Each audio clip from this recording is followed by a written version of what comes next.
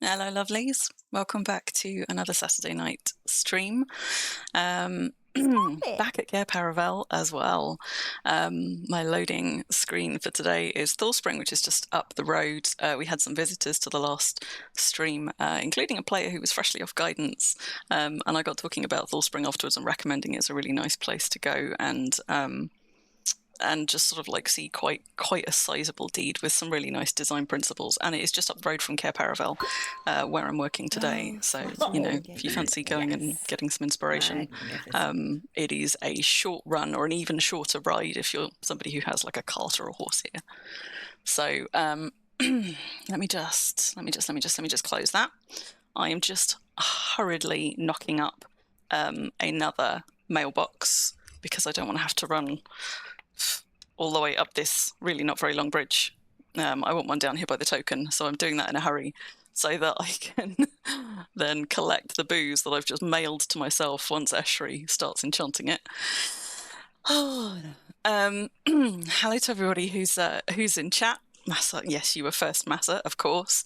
Ruffle is pan-filling on a route to tendonitis and more titles. How many titles are you going for, Ruffle? I assume this is in aid of a journal goal. What are you up to and what are you trying to get to? Hi Myra, hi Mimas, hello Bun.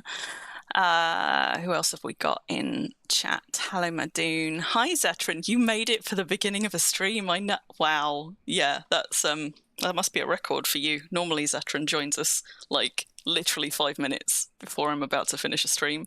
Hi Moomin. Hello Parser. Have I missed anybody? Or if I have, just give me a wave and hello to anybody who's lurking in chat. So, right, 2 square pieces of cloth to go. I have transformed Cair Paravel since we saw it last week on stream, or at least the area at the front of it. So I'll show you that in a little bit before I crack on with my building. Myra, you're watching paint dry. Literally? What sort of paint are we talking? What have you got, Madoon? A 15 stream streak. Very good. Oh, there's my mailbox. Whee. I should probably call it something witty, but no, now's not the time. So let's just get Eshri to enchant it, because if I don't do this now, I will forget and we'll be like 3 hours into stream where I was like, oh shit, I was meant to be enchanting that and I was meant to have drunk my booze. So Eshri doesn't have great channeling though, so it takes her a while to get a mailbox up to something reasonable. And by reasonable, I mean, I don't think she's ever got a mailbox over 97, 98. What am I even looking for? Courier. I was about to try casting Vessel on it, but Hello, Culver. Good to see you. How have your streams been going? Culver is a sort of new to Worm streaming. Culver, are you also new to Worm, full stop? Or just new to Worm streaming? So if you haven't seen Culver stream, go and check her channel out. Yes, Parser. What did we get? Okay, we've summoned something into it. What have we got? 46. That's enough, however, to get my booze out. Because we needs it. Ever since we discovered last week on stream that your affinity booze stacks with cake, I just assumed that cake would be in place of it, but apparently it stacks. So we're going to have some of that. Because this is high quality booze, I really don't need that much of it. If I set that to 20, that should probably get me like between 4 and 5 hours, which should be enough for a stream. We'll find out in just a second. So let's drink that one. 4 hours and 30 minutes. Look at that. Exactly halfway between. That can go with my other affinity boozes just in there, so it's out of the way. And every so often, I just need to remember to tab back over to Eshri briefly during the stream and get her to cast another one on that. I'm going to load up a couple more now. What does it take? Is it 30? I think it's 30 favour. So she should be able to queue up at least another 2. But unfortunately, the sun's gone down. But it should be. I think we're approaching dawn. What are we at? No, we're not at all. We're not at all. It's just past midnight. So the view of what I have done is probably not going to be the best view you ever saw, but when the sun comes up in a little bit, I will give you a better look. Yeah, it does indeed stack. Yeah, so generally speaking, food and booze do not stack. You can only have an affinity from one food source, but the affinity cake is a separate source category. So it's a little bit like, it's sort of like it's a category of its own. So you've got food and booze in one category, you've got the anniversary cake in another category, and you've got, of course, any affinities that you actually have in game in a third category, and they all stack with one another. And for the remainder of this anniversary event, we've got, how long have we got left on it? Oh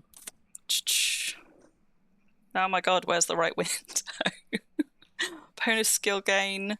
Wait, does the event doesn't finish in like 2 hours, surely? Hang on. Surely not. Because we've still got 2 purple dragon slayings tomorrow, don't we? Oh, man. So there are 2 more dragon slayings tomorrow for the anniversary, but the anniversary skill gain finishes in 2 hours. So I suppose it's just as well I'm making the most of it. I'll put my sleep bonus on and everything.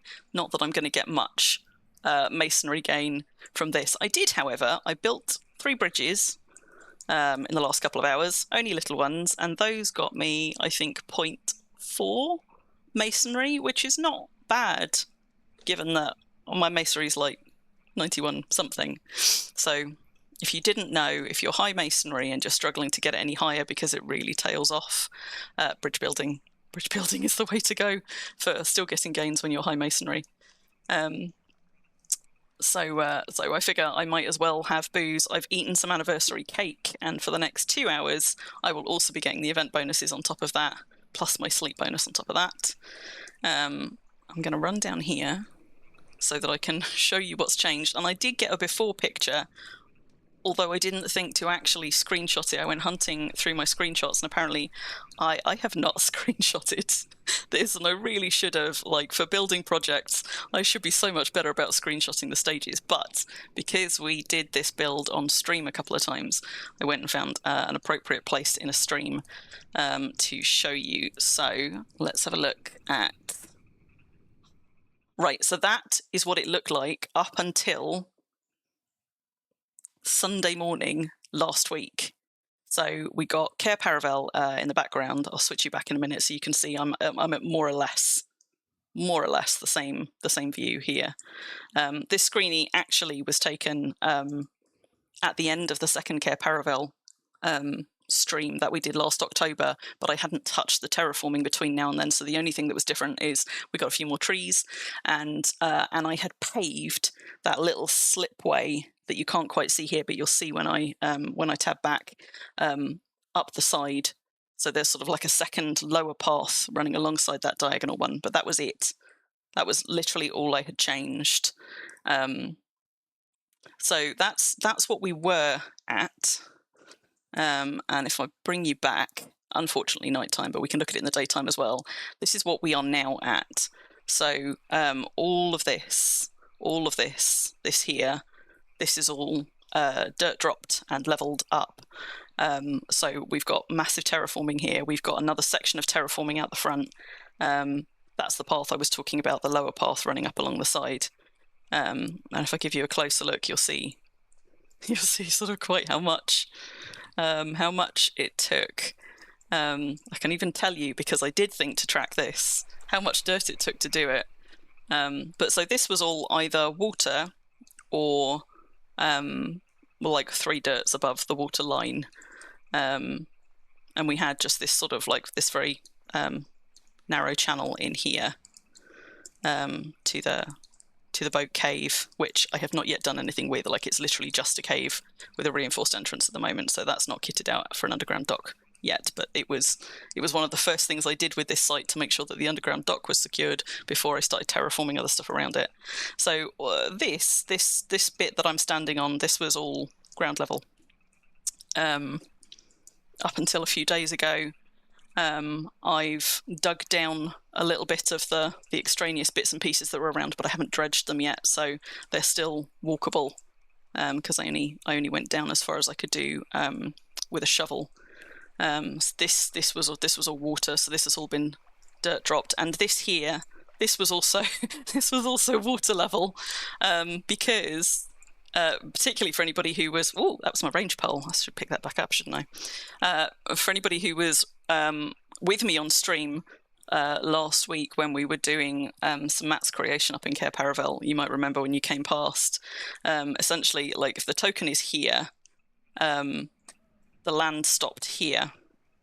So I had these 3 tiles of space and then a sharp drop down to just above the water level.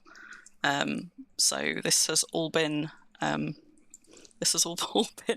dirt dropped and shaped, and then I just got my bridges knocked up in time with an appropriate quote strewn across the bridges. I did these ones flat topped so that I could also do a bridge over this bit if I want to, but that will wait. And of course I have built the platforms on which 2 of the buildings that I'm building today are going to go. So the platforms are in place. That's what we're going to be building on. So I know I've been waffling for a minute, so just give me a second to catch up on chat. So 2 hours. Yeah, Bun says just imp something. So if you're not, yes, thank you. I got so dehydrated last week. If you are not, if you're not currently doing any skilling, you've got like 2 hours left. Just make the most of it. Imping is probably going to be your best skilling, but why not? And if you are out of sleep bonus and you are a follower of Foe or Magranon, we have for another just shy of 3 hours a Holy Crop live on Exodus and a Ritual of the Sun on Exodus. So if you have sufficient faith and you are a follower of one of those, you can come over here and pray to get a sleep bonus refresh and a tasty skill tick in one of your attribute stats. Thank you, Zetran, for the. Sorry, I'm answering stuff like halfway up the page here. Thanks for the production values comment.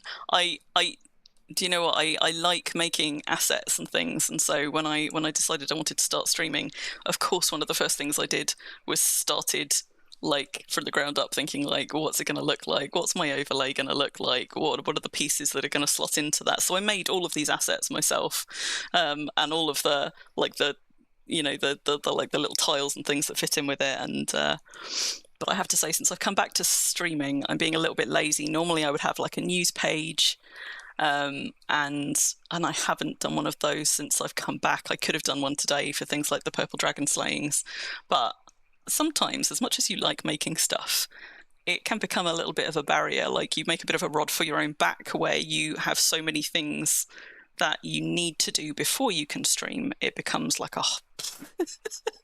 the best part of a day's work to get it all queued up. Like those warm-ups that you get at the beginning, those are things that I have stood and filmed at the appropriate moment in the appropriate space in Worm, and then gone and set to music and things. And I think I've only reused 2 or 3 warm-ups in the whole time I've been streaming. So that's what are we on? 76th stream? That's at least like 74, 73, 74 warm-ups that are all different, that are all done from scratch. And that kind of stuff, I enjoy doing it, but it takes time. So I'm trying to see where I can afford to pare back a little bit on the things that I've kind of got it into my head I need to have for stream, and which ones I'm not willing to compromise on. Parser, I mean, I have only played a year longer than you. I did take a break in the middle as well, but also I absorb information like a sponge when it's something that I'm really interested in, and I have a very naturally inquiring mind, which is why you'll often hear me being like, let's do some science and test this thing.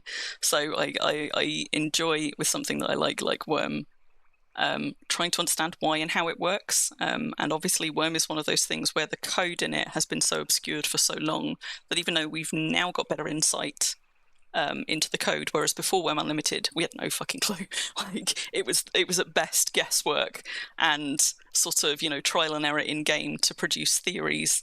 But because you can't find a definitive answer to a lot of things in Worm, I quite enjoy the discovery process of just testing and tweaking and seeing what's what, and that's how I learn a lot of the stuff, which I then just somehow retain. I don't know what other information it has shoved out of my head to make room for it, but Your foe has made 5 BSBs of dirt today.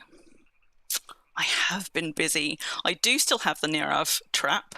They haven't told me anything about changing it, but I did check in with the GMs this morning just to make sure that I was okay to now do a build here, because apparently what happened to Nirav has happened before. I think there was probably limited information they were able to get out of it, but I think it shouldn't be a thing generally, but obviously it's possible, as so many bugs in Worm are possible, things can go wrong. So I have not yet removed the chairs up there, but I will do just in case somebody logs out on one and has the same unfortunate accident up on the balcony. It's rather unfortunate in general because this whole deed is enabled by platforms. This deed really came about after we got those after we got that platforms update, because I had been admiring this cliff face overlooking ESET. I love this view for a while, but I really wanted to be able to do more with it than we could. And then when they brought out, docks and platforms and things, I was like, now is the time. Now I can do something. So this is overhanging on like most sides. The castle is overhanging on most sides. All of these are going to be overhanging on several sides. There is basically one tile that's flat on the ground on each of these sections, and everything else is platform. So yeah. If you've got like foe priests or mag priests, make sure that you bring them over if you're anywhere near a portal as well. So even if they don't need the sleep bonus, they can get a nice characteristic tick. I would. Okay, but Ruffle, as we've discussed previously, I don't want to fillet my friends' corpses because and it would kind of defeat the object. If Nerav had fallen through the platform and it had trapped them, and I somehow had access to them, you could argue that it's a good trap. But I really, I'm not a corpse eater. Like, I'm a corpse smush their faces into paper. But my traps need to keep people alive if I'm going to fillet my friends. Somebody might have seen the 10 Ways to Fillet Your Friends book that I just perched up on the small anvil where we were working last week. Anyway, so enough aimless wandering about. What's Eshri gotten up to on this? Has she increased it at all? It's up to 61. It's going to be slow going. So as you can see, quite a lot of change over here. I did also say I had kept track of how much dirt it took to do this. So before I forget, 36 crates, which is 10,800 dirt. So a little bit over a full crate rack. But I have got another 1.5 crate racks worth of dirt here because I may not yet be done. The dock is done, but I'm quite tempted, and some of you, perhaps all of you, are going to think I'm mad for doing this because it would only make a very, very slight difference. But I am quite tempted to move this path one tile over because it bugs me that this path up the side here wibbles round a bit, where basically these slopes get too steep for my digging skill or the digging skill of whoever made this path originally. So at the moment this wibbles round, and I'd quite like to align it. Actually, I'd like to move this little one down here, this little path over too. So that one would run down here, I think. No, one more over. So that path would run here, which would make these platforms out front all the same size, and move this big path up here over one tick. I'm also quite tempted to rebuild that guard tower, but I feel I'd like it in a different position, and I always feel quite bad about taking down a guard tower. that's that somebody else has built. So I haven't made a decision about that yet. So I've got a bunch of crates of dirt all just stacked up along the side here while I think about how much I do or don't want to change this, because it's not like just dropping dirt. The process of doing this is going to involve me effectively leveling tiles up all the way down, so I've got a flat surface to level out from. So I will have to dig up this whole path in order to bring this path out. It would be quite a lot of work for just a minor tweak to the aesthetics, which is why I'm not yet committed to it. And there are going to be buildings on these platforms as well, but I haven't designed those yet because, for two reasons really. One, because in Deed Planner we don't yet have platforms, which means in order to get a good visual, and I'll show you what my Deed Planner plan looks like for this bit that I'm doing today. In order to get a good visual, you have to effectively terraform to compensate for there not being platforms in Deed Planner, which means Deed Planner never really reflects what this looks like on a deed where you're using platforms. It also doesn't have bridges in the version that I'm using. So partly for that reason, so I try and do it like build one section at a time and then load it all back into Deed Planner and plan the next. But also because I want to see, once I build these ones on the middle section, I want to see the sight lines, both from down here and from over there, from Esert, because we are just outside the start town, and also from up there, because sight lines and views are important to me and often dictate features of builds, how I build things, how high I build things. Oh, my voice is going already. I really like my views in Worm, as you might have guessed from my warm-ups. So I tend to plan deeds in stages where there is a view that I am working my way around, which in this one is this beautiful big panoramic, to make sure that like I'm happy with each section before I then go and plan the next. Oh yeah. How about deploying someone with enough? I don't think anybody has enough skill to fix it, Bun. I think it's beyond. I think at this height, I think it's beyond anybody's skill, because we're capped. I can't remember what we're capped at, but it's like what, something like 300. Yeah, let's have a look. Okay, no, it's actually not. So it could be done. I think it's just slightly beyond my skill at this upper level. Though maybe it's not now, That's what, okay, so that bit there is 242. My digging is, what, 90, 91? Something like that. Wait, 89. So yeah, I could get somebody to come and do it as a more sheer slope. We couldn't dig back this bit though, because this is rock. So you don't have to, you just have to dig up a little bit of this and you hit rock face all along here. And in order to surface mine this back, I would have to take that whole path down anyway and get back to wherever the rock layer is, somewhere down here up there. So it would have to come out one anyway. It's just, I wouldn't need to move the path over 2. I could just move it over 1 if I got somebody to give me some nice steep slopes here, if it were beyond my skill. But then it wouldn't be matchy down the front, Yeah, you have to strip so much to do the surface mining, particularly here, because if you think like this cliff up here, this is a man-made cliff, I'm fairly sure. It's been here a long old time, but I've done some mole senses up here. I did some when I first started planning Cair Paravel, mostly to see if I could have a secret trapdoor chute down into the mine below. And this is dirt for quite a way. So I think I would have to essentially butcher the landscape here, and it would take quite a lot of work to even find where the rock layer is on this whole bit down. And that sounds very, very dull. I would far rather just spend some dirt reshaping it a little bit more and bringing it back out. So let's just go back down here. I'll show you what I'm doing ish in Deed Planner with 2 of these 3 platforms, with a couple of caveats, and then I'll go and start knocking up some walls and hoping that I don't go and cock up a bunch of things on stream. So deed planner. Also, as you'll remember, any of you who saw the last time we were doing a Cair Paravel build on stream, it is really easy, particularly as the stream goes on and I get more tired, for me to leave you on the deed planner screen when I think I've got you back in game.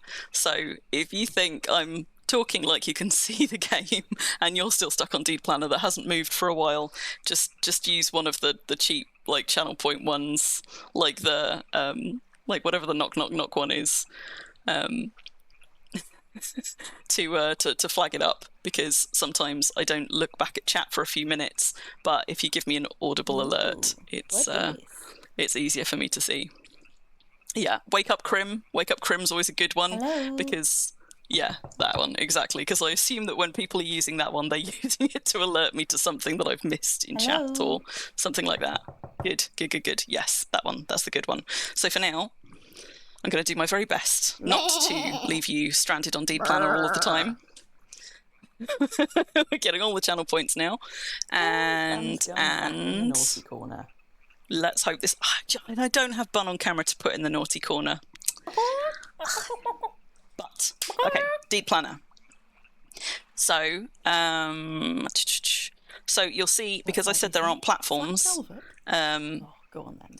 Obviously these are not put on those, not built onto those platforms that I've done, and I've had to terraform warp the land up around them effectively to simulate the level that the platforms are at, which is why you don't then have those nice gently sloping paths down.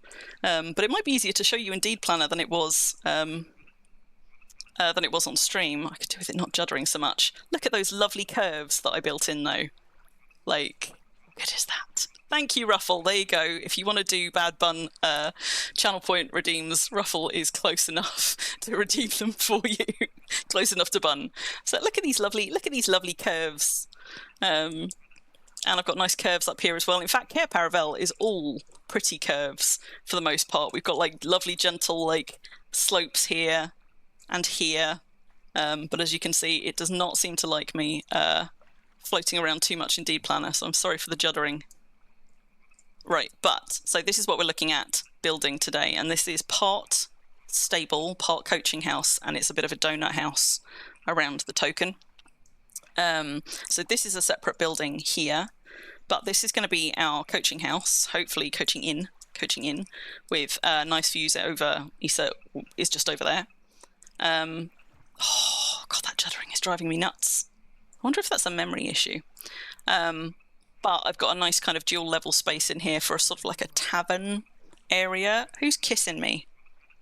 Who's kissing me? Memes? Why? Oh my god, why is people in my local? Bun? Somebody's kissing and goodness knows what. In fairness, I don't think they were kissing me for once. Or were you? Have you come over to help Eshri?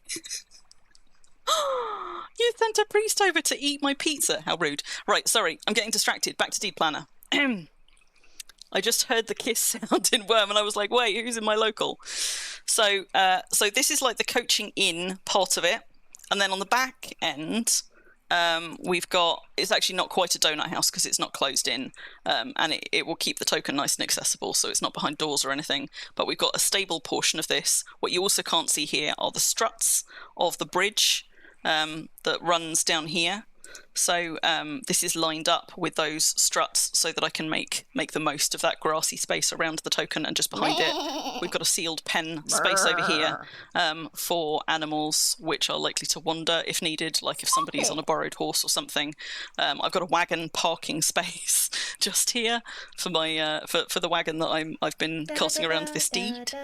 And congratulations, Ruffle, on 50 baking. Are you carrying on with pan filling, or is that you done now? I've got snowballs in my Memes is apparently also in my local. We'll go back and find out in a minute. So, and we've got this nice little like rooftop terrace space where I thought I could do something fun. There's a couple of design features of this which I'm hoping will work, because sometimes when you plan things in Deed Planner, what it thinks is worm legal and what is actually worm legal are not one and the same. It does pick up on a lot of things that make a building valid or not valid, but not all of them. But I'm pretty sure I know how to do this, I think, very pretty, double layered turret structure. I think I've got it nailed, but we're going to find out on stream whether it actually can be done. Here's hoping. And then this building will connect by bridges, as well as by the ground level, to this, which is going to be one of the cottages where I can put like bunks and things, so a little bit of a guest house for people to sleep in. I haven't yet decided. You can see the platforms are sunken in here, but effectively there's going to be another building here with a footprint that matches that one, and probably a very similar frontage for symmetry. I don't know if that's also going to be a guest house or if that's going to be something else.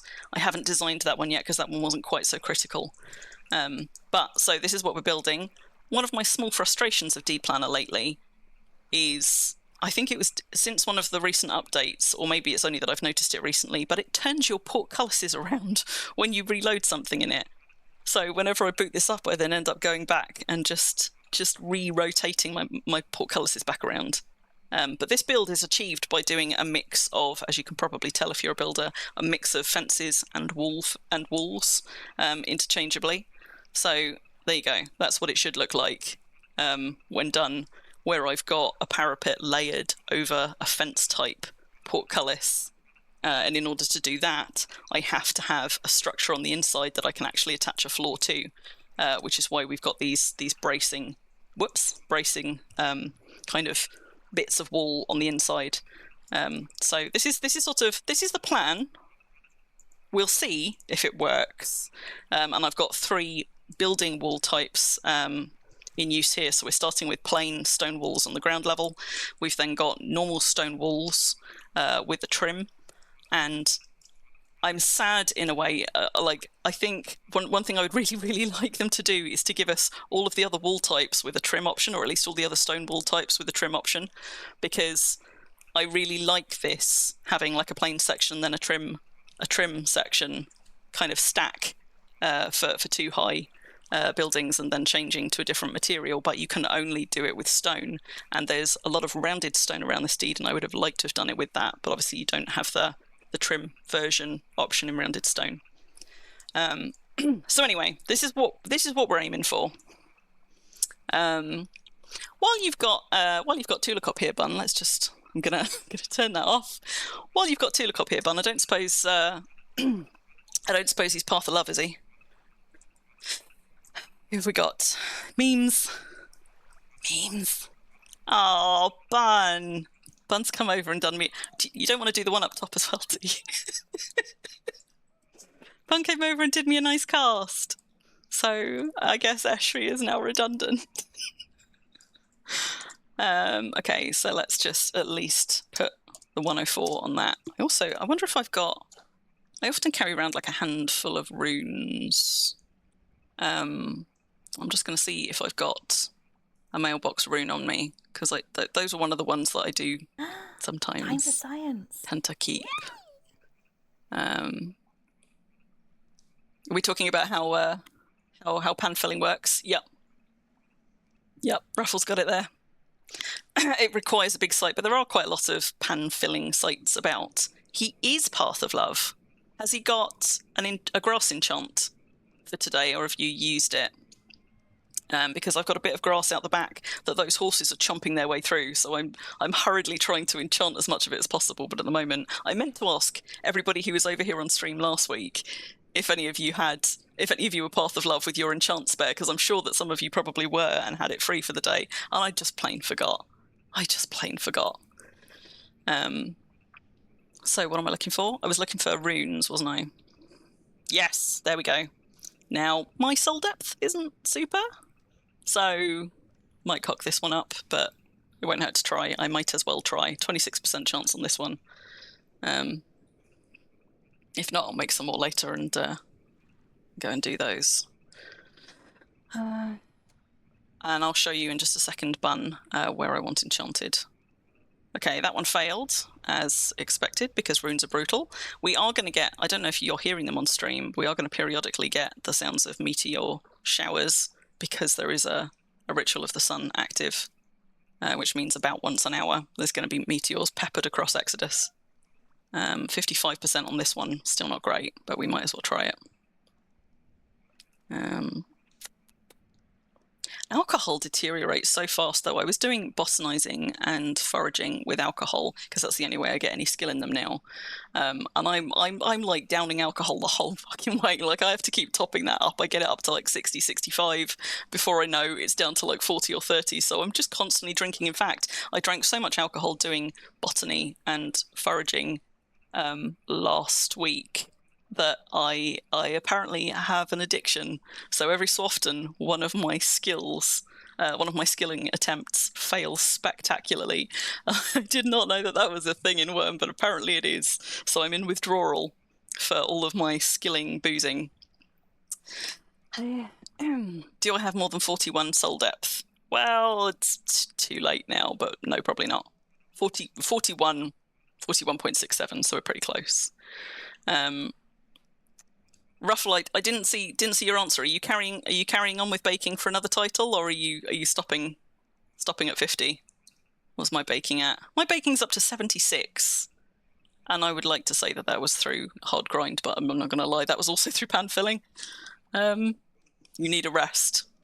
Sound and sensible. And I've had my rant several times on stream before about how you gain skill in cooking. So, Bun, this way. Come. Ooh, not into the bridge, though. Oh, I'm getting stuck on things. Right. Don't mind the guard. You've been pan filling for hours. Yeah, pan filling is like asking for a repetitive strain injury. It's such a not enjoyable way to skill anything at all. So just this patch around here, like pick a bit of grass and enchant it if you've got an enchant to spare. This is not going to be ultimately the complete size of the pen, but at some point I'll also need to be enchanting the grass down in that stable area that I was showing you. But that can wait for now. And I think Tulacop should still have access to this building, but the mailbox in this one is just out front. So if you've got enough favour for another go, the second mailbox is just up here. And I think I set Tool up with permissions for this for last week. So I think you've still got building perms, but let's just check. Yes, you do. Although you may not have them for, I don't know if you've got, just out here. I don't know if you've got enchanting ones for here or not. You might do because the whole of Grumpy Mountain have got certain perms on here. Yes. Of course you must do because you've just couriered the one downstairs. Thanks, man. Kisses for you. Right, we're how far into stream and I have built nothing. What are we like, 40 minutes? 40 minutes into stream? I better go and get planning. Oh, hi memes. You're cutting quite the unusual profile. I want to give you a kiss, memes, but I can't quite bring myself to kiss a no-gump. I'm sorry. You can have some of your snowballs back, though. I suppose it would be rude to snowball Bun while he's enchanting, but I don't know. I assume a no-gump doesn't have a fall-over animation, but I've never tried. So if you just stand still, memes, I might as well try with these snowballs. So in order to make things fall over when you throw snowballs at them, obviously it's random. A number of things can happen when you throw snowballs, but if they are in the middle of an idle animation when you do it, or if they're moving, you won't see them fall over anyway. So it's luck and then some. First of all, I have to get the action that makes somebody fall over, and then they have to not be in the middle of one of their idle animations like this, or on the move when I do it. So... No, fuck, she moved. I kind of, like... You've got to try and time it between them. She caught that one. Gonna wait for him to do another one. Unfortunately, idle animations are also not evenly spaced, and I know this because when I was making all of my pop-ups for on stream for my stream notifications and things, I spent quite a lot of time on a second toon watching Crim, waiting for certain idle animations to get to get pictures of her in different positions that you can't otherwise get. Wait for that one to finish. At the very least, there's often a nice little window just after they've done one. Right, we didn't get the fall over one. She did catch a couple. But I suspect, because I think we've tried making animals fall over before, and I know they don't have a fall over animation. I imagine a no gump probably doesn't either, but player toons definitely do, at the very least. Thanks, memers. Thanks for indulging my little bit of science. So, yeah. So, we're going to build on this one and on this one, but this one's sort of like the backup if there's still time left over. I might not even finish doing this main one today. We'll see. I saw that snowball go. Fun! 102. Good man. So that's now an instant mailbox, right? Yeah, it must be. Or is it? Is it 103 that's instant? I never know. What was it before?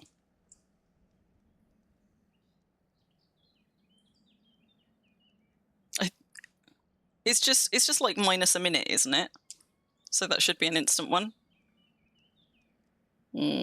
Has memes done something with the... Well, as in shaved it all off, you mean? The second head on a no-gump's a little bit like a sort of... a bit of a homunculus, isn't it? Like, it's just sort of, you know, grown some extra bits. You also can't... although so you can get the you fall over text when you're on horseback, I don't think you see toons fall over on horseback, although we haven't rigorously tested it on stream, but you do see them fall over if they're in a cart. Pretty sure Ruffle and I have done that one on stream. Yeah, 1 and 1 over is instant, so that is now ruined instant mailbox. Thank you very much. I appreciate you. And with no further ado, I better go start planning and drinking something.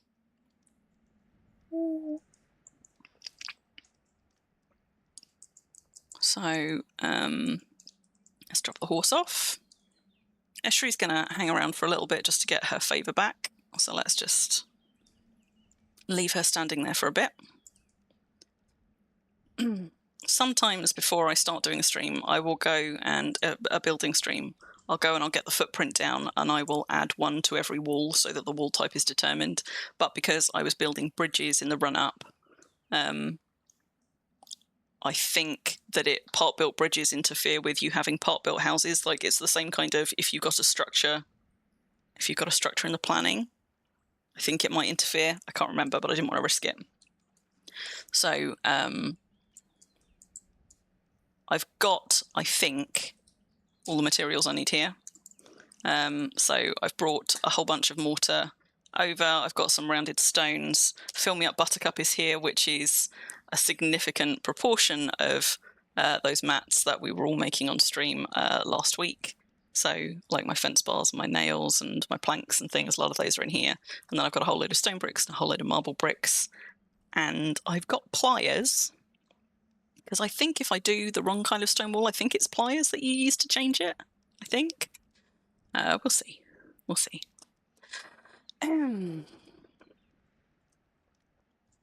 You thoroughly enjoyed seeing the method and master in her craft.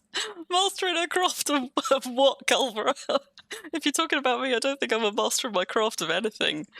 But I appreciate it all the same. So, let's put the range pole back where it belongs. Get my mallet out. And see if I can get this right first time. So we're going to plan building, obviously, on all of this platform. This is sort of like the main body of the coaching in here.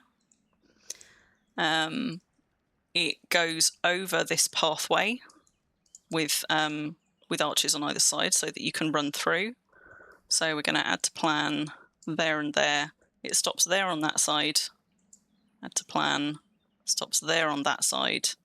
And then we've got the stable portion of it over here. So we're going to add to the plan there, there, and up to here.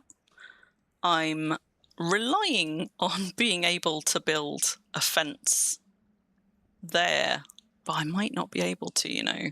I might have to... We'll test that. You know what? We'll test that. In fact, I tell you what, let's test it now. I mean, it's not going to change the build design, but I'm always a little bit... Like, I'm never quite sure which parts of bridges you can plan under and which ones you can't.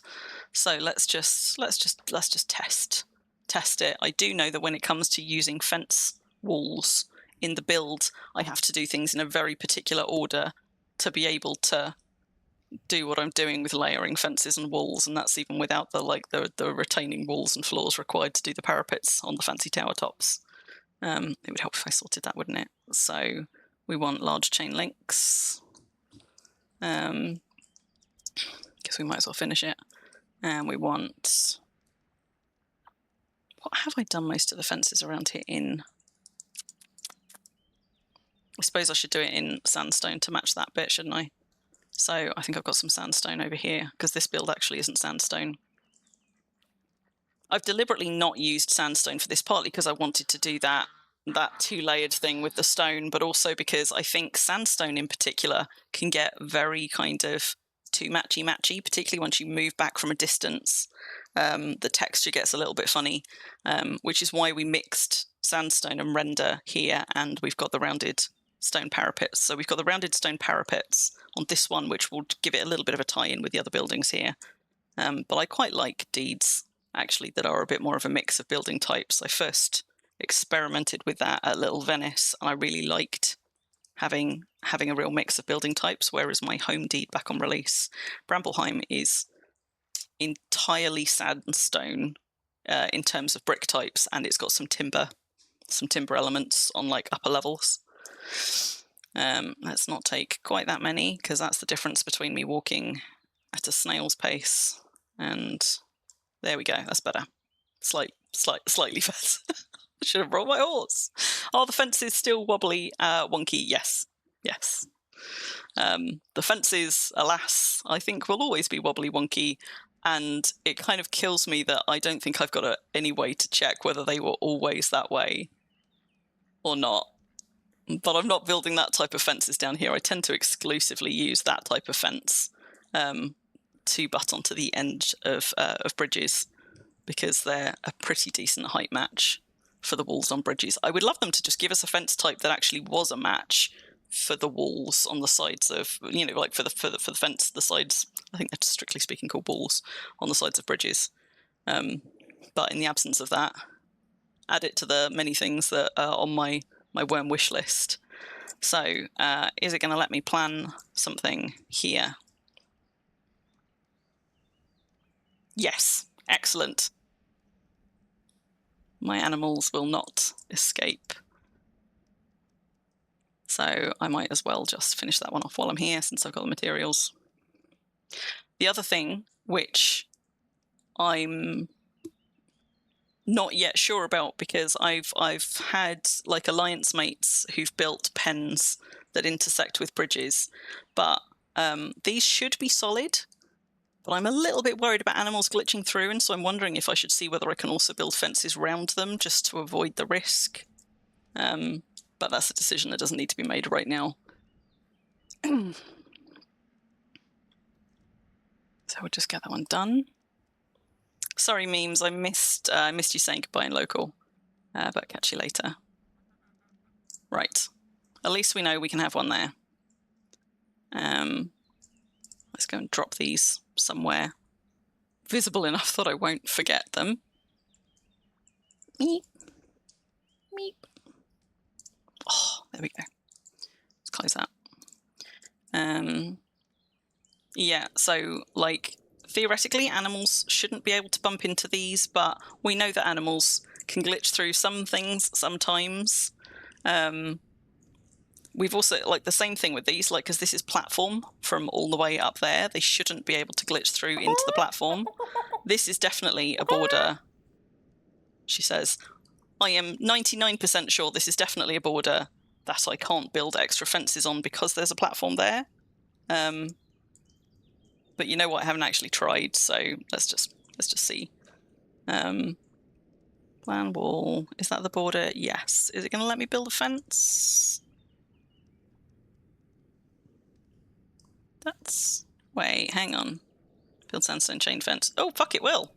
Apparently you can build fences along the edges of platforms. Okay, so if I'm paranoid enough, I could actually fence along the edge of the platform, as well as the edge of the bridge.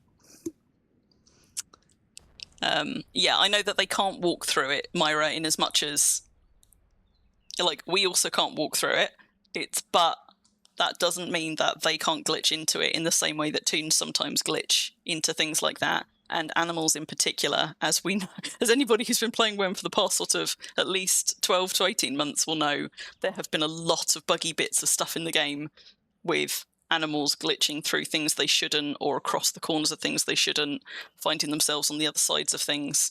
As many of you will know, I run a very big wildlife park with a lot of irreplaceable animals on Bramblehome, so I am probably more paranoid than most about where animals may and maybe can't get. So it looks like I could just fence around here as well. So I could fence all of this in just for safety. I probably don't need to.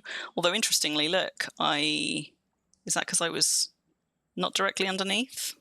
I can't actually put fences in front of those supports, so I can't protect them from that, but I can protect them from the platforms. But, moot point, because I'm not doing that today. Now, I wasn't even done planning. I got distracted halfway through, so let's go back to finishing off this plan.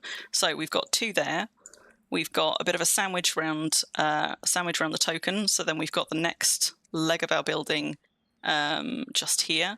We've also got this kind of inner section. So you've got like the passageway that you ride under here, following the road in this bit.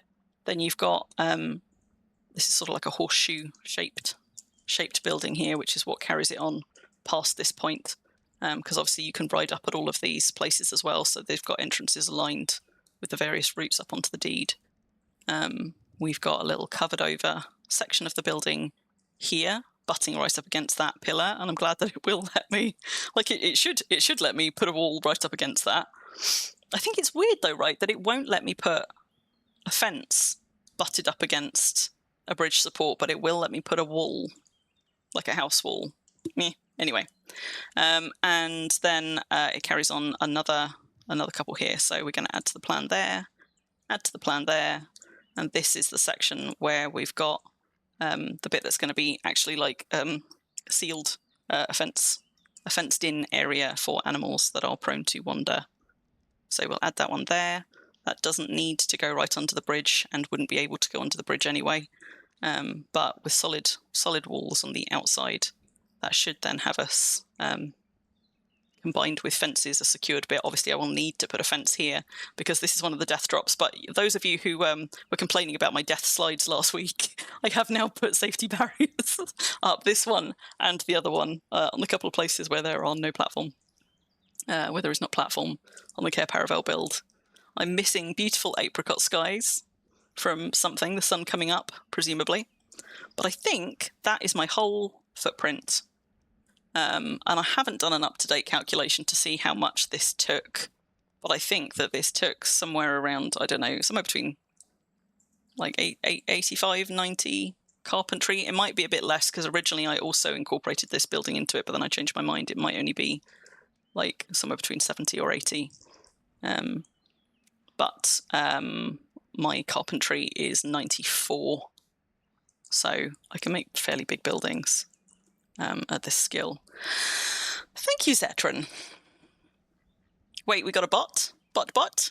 What? Did I miss one? Bun, did somebody, or are we a different, are we talking a different one? Oh, I missed one. I missed a corner. Boy, it's a good thing I didn't finish that building. That would have been really annoying.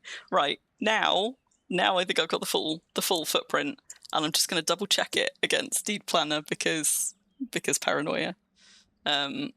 So let's have a look. Oh, okay. I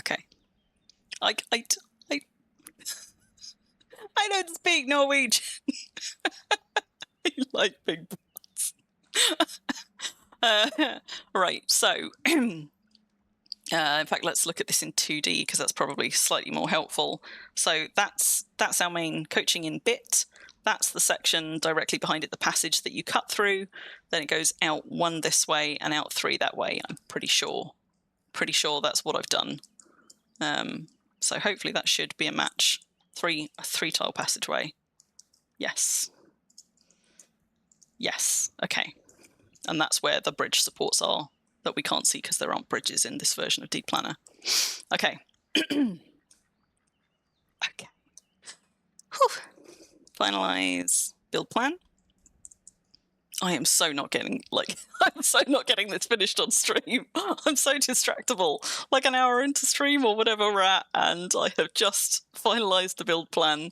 Clearly, I am not finishing this main one on stream, let alone that one. But we'll see how we go. We'll see how we go. You know a thing or two about butt skull.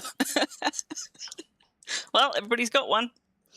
First thing I always do is rename this building because I don't know why. It's like, as soon as they're made, I like them to be called the thing that they're supposed to be called, or at least called a working title if I then change it later. So, we need a good name for this. Like, who's good at doing good tavern names? We need a good name for this coaching inn and stables. Doesn't have to be Narnia themed. Not everything on this deed is, although obviously a lot of things are. We've got some Watership Down things over there. Like, we have got a lot of literary themes here. But for now, I'm just going to call it the coaching inn. Apart from anything else, I build so much that if I don't rename them straight away, every so often I have to go and look at my buildings menu for something, and I'm like, oh, another Crimson Earth's shed or estate or whatever, and that's no good for anybody.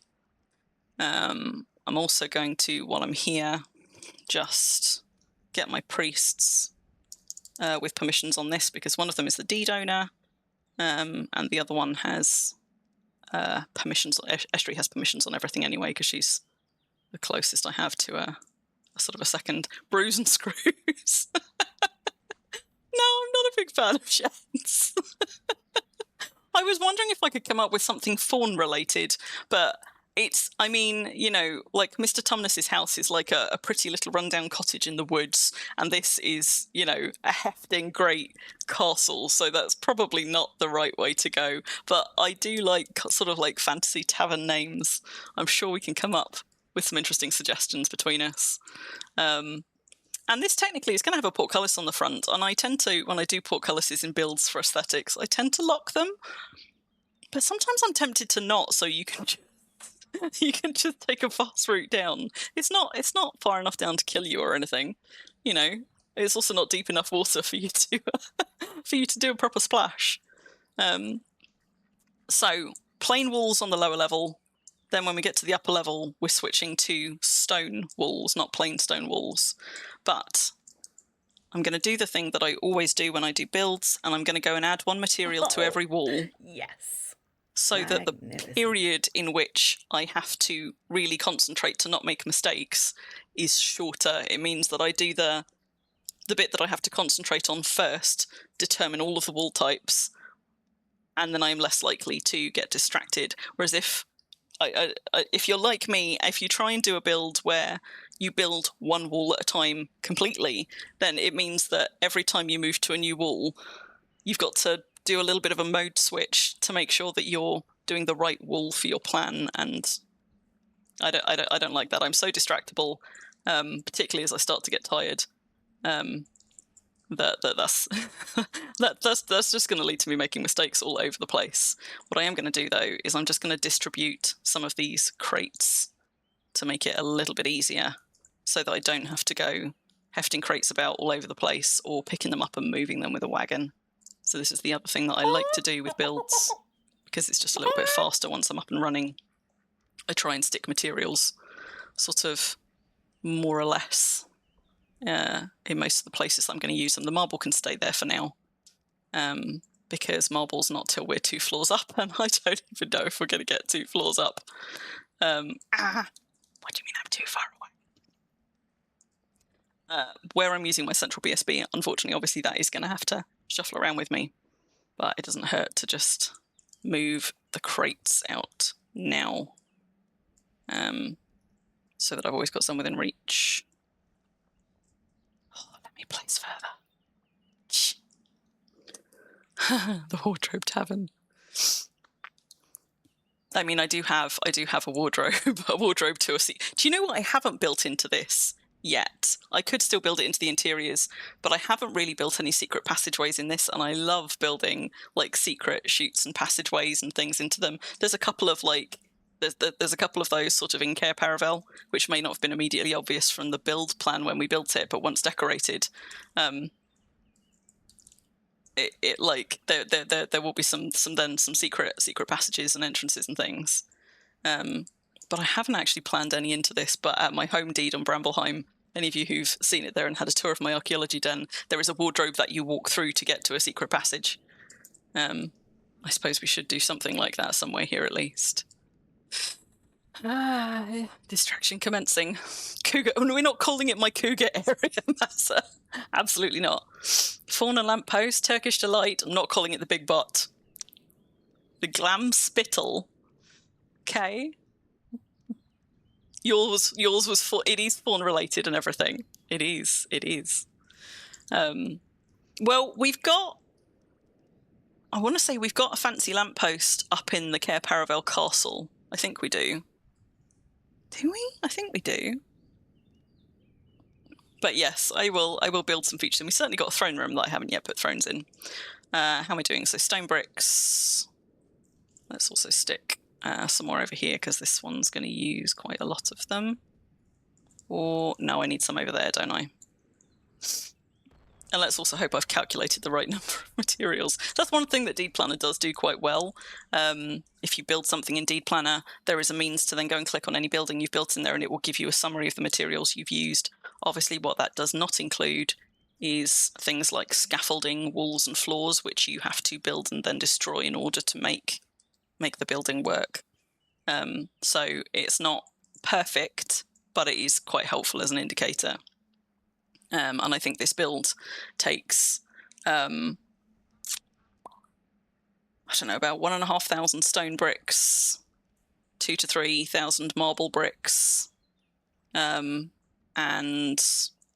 2,500 to 3,000 mortar. The reason that there isn't as much mortar as bricks is because there's a lot of tall walls and fences and tall fences and things in this build. Right, stone bricks distributed, and my mortar is in this one just over here. I'm just going to move this somewhere slightly easier to see it and not mistake it. So in order to go planning walls, I don't know if I can carry 12 bricks and 12 mortar at the moment. We'll find out. I tend to just match them. 14. Can I carry 2 extra mortar? No. Right, let's go for 13 and 13 then. So it's nice and even. Right. And now, try not to distract me too much while I go and actually get these wall plans down. So that one I know is an archway. If I do this whole thing and I get them all in plain stone and none of them in stone, I'm going to be very impressed with myself. So we've got a plain stone arch there. Then we've got the placement of the windows as well is really important in this because I've got bridges coming off the top of this building, which of course need solid walls below them. So archway, then we've got a narrow stone window here. If you see me hover over stone and you think I'm building a stone thing, not a plain stone thing, you probably won't be able to shout at me before I do it, but you can try. Narrow one there. We might even break into the sardines. Spare oom. Spare oom. Yes. That's pretty good for an inn, isn't it? Well, nearly. Plain stone wall there. We want a plain stone, what did I say? A narrow window there. Then we need, on the front, normal window, portcullis, normal window.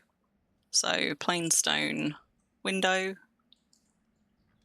plain stone. This is the wall type portcullis, not the fence type, because all the walls on the ground floor have to be wall types for it to be a legit building. Whereas we're using fence portcullis types on the upper levels to get that lovely crenellation on the top, which is what I'm using to build my like double turrets and things. So plain stone, what did I say, window on this one. And then we've got looking out onto the narrow passage. I think this one mirrors the other side. So we want a narrow one, a narrow window, a plain wall, because there's going to be a bridge over the top of this, and a narrow window. How am I doing? I've still got some bricks left. So plain stone, narrow, plain stone wall. Ba, ba, ba, ba.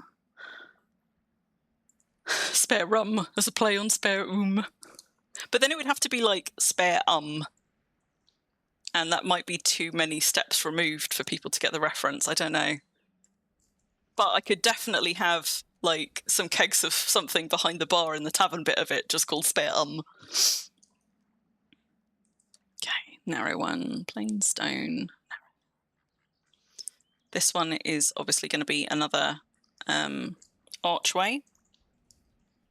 You can't plan internal walls either until you've done the external one, so I need to create the outer walls first. I need to build the outer walls to make it a legitimate building. Then I can add the internal walls and then build up. Plain stone arch, because that's the passageway through. Then what have we got next? So then I think we've got another arch. We do have another arch behind it, so we've got an arch here. Wait, no. An arch here. As you ride up here, you can ride straight on through. So this one is a plain stone arch as well. There's a bridge over this section. So this is going to be a plain stone wall. And then another arch here aligning with the door into and out of this cottage. So plain stone arch. I absolutely intend to add a statue garden. I haven't yet decided where that's going. I mean, it's the wrong place for it, but I feel like it should have one. And I can't remember where we were. Ruffle, was it one of our streams? Was it one of our glamping adventures where we came across a deed that had a bit of a statue garden and we were like, oh my God, it's like, it reminds us of that. I think we might have been... I might have been on Independence. Was it like out? I feel like it was out on the east coast of Independence. It might have been. It was near Emu's sort of streaming deed, but I don't think it was that one. But it was somewhere in that region, and we didn't recognise the name of the deed owner because we looked at the token. But people in chat did. We could definitely find it. But yeah. Statue garden absolutely lends itself beautifully to that. Then okay, on this outer wall just here, Naughty Nymph Inn. No, I'm not. Calvert doesn't need any more buildings in his honour. He's got 52 of them or something over there. It's not actually 52 buildings, it's 52 doors for knocking at Halloween, but a lot of buildings already in his honour. He doesn't get this one too. So out on this end, I think I have got a plain stone wall, and I've got a narrow one at the end because there's also going to be a bridge here connecting up to that path there as yet another route down, which of course then cuts straight onto that bridge section. So that means a window here is just going to be looking at the side of a bridge. So I'm out of stone. Out of stone, which also means I don't think I didn't do that one. That's the other thing I tend to get distracted by. Okay, so that one I've done. I actually ran out of stones and bricks before I could do that one. Let's grab some more mortar and carry on. So we said 13, didn't we? 13 of those. I'll grab bricks from over here so it doesn't slow me down. And I just need to do that one again. I said that one was an arch, didn't I? So plain stone arch, plain stone wall, another plain stone wall here, and then just on the tail end where you'll be able to see under the bridge, we're just going to have a plain stone narrow window there. But this is actually, I mean, this is all in the stable bit. Although it looks like it's building, it's going to be grassed in here, even though it's indoors. So this is an animal pen, effectively, that we're standing in. And because the grass wraps around the corner there, of a necessity, I had to have a building here to make this work. We'll make this an open arch. And I might put a bit of a hayloft over this section of the stable. So I'll have it open on the sides, up and down, and I might, I don't know, stack some nice deco up there, like a bit of a hayloft on the stable. So on the inside, I feel like this is going to be a double arch, but I'm just going to check. Yes. So just reorient myself. So we're going to have arches here, arches there, and that's a narrow stone window again. I've got this. I've got this. Never know which one is which. I need fence bars. Rude. If you've never tried doing this and you plan your buildings the way I do, adding one material to every wall, normal arches do not require you to start with fence bars, but half arches, so the double ones do, as do T arches. They'll be in here because I moved some in here. So I'm about to do 1, 2, 3, 4. Some. I don't quite know how many I need, but let's take 8 over. Because I'm pretty sure I've got some more double arches in this section as well. Might not be enough, but never mind. So let's try that again. We've got plain stone. Get the right one. Arch. Doesn't really matter whether I do left or right because it's the same one reversed, and you can always turn them round. We've got a narrow window there, and then another double arch here. Left and right. Crimson rose. Well, I don't think there's any borders to put rose hedges. I can have some nice trellises and things on the upper bit, but I don't like naming things after myself. It feels like I don't know. I'm not Calvert stamping my initials on everything. This one I assume is just going to be a plain stone wall because it's butted up against that. Whoa! Oh shit! That's interesting. So you can plan the wall, but you can't build the wall. Already thwarted. Particularly interesting, given that I have added to this wall, and it let me. Uh-oh. Uh-oh. It's only this section of the building that it applies to. But I'm going to have to remove this from the plan, but I've already added to this wall. And I think, because I'm not the deed owner, I think I need Aramis up here to bash it.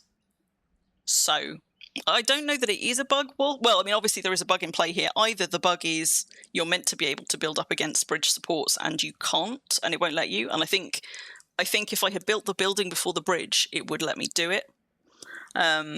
So I think you are supposed to be able to, and therefore I agree. I think the bug is that it won't let me build the wall here.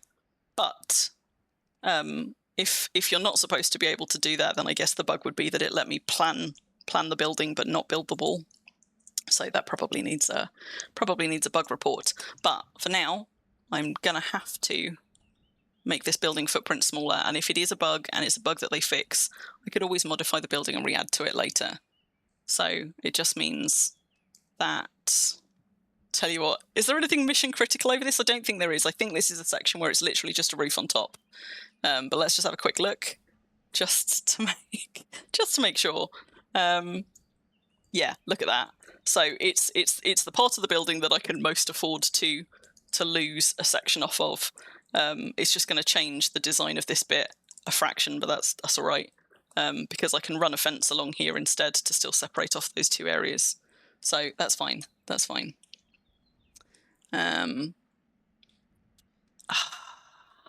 Try building it from the other side.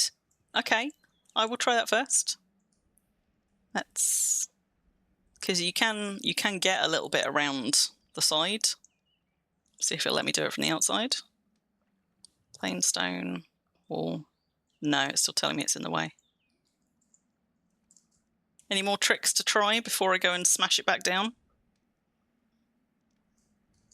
And obviously, because the support's there, I can't actually get onto that tile. I can only get close-ish to it. Hello, Tantail. How you doing? Ooh. Can't really think of another way around it. I think it might have to go. Let me just run Aramis back over here anyway. He's only just at the portal, so he's not far away. I might be about to encounter a different problem, though. I remember now why I stopped Aramis being the owner of this deed, and that's because I think as a priest... As a Magranon priest, is he allowed to destroy buildings, or does that involve stopping being faithful? My alternative, and I have got an alternative, I've got premium tunes. I could just summon a premium tune over and hand it over. Ouch is how you're doing. Oh, Tan, what's up with you? Well, Myra, I know I had him as the deed owner originally, and then when I needed to destroy something, on deed, I know that it kept giving me faith warnings, and you guys were all like, don't risk it, because he's one of your summoning priests, and if Mag notices, you're fucked. Let's just have a quick look at Wormpedia and see what the priest restrictions are for Magranon, because that might jog my memory about what it was that he wasn't allowed to destroy. I mean, it will either have been... I feel like it's when we were building Cair Paravel, so I think it was like a wall or a floor or something that he wasn't allowed to. Magranon priest abilities and penalties. Cannot improve items, walls or structures, cannot dig, cannot pave, cannot steal. Well, we're going to find out, aren't we? So, in fact, if I log him in a big client, I can actually switch over to Aramis so you can see what I'm doing, which is much more fun than just watching me watch Aramis come and do it. I'm also going to drop, not my fancy maul, my bashing maul, which is also, in fairness, a fancy maul, but it's not like my fancy thwacker, my fighting maul. Let's... There we go. Crim's Smasher Basher. Just run Aramis over and we'll find out. Oh, you did your ankle tan. What did you roll it or sprain it, or have you actually like broken it or fractured it? Either way, ouch. Have we now run out of skill gain? Has it been 2 hours yet? Maybe not. Maybe not. All skills.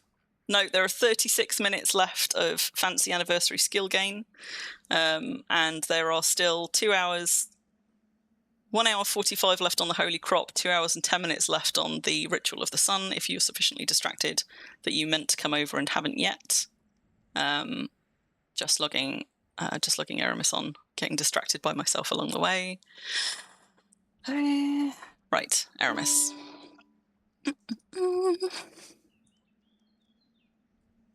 You're still sore in your back after falling down the stairs. Is this sort of what triggered your injury a while ago, Myra, or is this a more recent falling down the stairs? Moderate sprain. Ouch. Poor Tantail. Right, that'll pop back up in a moment with Aramis, with any luck. There we go. Right, we're on my priest. And because Cair Paravel is right outside of Ecert, he is my portal ping priest, so he tends to live at a portal, either here or on release. But it's really not far for him to run when he needs to. So we're just going to run him over, and then we'll see if the game tells us that I will, that the Magranon won't like me bashing walls, because it shouldn't be a restriction. And I think this is what we discovered last time, he should have been able to bash walls in Cair Paravel, but he wasn't able to. I don't know. I think there was a bug that had been introduced that shouldn't have been a restriction on him as a mag priest. I don't know if that bug has been fixed since we did that stream. That would have been, October last year? So I guess we're going to find out. Something in the air. On Tuesday. Oh, Myra, you fell down the stairs on Tuesday. Last time I fell down the stairs, I bruised my coccyx, which is what gave me cause to learn what a coccyx is. It was, yeah, it was a bad one. Thankfully, a couple of years ago now. But I am prone to it. Thankfully, I have now moved into a flat where there's no stairs on the inside. Obviously, I have to go upstairs to get to it from the outside. But there are, I've designed the layout of this flat, so there are not too many things I can bump into because my proprioception is just shit. So I am forever catching like the side of my arm or my hip on something. Back when I used to wear jeans, which I don't anymore, I don't know how many times I walked past a door and the door handle caught through my belt loop and yanked me back, but it was happening all the fucking time. Right. Is it going to let me destroy this? Yes. Okay, good. Don't have to do any fancy jiggery pokery getting extra people over here. So we've only lost 1 brick and 1 mortar.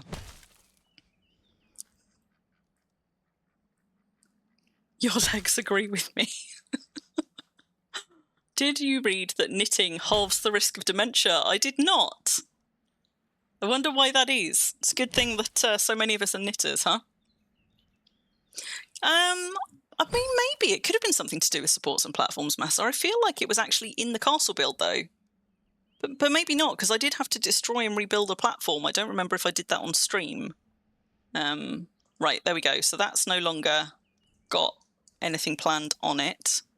Now, if I switch back to Crim, will it now let me remove this? Remove from building. There we go. Okay, problem solved for now. I'm just going to get my maul back from Aramis, because the reason I now have a fancy rare Smasher Basher for walls is because my last not rare Smasher Basher, I have no fucking idea where it ended up. I left it on a toon, I think, somewhere, and can I find them?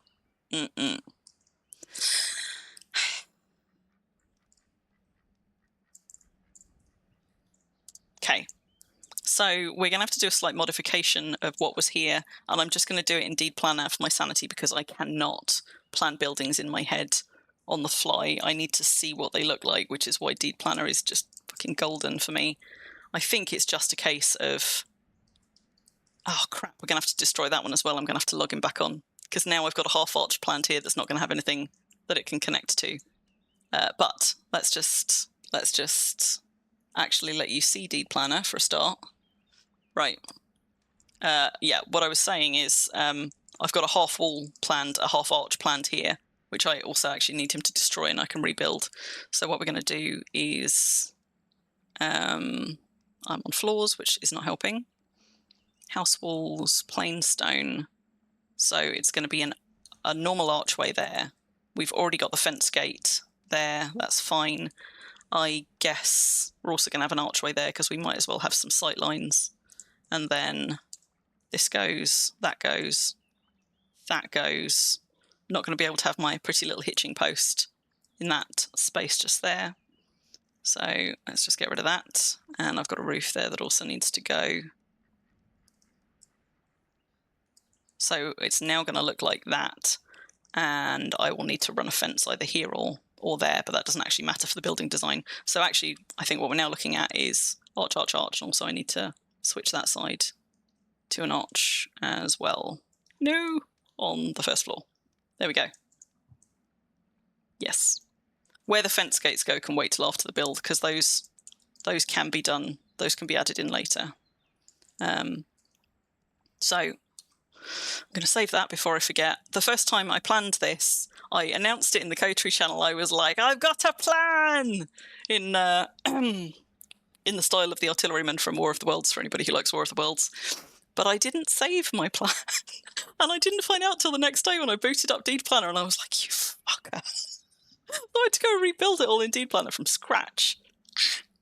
So let's just, my very chaotic naming conventions. Look at all of these deeds. All of these deeds. I've even got some iterations of Thal Spring in here. So what are we looking for? It's actually this one at the moment. So let's close that one back out. And many of the old building supported bridges last longer than the building floor. Do bridges last longer off deed than supported floors? I would imagine so, Tan, but I haven't actually tested it. The reason that I would imagine so is because there are a lot more materials that go into every section of a bridge than there are that go into supported floors, which means the quality of them tends to be higher overall if you've got higher skill. If you've got low skill, it doesn't make a difference. But for example, my masonry is 91 or something. When I start adding materials to things, they start at sort of, I don't know, 15, 20 quality, and every material you're adding tends to then be upping the quality. So bridges just tend to be higher quality anyway. But I don't know. I don't know that we've had platforms in long enough to give them a good test, sort of side by side. Now, I did say I just needed Aramis to also destroy that planned wall, so I'm going to have to drop my Smasher Basher again around the houses again, and then I can get back to planning. Do you think we're going to get to the marble section of this building at all? I promise when I'm not waffling, I'm a much faster builder than this. Just not right now. Right. Loading Aramis back in. Da-dum. So, it's this one, wasn't it? So, wall. Destroy wall. That was the other one that we had planned that needs unplanning.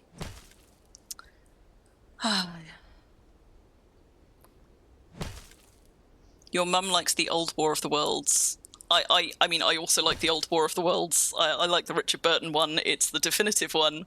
In fact, I like it so much that somewhere here I've got a fancy thing. Can I find it while I'm slow bashing something? Can I do it without ripping my headphones out? Yes, we can. Because in my new house, I have got my turntable within reach of my desk, so I can actually use it. So I have got a beautiful vinyl edition of War of the Worlds, which has got, like, you know, fancy coloured marbled vinyl discs. The other one's red, and my favourite thing about it, it's got a load of beautiful artwork in there. So we've got like a nice artwork on the inner sleeve, but it's also got a load of like fancy artwork on, like, in this booklet in here, and I'm a big fan of War of the Worlds. I don't know how young I was when I discovered it, but I fell in love with it, and that love has never left me. So Richard Burton version all the way. I have not brought myself to watch the Tom Cruise film that they did of it. I like the musical version specifically, but also I like that musical version specifically. Right, Aramis has knocked that down. This is the other good reason to to do like one brick on every wall first while you're figuring shit out. So, yeah, Aramis. So we're going to drop that mall. But you know what? Maybe I'll just let him have the mall for now. But if in 2 weeks I'm like, where the fuck did I put my mall? You know what to tell me. Just in case we have to bash anything else down. Hopefully we won't, but you never know. Especially with me. So let's get back to it. Bridges people cross over decay slower. Yes, apparently so. And that's quite evident just up from here. The canal that runs north-south up towards Esert has got a lot of bridges built over it in a decorative way. They make like a big tunnel, and you can see the bridges that people have been crossing regularly over. They are not decaying anywhere near as much as all of the decorative ones along the other end of the tunnel that don't align with paths. So I think that is true. Also, you can if you can run a highway across it, then that protects it. If somebody hasn't already said that. Oh, you said you're not highwaying. Yeah. But a bridge that doesn't have a highway over it will still last a good long time. And if your masonry isn't that high, and you're worried that it will fall down, you know, just hit a couple of us up with higher masonry and we'll come and help you build to get the quality up. Or something. I don't know what your masonry's like, Tan, but and I'm just catching up on the other stuff. Glad to see you know your lyrics, Tan. I'm hearing more meteorites, and of course that apricot sky I have only just really belatedly twigged is because we have a ritual of the sun active. For science, though, I'm getting so distracted, I know I am. For science, though, I assume the reason that we've got ritual of the sun skies is because that was triggered after Holy Crop. So I'm assuming whichever one was the most recent cast takes precedence. But if we ever get another double global spell cast on stream, and you remember, because I probably won't, remind me to just check the timings on them and see if that actually holds true elsewhere. Because I wouldn't put it past Worm to have something in the code where actually there is an order of precedence. But in this case, it appears it's likely that it's whichever one is the most recent one overwrites the previous global spellcast's effect on the skies. Right, did I already do this one? Can't actually remember now. No. So, build, plainstone arch, build, plainstone arch, build, plainstone arch.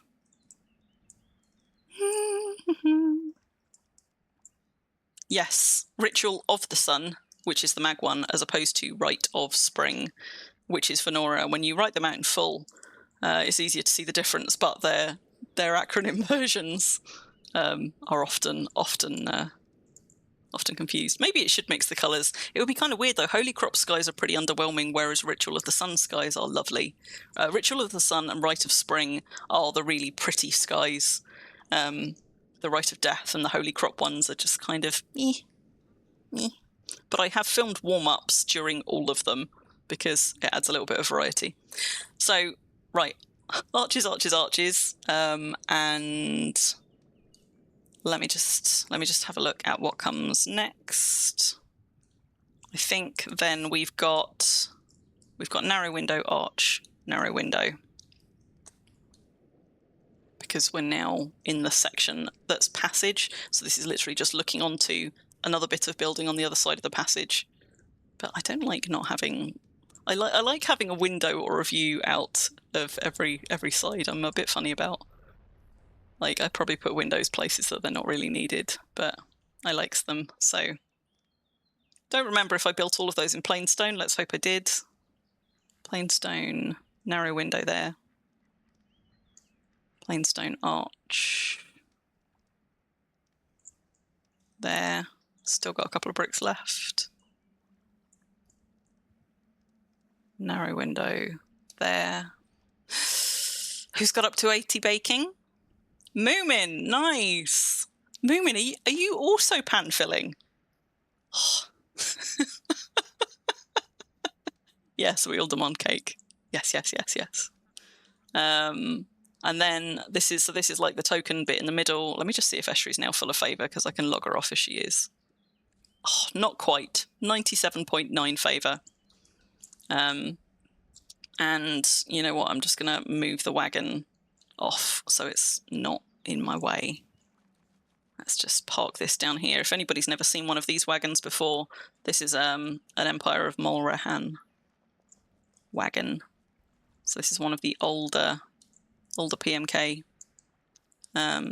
Older PMK is I think one of the nicest ones design-wise. This one and the Jenkellen ones both had this really lovely sort of jacquard print, but I think the detail on it is really lovely. And I needed a wagon over here, so I thought I'd bring one of my fancy ones over. That's on my list of things to imp rare, which is a very long fucking list. Yeah, we all should do pan filling, maybe, probably tan, but it is very, very dull. You've got to be pretty motivated, I have to say, to do that. I think this is double arch on the inside, because I think this one is just looking into the token area. And I think because this is not up against a support, tell you what, let's just try this one first, as I've got one brick left, and make sure it is going to let me build up against the bridge, because if not, we want to find out on this wall before I have to go destroying more stuff. So, plainstone arch. Yeah, it'll let me do it there, it just doesn't like me doing it up against the support. Good. Right, I need some more mortar and another handful of bricks to do some more. Numbers go up. Numbers go up is just so rarely sufficient motivation for me. It's only like if numbers go up means I get something new and shiny that I want right now. That's the only time that that's motivation for me. That's not even the BSB that I want. Like, the reason that I'm grinding, botanizing, and foraging, and I'm not, like, I do not like grinding anything at all, is because I know that at thresholds, like, I want to get up to 80, because 80 is where you start unlocking the fun stuff. And they're both in their 70s. So let's have some bricks from here. I've still got some fence bars. What do you mean I can't carry that? Oh, it's because I'm carrying fence bars. Well, I'm about to use a couple of fence bars. You know what? Because this is a double arch. This is going to be one of the places that uses them. So plain stone, left arch, plain stone, right arch. Now can I carry 13 bricks? Yes. Yes. We've already done that arch, so now we're back onto the outside. And this is not quite a mirror of the other end, because the other end is because it's looking out onto a bridge, whereas this is looking out onto a different site. So I think here we've got something slightly different. I like symmetry, but I only like it so far. And I think if things are perfectly symmetrical, they don't look as good. One of the big lessons that I learned, I think largely through actually designing buildings in Worm, because when I started my buildings were boxes, is too much symmetry is a bad thing. So we've got a plain wall here. We've got a narrow window here. And then we've actually got two corner arches on the corner. So it's an open corner. But asymmetry is actually much more pleasing to the eye in buildings, which is weird because we're wired to like symmetry in people, theoretically. I actually find people with slightly asymmetrical faces more attractive. I don't know if that's a universal thing, but certainly the books we read in school always told us that nature favours symmetry.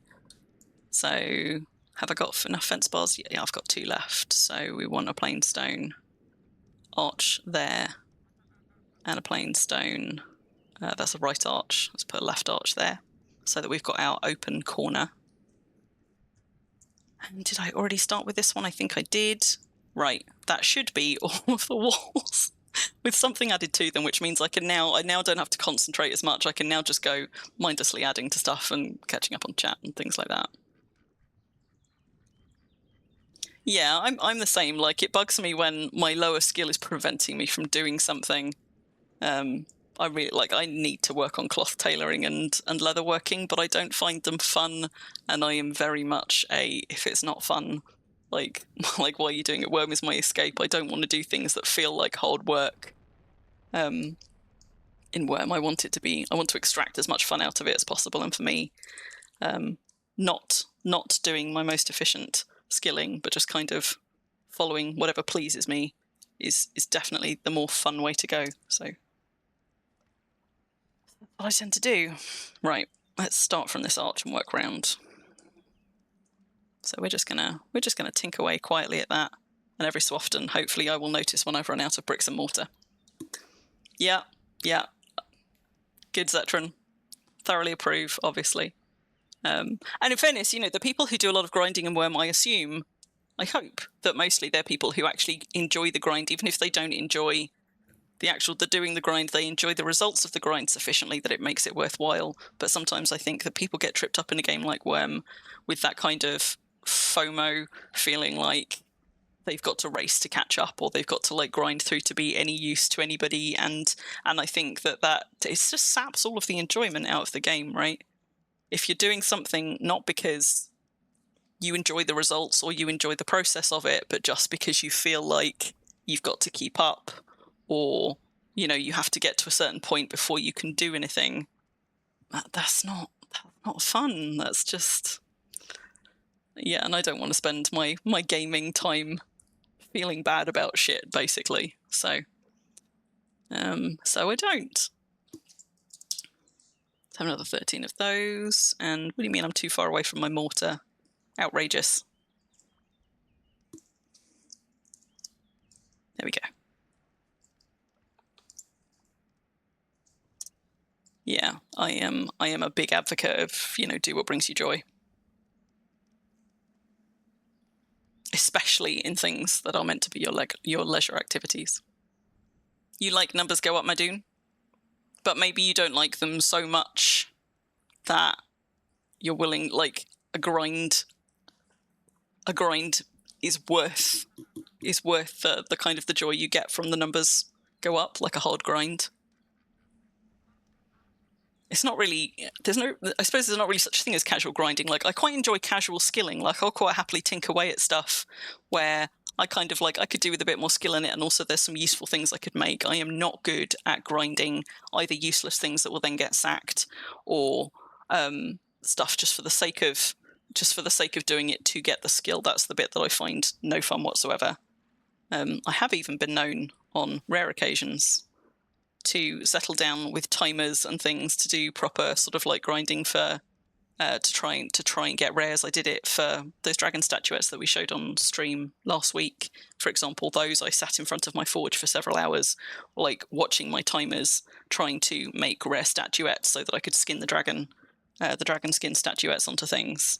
Like that's not something that I could do day in and day out, or even enough to make you know, to make money out of it. And there are people who do, who effectively run rare factories. I could not do that. That would not be fun for me. I think the economy in Worm is the other thing that tends to get people stuck in that loop sometimes as well. Hello, Futurism, how are you doing? You know, where people feel like they have to work so hard to earn money in game, and then all of their game time is spent desperately trying to make enough coin to keep their premium up or their deed up or whatever, and the whole game just feels like another job. You know, and I know that some people don't have a choice. Maybe they can't afford to pay for premium. Personally, I would recommend trying to botanize your way to pay for premium over like grinding to sell stuff, unless you've got like the selling stuff nailed. You know, things like bulk making, particularly when you're at lower levels, they're just so punishing. They're just so punishing. You know what? I shouldn't be doing my matchy-matchy. What I should be doing is switching into enough mortar to do the whole wall. So let's just drop those back out. When I'm adding one thing to every wall, I tend to try and have the same number of bricks and mortar as I go round, so I finish them both together. But when I actually go to building walls, what I normally do when I'm not distracted is switch into, I'll put 19 mortar in my inventory, which is enough to finish the wall, and then just keep loading up on bricks, so I don't have to pay attention to how many of anything I'm picking up. I just have to keep refilling the bricks, and then when I start on a new wall, I get another 19 mortar and I crack on. So, having just noticed that, let's just switch into that mode. That's a bit easier as well.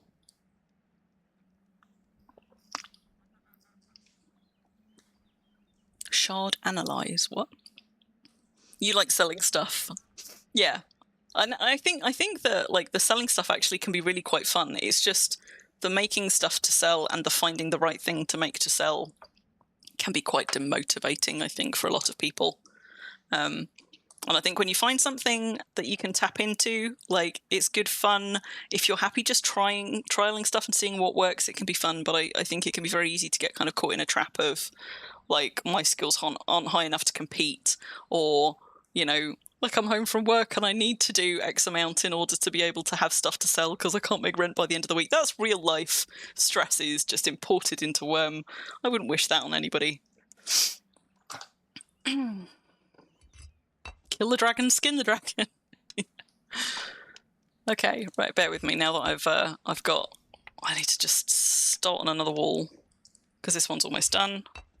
And then I'm going to go catch up on chat because I know that you guys have been adding a bunch of stuff in there that I haven't seen, where I've just been chit-chatting away and seeing bits and pieces as I go. So 19 mortar, and we need to move to this lot of stone bricks now, I think, if that's not already the one I'm on. There we go. So, Coffee beans? Is somebody doing a beverages grind? Is that what I was missing there? You like the Holy Crop Skies ruffle? They're just kind of, they're sort of like watery green, aren't they? They're quite, I suppose what I like about Rite of Spring and Ritual of the Sun is they're quite saturated, like gorgeous, rich colours. And I like that. Bun is definitely motivated by numbers go up. We know this. As Tan says, you don't need any skills to explore, although being able to defend yourself probably does help. I meant to put my sleep bonus on, but you know what, it's just as well I didn't, because here's me with, like, no stamina. Just completely distracted. Let me drink something, that'll help. I suppose I should have eaten pizza while I was over there. How is my food doing? I'm just going to go and fill up on food, actually, because how fast your stamina refreshes does make a big difference when you're doing a big build. Eshri can definitely now be logged off, because she was only 3 favour short before. Pretty sure that's a child screaming outside my window, not a cat, but... yeah, all cats present and accounted for. They're all pancaked on the floor because it has been so warm here today. Let's eat some pizza. Let's have a Rolf sandwich. Obviously not Rolf's favourite sandwich, not Rolf in a sandwich. That would be rude. Good. That'll fix my stamina refresh. Right, back to reading. Let's have those back.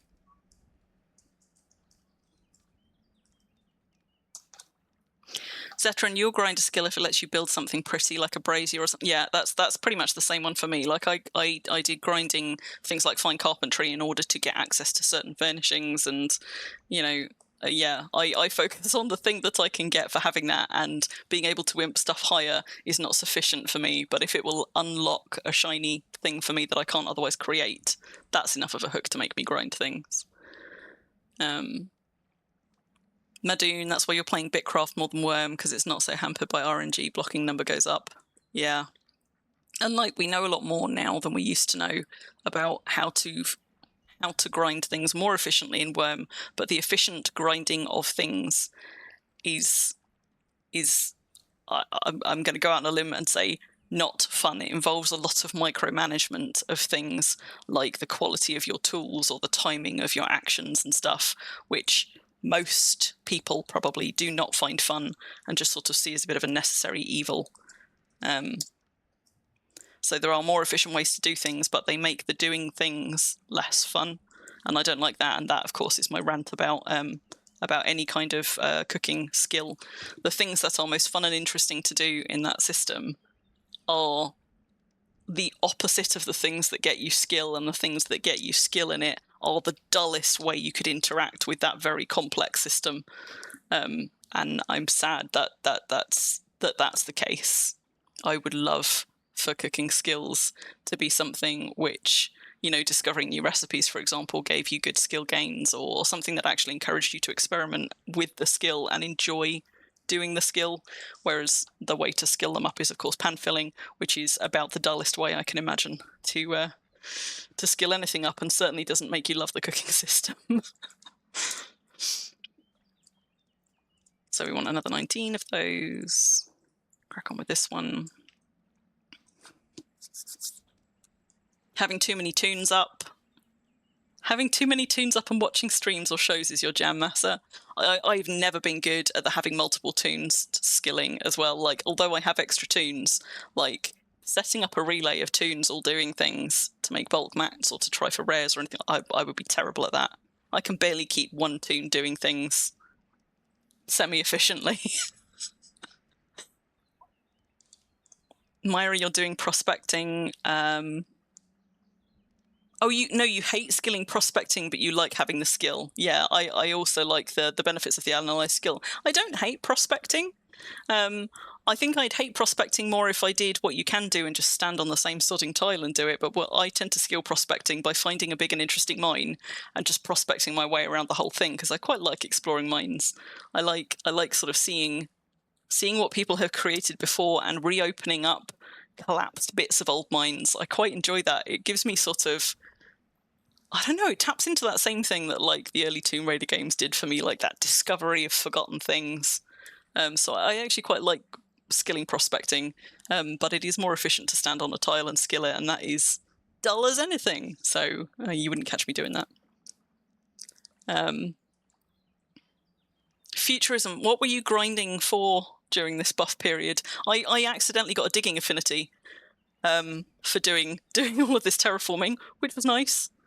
But it wasn't intentional, obviously. Zetrin, you'd rather pay real money to relax. Yeah, I'm exactly the same. And I know that that's a position of privilege and not everybody has the money to throw at it for that. But for me, like if I calculate the amount of hours, even if I had less money, I love Worm enough and I put enough time into Worm that this is something that I would, budget for, I think, and sacrifice other things because I would much rather have the time in here be chill and enjoyable. I am so with you on that one. Which is why I buy mats rather than make them for the most part. Like sometimes I will make mats, but I don't find bulk making interesting or fun. It actually makes me very sleepy, and it kind of saps all of my enthusiasm for building the thing I was going to build, which is why I try and keep a good amount of mats in stock so that when I want to build something I can just build. And I'll make bulks like in small amounts where I just need some more bricks or some more planks to finish a thing, but I would far rather throw silver at bulk sellers and things to make me like 10,000 marble bricks so I don't have to go find marble veins to do it myself. I also don't mind sitting there and doing a bit of bulk making with friends, like I've done that on occasion, just sitting around and chilling and chatting and stuff, but I certainly couldn't be lining up a bunch of alts to be chipping bricks for myself in an efficient... No, that sounds no fun. Myra, you like skilling and don't make money on it. Yeah, but you manage to both knit and skill, and I don't know how you do it, frankly.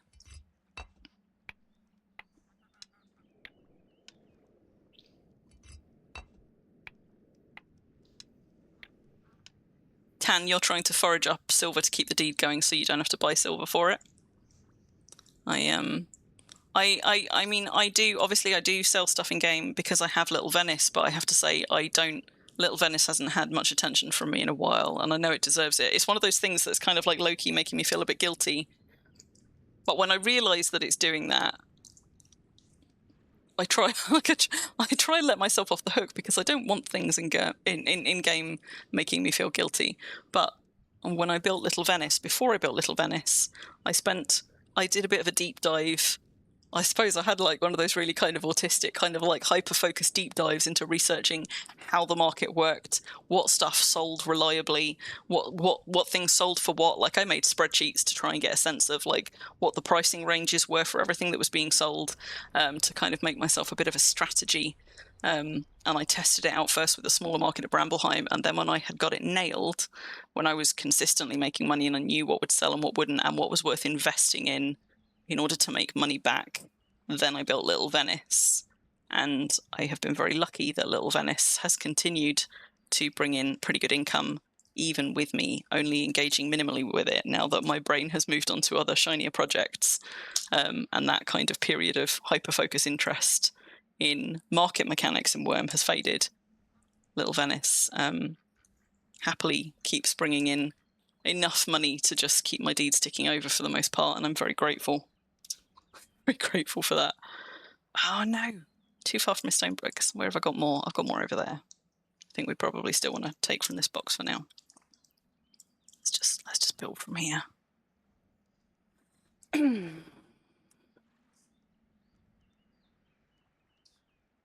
Madoon's making a lot of coin selling jars.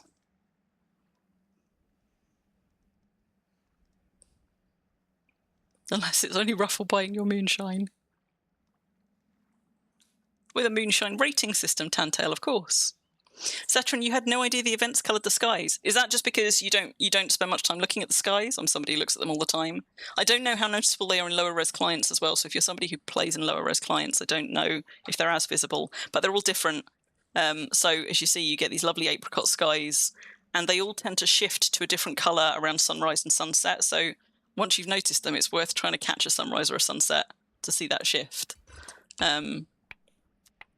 Right of spring, you get these beautiful like azure blue, almost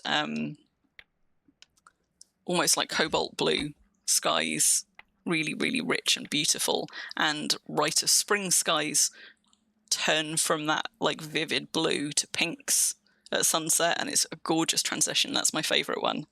But the Ritual of the Sun ones I like. I love this kind of lambent apricot coloured sky. So this is my second favourite. What am I out of? Bricks, probably. Bricks. I suppose I moved that too far over, really, and now I can't see. There we go. Sorry, I know I'm now way behind on chat. I'm still like, I don't know how far back I've scrolled, but there's me catching up, and because I keep waffling my way through, I'm answering stuff that you guys probably wrote like 10 minutes ago. Ruffles, finding grinding more efficiently more fun because it goes faster.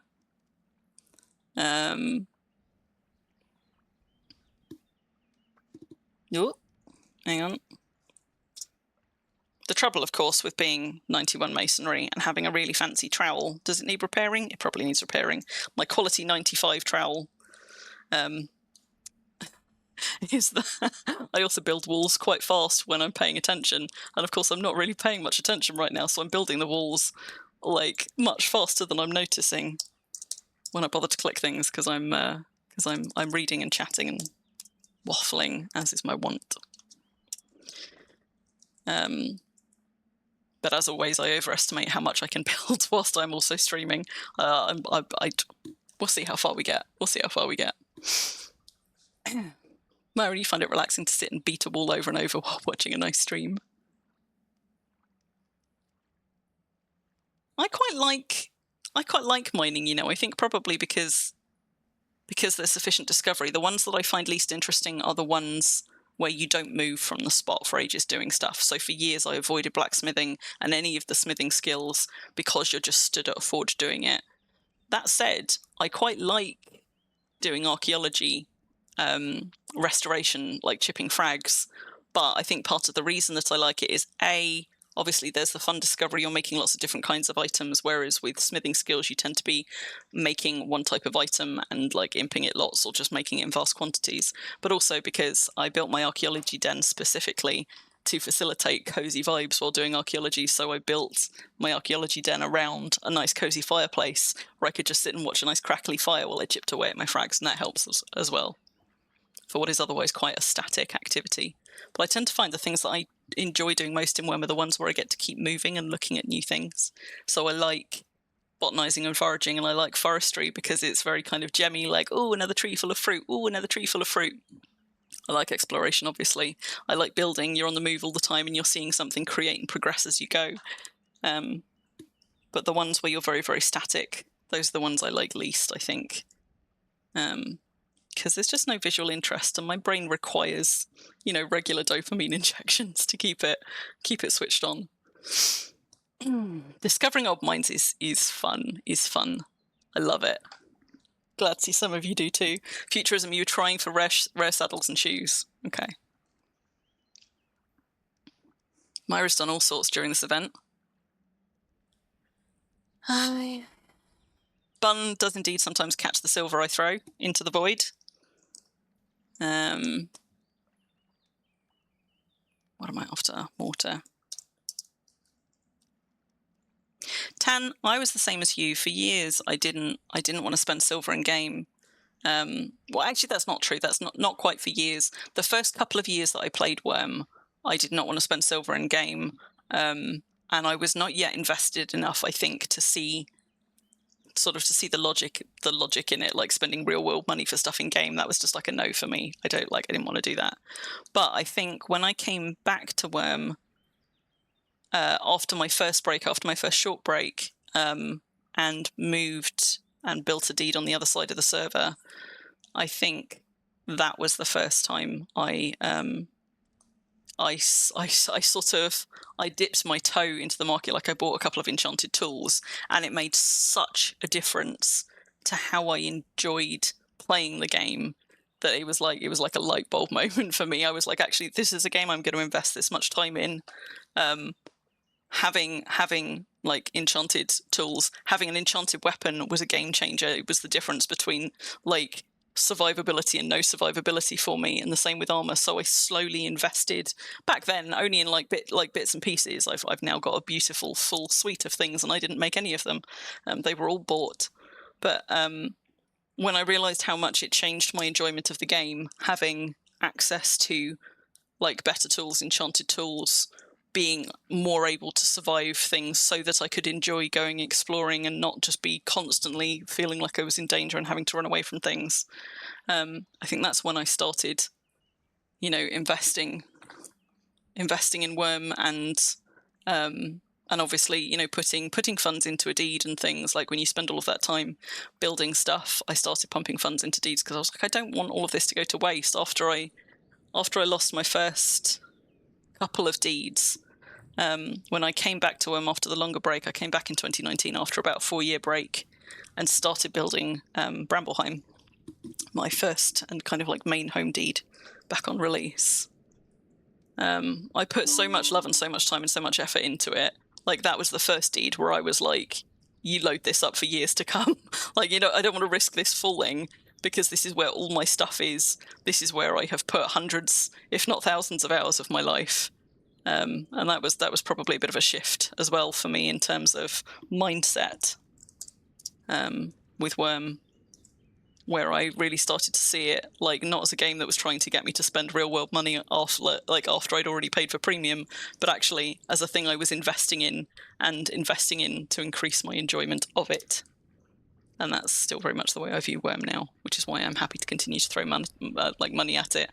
It gives me a lot of time, like a lot of enjoyable time, hobby time. I love it a great deal, and I'm happy to invest in things that bring me joy. Particularly if some of that investing helps to soothe my anxiety, like, for example, pumping my deeds full of coin.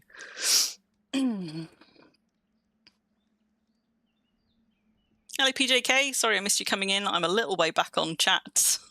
No more 20%. Yeah, event ended. All gone. So sad. Zetran, you try to be self-sufficient. Yeah.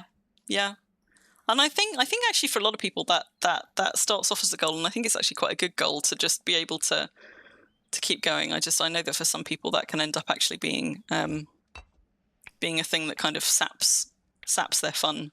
And if you can afford to, and you find sort of being self-sufficient is being not fun, I would recommend investing in it so that you can enjoy the time that you do get to spend in the game. But for some people, like that the challenge of being self-sufficient is a lot of the fun, and I totally get that. Like, other games that I play that are a bit hard work, but actually the satisfaction in those games for me is sort of like, managing to survive and make it work with what you've got. Still the Last Dragons tomorrow on Cadence and Xanadu. Yes, memes. So I didn't realise we talked about this at the start of the stream, I think, before you joined us, or maybe you'd stepped away, but I assumed that because there were still dragon events tomorrow that the event didn't run out till tomorrow, but it has now run out. Apparently they did the last couple of slayings outside of the event window, strictly speaking. So I know you're not all on UK time, but so what are we at in my in-game time now? We're just gone 10 o'clock. And in UK time, the last two slayings, the Northern Freedom Isles one, the one on Cadence, is 2 p.m. tomorrow for me. So, and it's 10 p.m. in the evening now. And the last Southern Freedom Isles one, which is over at Linton, that one is 6 o'clock, I think. No, 10 o'clock. 10 o'clock in the evening. So this time tomorrow, minus 10 minutes, is the last Southern Freedom Isles one over on Xanadu.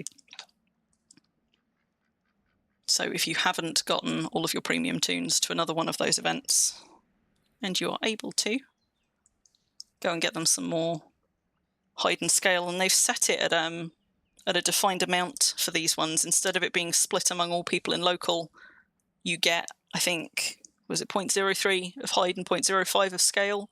So you get a set chunk regardless of how many people are there. What did I do wrong?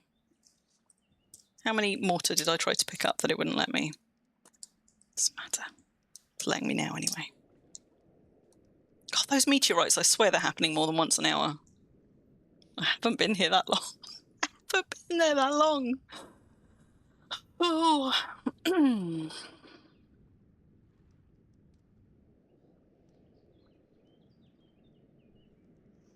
So Tan, if you remember and you're not zonked, you're going to try and go to, what, the Linton one tomorrow? Zetran, have I ever blown up a rare tool? No, but I don't have any of my rare tools as starter tools, so they are all high-quality ones. I think, actually, there are a couple of exceptions, and I've definitely blown up starter tools. I don't think I've been unfortunate enough to blow up a rare one. Like, I've got a rare pickaxe that's low quality, but it's not like 1 quality, and I find I tend to blow up things when they're like 1 or 2 quality. That's when I'm most likely to blitz and forget it. 18 is a fairly safe number. I would struggle to not notice and repair this in time, but basically all of my rare tools are high quality ones, not low quality ones, and you're never going to blow those up through damage.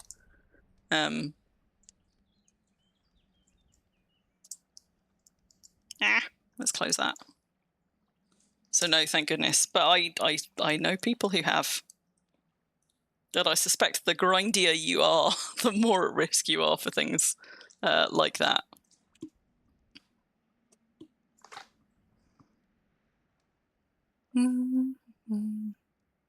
Ruffle likes for static skills. Oh, I see. So for static skills where you don't have to move much, you chat or watch things. Yeah, in fairness, I suppose that's true. Like for static skills where you don't move much, then you're not deriving your fun from Worm. You tend to be deriving your fun from like watching a stream or watching Netflix or, you know, knitting or doing your hobby of choice.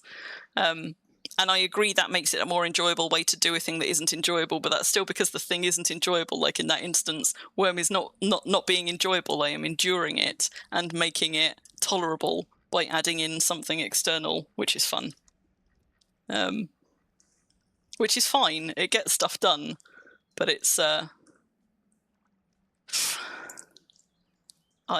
would like to be getting the fun from the game, given the choice. Oh, bugger off. I swear they've changed the place ranges.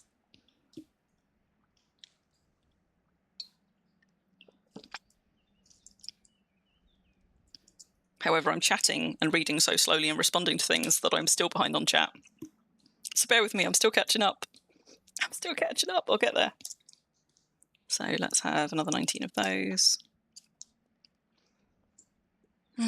Like this, for example, I don't find this unenjoyable, but I also don't find it like the reward from this is that you build walls quite fast and you get to see the building develop as you go. This is something I can quite happily do while watching Netflix, and it's not that this is being unfun, it's just it's not being sufficiently engaging that I'd like to do this and only this, so I tend to do something else if I'm building alongside it.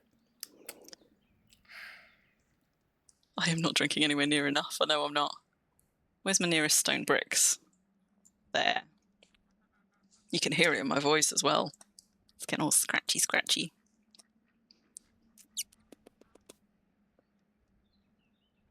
I'm just trying to catch up a little bit quicker instead of commenting on everything. Because I still don't know how. You know, I wish there were timestamps in chat because I still don't know how many minutes behind I am. You know what? I fed those ravenous beasts just before stream this time. Normally they have their dinner like 10, 11 o'clock, which means if I start my stream at 8 and I haven't fed them, they don't get fed till super late, which is why normally about 10 or 11 o'clock, Lilybug starts wailing in the background. So I fed her before stream, being like, maybe that means she won't wail, but it's 10:30 and she's wailing. It did not work. That experiment did not pay off. If Worm were easy, we probably still wouldn't be playing it. I mean, I agree. I think part of the appeal of Worm is that, like, nobody's maxed out all of the skills. There's always somewhere else to go. There's always more to learn or more to do or more skill to gain in Worm. Let's have another 19 of those. And some more of them bricks. Carry on round. You know what, I did that over whether this should be a get people to come and build with me stream, but I think it would have been even more chaotic because so many of the walls, not so much on this level, but on the upper levels, are going to be finicky, do things in a very precise order. I don't think this building lends itself to a community build. So the ground layer might have gone faster, but on the other hand, I think we would have made a whole lot more mistakes. I would have made a whole lot more mistakes further up. Can tell you'd like to try a hermit start like Iron Man. You see, when they released the Northern Freedom Isles, that was a little bit what that was like, and I was like, I was attracted to that. But then when I realised what it was like starting back at no skills and how much time I had spent getting skills on my Southern Freedom Isles character, that was what killed it a bit for me. The fun and the discovery of starting completely afresh on a new map was not sufficient fun to counteract the grind of starting from no skill. That's kind of what killed it for me. And I don't know, I'm excited to go over to Jackal because I'm excited about the discovery. I don't know how I'm going to feel because I missed it last time. It happened just after I'd come back to game, and I was like, I was halfway through building Brambleheim. I was like, now is not the time to go over to Jackal like I've got projects on. I don't know in practice how well I'm going to get on with Jackal, but I'd really like to explore it because I was sad having missed it the first time.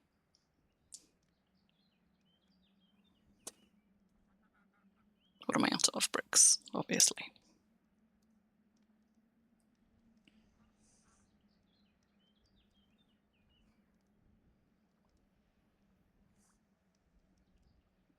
A poor dude on Harmony once used a rare puppet as a band-aid.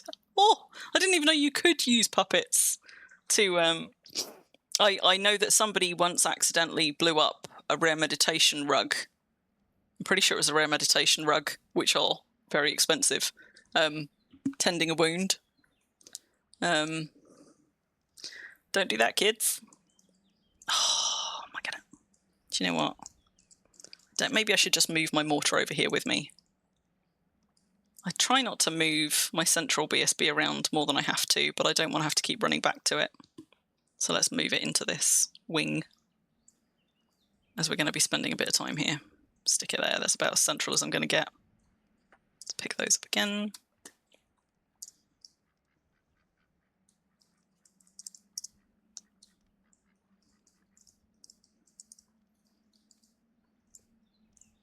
Wolfmeyer, hello Wolfmeyer, didn't see you join chat.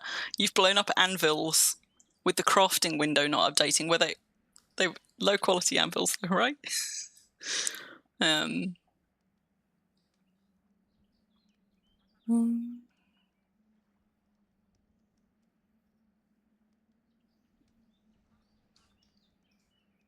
I nearly at the end of chat? No, I swear you've written twice as much as I've just read. Oh my god. Oh my god. I'm like, you know, if I stopped building just to read and catch up for a minute, I would catch up faster, but then I wouldn't be doing anything. You guys, you're so chatty, and I love that you're so chatty. Not complaining at all. I'm just clearly failing miserably to keep up with anything. I will get back up to current things so that I'm responding to shit that you're saying right now. I imagine it must be very frustrating from your end having me, like, carry on a conversation that you moved past, like, 10 minutes ago.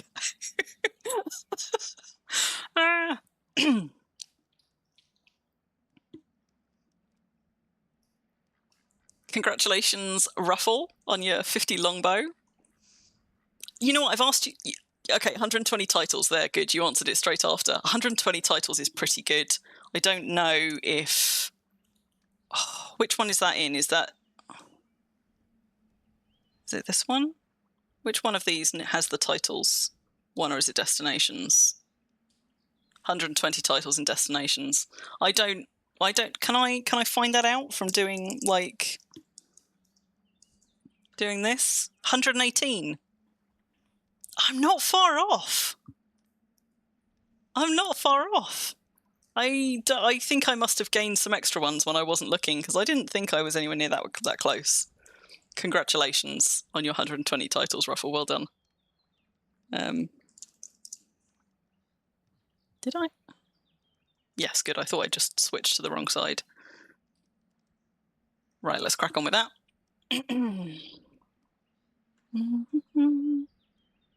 So what work have you got left to do towards your Master Cape, Ruffle? Like, are you closing in on it, or have you still got quite a lot of things to do on that last one? Also, I realise other people have asked you that in chat, and you might have answered that, and I just haven't got to that bit yet. So if you've already said it, don't feel like you have to repeat yourself. I'll get to it in a moment, I suppose, when I keep scrolling down in chat.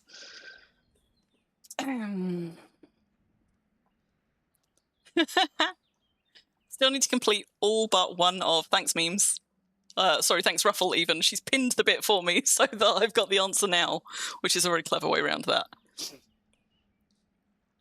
10:18. Okay, I'm only 3 minutes behind. I'm only 3 minutes behind chat. I'm not as far behind as I thought I was.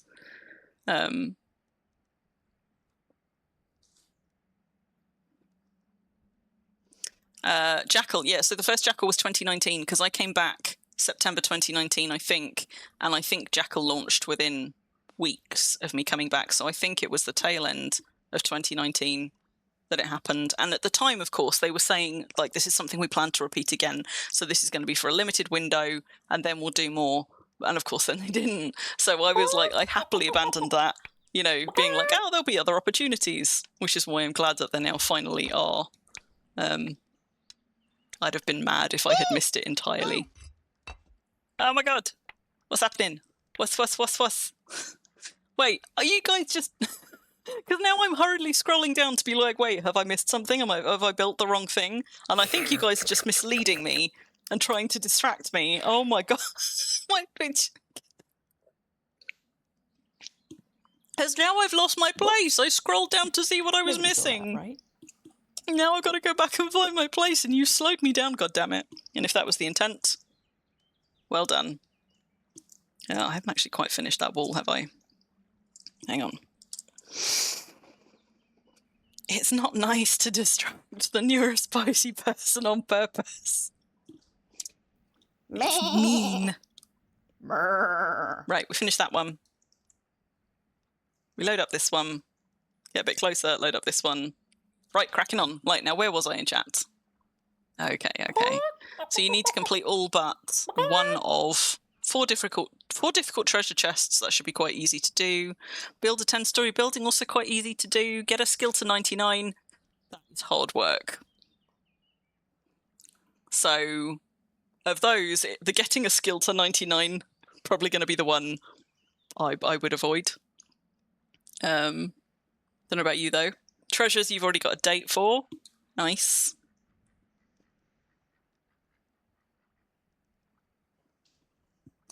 You see now, I hear tales of Wormageddon, but mostly through Ruffle.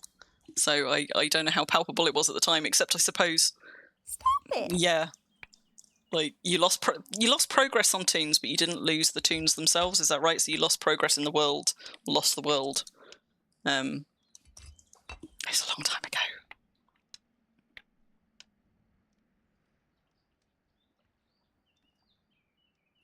It was a low-quality one. 80 quality is not low, Wolf. How did you manage to... like, what happened to that anvil to get it... that it got so low that you managed to blow it up from damage? Anvils are... I mean, in fairness, I can sort of see it, because particularly if you place your anvils on the ground and add them to your crafting window from that, which of course you can now do with small anvils as well. You didn't used to be able to. I suppose anvils are one of those things that you use, but because you never pick it up, you maybe never see the damage on it, so it's only if you think to examine it. I can see how that would happen. Particularly if you're somebody who does a lot of smithing, which of course I don't. My anvils are never going to blow up, but if that's something that you grind a lot, or if you're a crafter and you create stuff to sell, yeah, I can see how an anvil might be a good candidate for blowing up a good thing. Am I in range? No. I'm not far out of range though. I need a little like pulley thing. Like I need to rig up. I feel like we want to be able to rig up like a rope system and attach it to a raft that you then attach to your toon, so you can just like drag a little sled of supplies around after you. That's what I would like for my building projects, please and thank you. I want a little worm trolley to follow me around with my BSB on it. That is what I would like.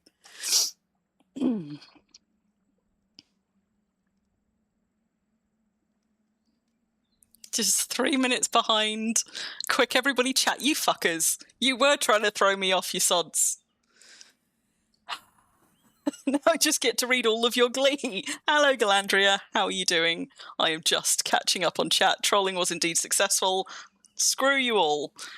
So what skill have you got to 97.45? I'm almost caught up. You might have already answered it. Yeah.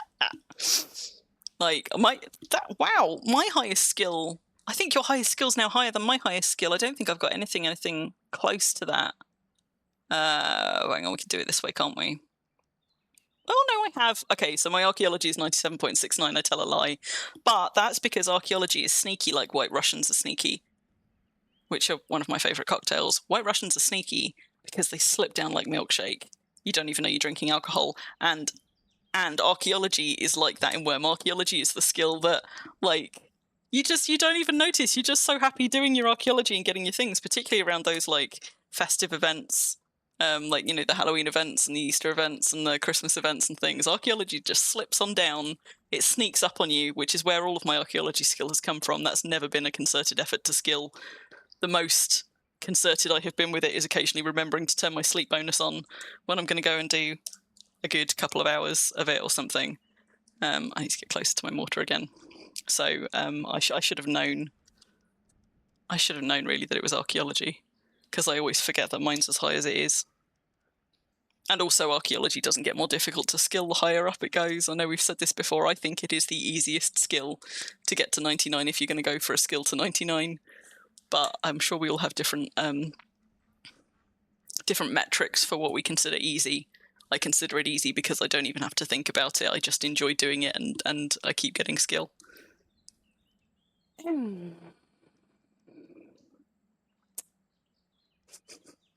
Creatures and imps are the hardest. What, the hardest to get up to 99? Like, by imping stuffs.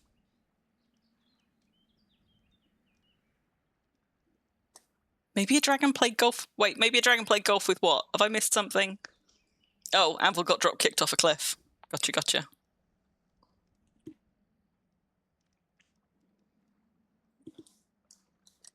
Let me just grab more stuff. Gonna fall behind on chat again. I'm too far away. But I'm not far enough too far away that it's worth moving for. Moving it for. Let me just load up again.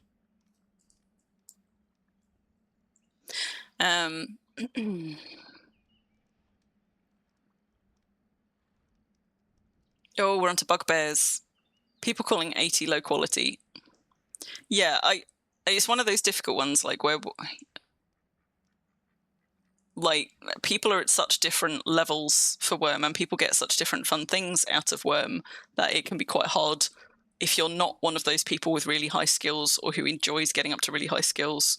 It can be quite hard sitting on the outside of conversations like that, and I know that they happen at Impalongs a lot, being like, I'm never going to have a skill any close to that level, or I'll never be able to imp something up to that level. That's just, like, you know, and people kind of trash talking whatever skill you are at or can do.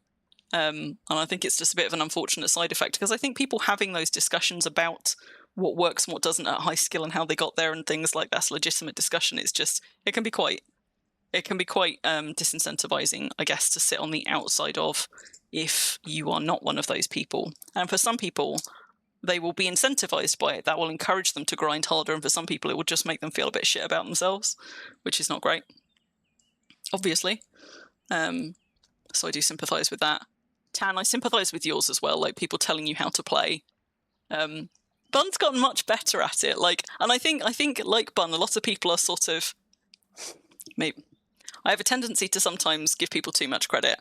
I think a lot of people probably are trying to help you when they give you advice like that. Some people, I think, are just trying to, like, just into one-upmanship and just being like, I know more than you, kind of, and being a bit derogatory about it. But for the most part, I think it comes from a good place. And I learned very early on to just firmly push back when people were telling me, like, you know, if people told me that I wasn't doing something efficiently or I should be doing something differently, because if I want advice, I will ask for it. And the first time people give me unsolicited advice, like, I will take it in the spirit that I'm sure it's intended. And, you know, and if I'm in a kind of headspace where actually, like, I'm like, I don't understand why this isn't going better, that's absolutely an invitation for people to tell me to do things differently. But it's like when you're in a relationship, right, and your spouse comes to you with a problem, or your partner comes to you with a problem. Something that I learned, I was probably in my 30s when I learned it, but that made a world of difference to my interrelationship communication skills, was learning when somebody comes to you with a problem to be like, do you want solutions or do you just want me to listen? Because sometimes people want you to help problem solve with them, and sometimes they just want to have a rant, and that's fine. And understanding where somebody is at, which of those they're at, I think can make a little bit, like a big difference. And I'm guilty of it as well, absolutely. I'm sure we all are. Sometimes, like, I launch into, have you tried this thing, or do you know about X? When I should probably instead lead with, like, are you looking for help? Or are you just, you know, looking to be heard? Because either is fine. And my brain is naturally quite problem-solving, so I tend to default into problem-solving mode, even though I often get frustrated when people try and problem-solve stuff that I don't want them to solve. Like, I'm happy with the way I'm doing it. But also, like, that's not the only time where people will offer you advice, right? Often people will offer unsolicited advice when you're not expressing any distress or whatever, like, or any frustration with the way something's going, where you're just happily enjoying your game in whatever way you enjoy it. And some people will come swanning in being like, no, you're enjoying yourself wrong. And I thoroughly endorse pushing back when people do that and being like, you know, people find their joy in different places and in different ways. And that's okay.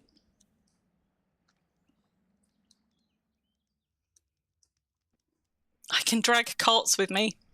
No.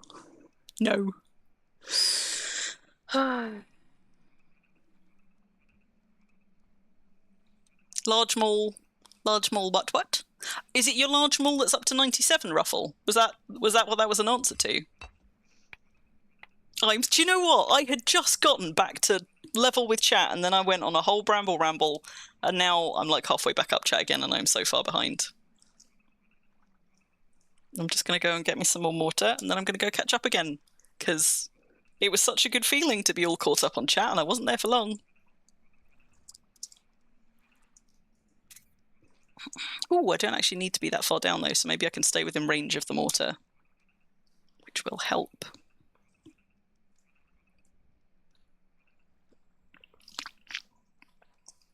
Oh, I've got knitting progress pictures for you guys.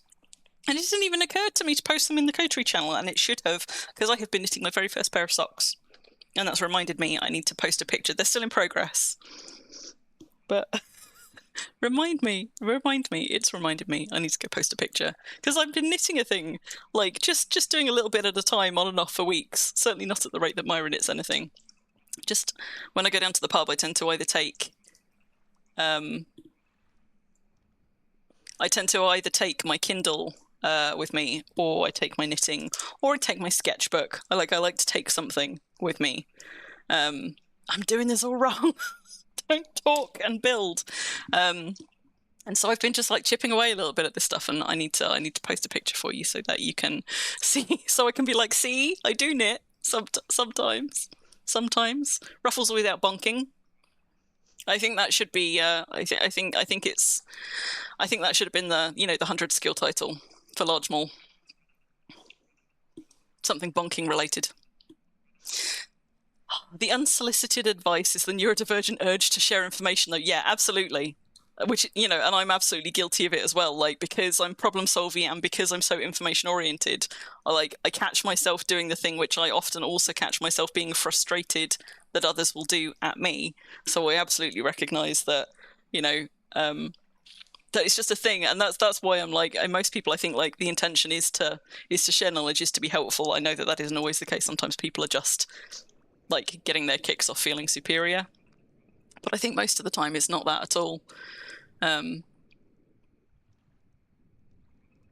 Yeah, and you know, and I think in an ideal world, Bun, like I'm with you, I would like to be the person that thinks to ask if people would want advice rather than just gives it. But I so frequently just launch straight into like knowledge sharing in that very kind of autistic way that yeah. I'm certainly guilty of it as much, if not more, than people are guilty of doing the opposite to me. And also, I don't even know sometimes if the thing that I'm talking about is something that I will be excited to discover, something I didn't know about it, because that's often the case. Or if it's something that I will just be frustrated by people trying to tell me things about it. And I suspect if I were to stop and think about it, I could probably work out the difference. And the difference will be something to do with how much emotional weight it's got. Like if it's something that I am currently have gotten so frustrated about that I just want to like throw my toys out of the pram, that's usually not the point that I want or am receptive to help. I just want to have a fucking rant about it. Or if it's something which is I've got some kind of emotional baggage about in another way, like something that I'm feeling particularly sensitive about or defensive about, or something that I'm really proud of, like if it's got a strong emotional attachment, that tends to be the time that I am less receptive to and less interested in being taught things, or maybe where I feel like I already know things and people are assuming I've done something a certain way because I don't understand rather than because I have chosen to do something a certain way, and that frustrates me because I frequently make choices which are less efficient because I enjoy the results more or I enjoy the process more. And I think that's one of those things that frustrates me when people try to correct me and I'm like, no, I'm doing this deliberately. I know there's more efficient ways to do it. This is the way I enjoy doing it. And some people will be like, fair enough, that's fine. Like they don't get into my bad books necessarily for suggesting it. It's if they then press the point and they're like, okay, no, but that's when they tend to start to get my back up a little bit more, when I've already gently pushed back, politely pushed back, and they don't take the hint. Or get the hint but just choose to ignore it. That's what tends to take me from sort of like mildly miffed to actually kind of annoyed at people.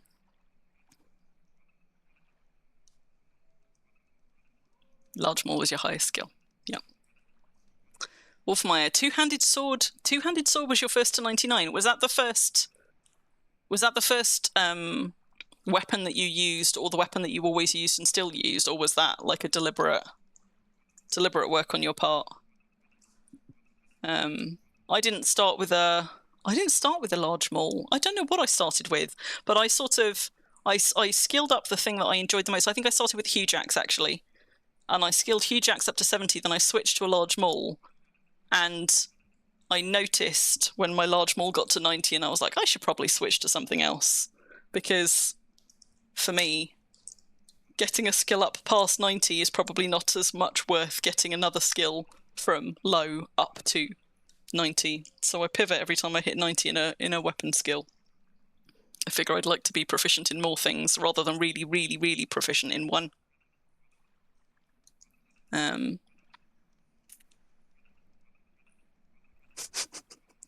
Crim socks. I mean, I'm like 3/4 of the way through Ansoc, but I'm enjoying it. Even though I'm going at a very slow pace, I think I'm probably actually enjoying it because I'm going at a really slow pace. And if I were beating myself up about not working faster, then I would not be enjoying doing it. So I don't mind doing it at a snail's pace. I'm all right. I've got socks to wear. Doing it for fun. Oh my god. Getting so distracted. Crim pictures. Yes.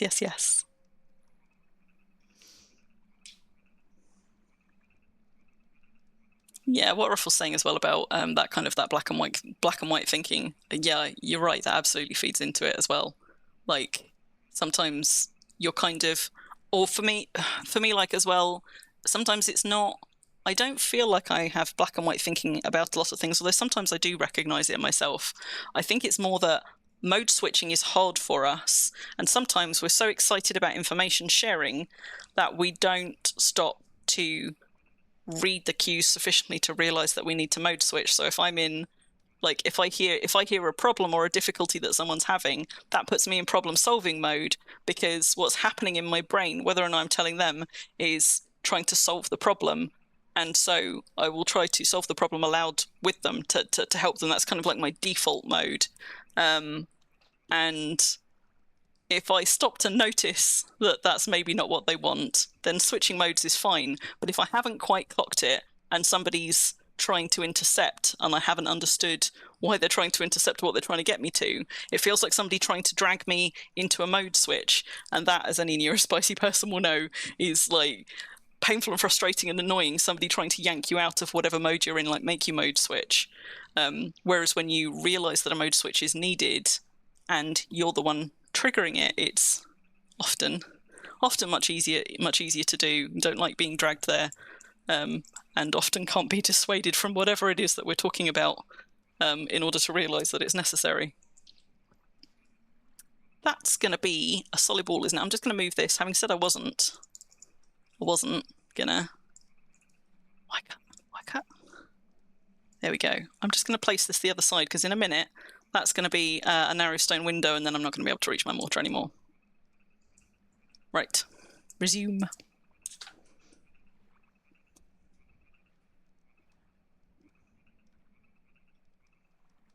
Culver, you like people discussing their process? Yeah. And unlike you, like I'm a sort of, a learner for life as well. I like picking up new information. I just recognize that I'm not always receptive to it, and I think the times that, as I say, I think the times that I am not receptive to it are probably times when the thing that's occupying my mind right now isn't the figuring my way around a problem or the learning thing. I like the logic part of my brain has taken a backseat to the emotional part of my brain, and so when there's some kind of emotional attachment or kind of thing taking precedent, like at the forefront, that's when I tend to not be as receptive to it, and I'm not always conscious that that's what's happened in the moment, as I think a lot of people sometimes aren't. You don't realize sometimes that you're feeling defensive about something until you're already, like until you've already rolled up your sleeves and got your hackles up.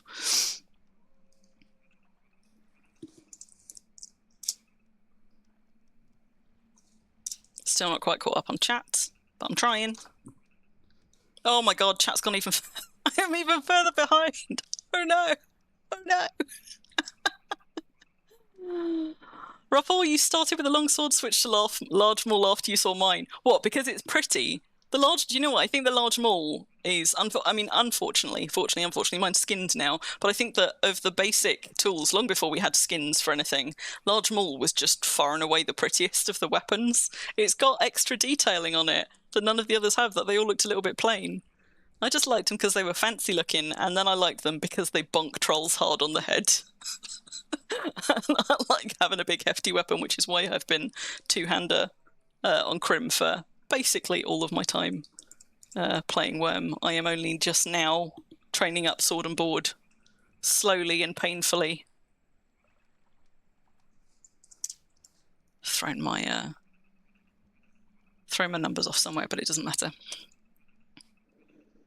No, we do not want to wear socks in this weather, Madoon. But thankfully, I'm not going to finish knitting these socks in this weather. It's going to be autumn at the earliest before I finish at this rate. Yeah, fun is in the journey. Memes, if you're in a boat, I imagine people probably already answered that one. If you're in a boat that sank in the water and then repaired it, will it come back up out of the water? Yes. Yes, it will unsink itself.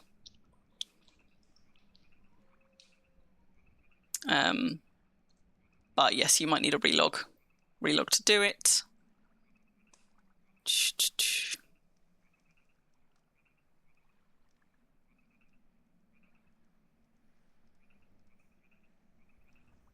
And as others said, sometimes pushing it will make the difference as well. Sometimes you don't need to relog. Sometimes things are just funny, but then as soon as you move them, they ping back into whatever they're supposed to. I find that sometimes with when I'm building or terraforming. Like if you're terraforming and you've got stuff on the floor and you're raising the dirt level, sometimes the items that you've got will look like they're sunk into the dirt, even though they shouldn't be, and just moving them, nudging them or whatever will then pop them back up to where they should be. I had that when I was terraforming here, in fact, where I like half buried a BSB accidentally, because sometimes won't be finicky. How many bricks have I got left here? Enough. Enough.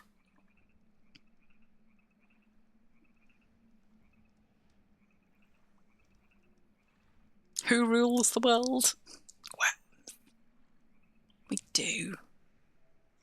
Oh, am I caught up? Oh my god, I'm caught up. Guys, I'm caught up on chat. Right, no trolling. No trolling, serious comments only. I am finally caught back up with chat. I have been caught up with chat for a whole, like, 2-3 minutes of the past. Hello. How long have I been streaming now? Time. Some time. Wait, what am I waking up for? What have I done? What have I done? Did I forget to do a thing? Sometimes people use that to draw my attention to something, and sometimes I think they're just messing with me. Right. I'm gonna wake it up. Yeah, maybe that was the trolling. See if you can make me lose my space in chat again by going mad trying to figure out what the thing is that you're trying to draw my attention to.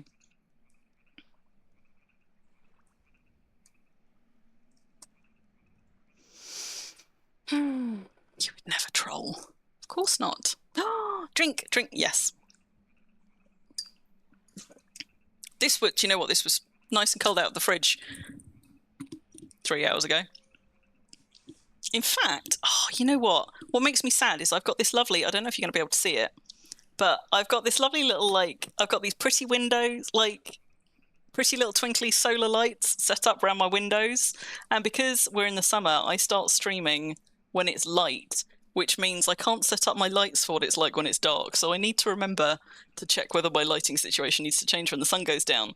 But also I'm sad in a way that I didn't set up this room in such a way that you actually get to see the window framed behind me, because during the daytime you probably wouldn't be able to see the sea from there, but it's a beautiful fucking view. Because for anybody who doesn't know, I moved house recently and I am now on the seafront in a first floor flat, so I've got this lovely like bay window view just out over a pretty section of seafront, but also so that you could see all the little twinkly lights come up when the sun goes down. But I am distracting myself because it is not cold anymore, and I am actually going to go swap it for another one for the fridge, because I will enjoy it more if it is cold. I do, however, need to not forget that I put those sandstone bricks there, but I need to open up a different thing of stone bricks. Don't let me be dissuaded from my task. We're going to start that going, and I'm just going to dash off to the kitchen and go and get another drink. I will be right back. It is my... It's great for doing anything and just enjoying the view. Meh. Brr.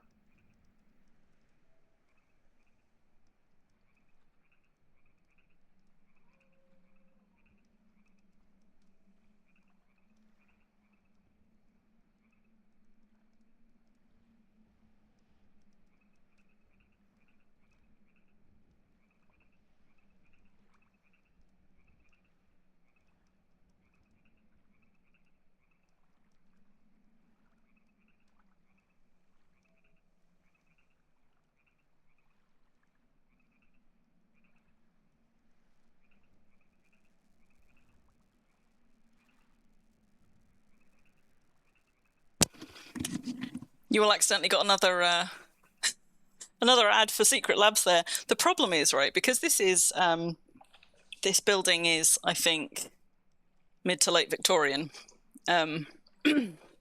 All the floors are uneven. All my furniture here is on a wonk. So, like, I've got a set of bookshelves over there, and they're perfectly fine and stable, but if you look at them dead on, they're like this. Because all the floors are ever so slightly uneven. And it means, in this corner of the room, because this chair is, like, swings around nice and easily, when I get up out of it, the heaviest part of the chair always swings towards the tilt, so the back always swings round round towards you, so you're never not going to get Secret Labs sponsored advertising when I step out of my chair for a minute on stream. But I did get another cold drink. But yes, Myra, I bought a beautiful corner sofa to fit that gap, to fit that bay window specifically. It fits with like 2 centimeters grace either side, so that I could lounge on my sofa right next to the view and just like turn my head and see it. Because it's a corner sofa, of course, I can sit facing into the room, or I can sit facing long ways across the window to knit or watch television or play Worm or whatever, and just enjoy the view from there. Unfortunately, I can't also get my streaming set up over. I wonder if I could get my... I probably can't get my streaming set up over there, because I would really struggle to do it without a second monitor. Nice as it would be. But yeah, I have made myself a proper cozy, lovely little nook over there. My hair is pinned up, memes, because it's so fucking hot here. It's been hot and sticky for days. We had a whisper of a thunderstorm that came and went in like 10 minutes 2 days ago. Yesterday was so humid, it was horrid. But it's just all pinned up at the moment. Because much as I prefer having my hair down in this weather, no ways. No.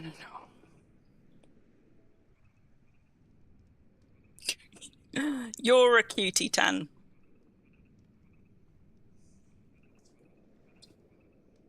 I can hit meteorites again.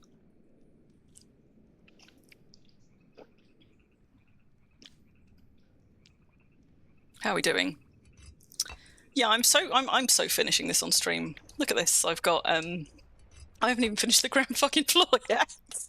And this is just the outer walls.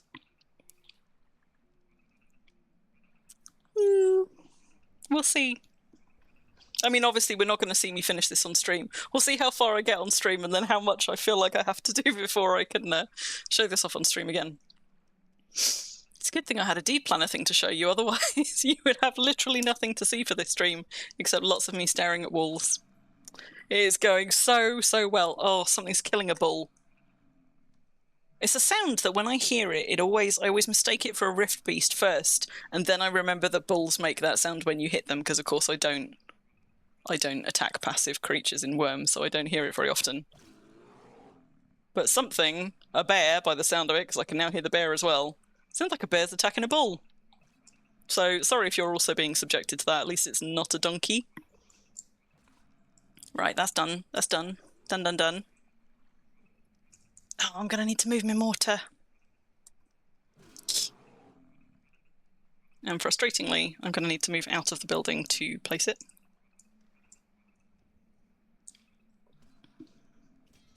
It's going so well. The bear is having a bolt. I mean, I don't know. Maybe the bull can take it. I don't think so somehow, though. I think I'm going to hear a bull death sound very soon. No! Don't secure it! Oh my god! Place. There. Have I done this? Yes, I have done this. Let's just close that for a second, shall we? It's getting closer. It's got to... Must actually be quite close by. But I'm not going to go looking for it. When I hear something attacking passives nearby, my instinct is to go and try and spot them and intercept and save the passive. But I never get to them. I never get to them in time. So I'm trying not to go and get distracted by myself. I kind of want to move these bricks out as well, because otherwise I'm going to finish these walls and I'm not going to be able to reach them. Let's just move those there. Leather. Hiccup in the moonshine one. Well, Memes is playing a lot on Celebration at the moment. So probably not the wrong cluster. Although she's natively a Northern Freedom Isles toon.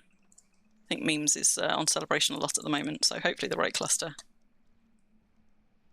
Right. I can do this. I'm not going to get anywhere near to testing a turret on stream. I might have to borrow that tagline again for another stream. Are my fancy new turret plans even possible? Take 3. Like in 2 months' time.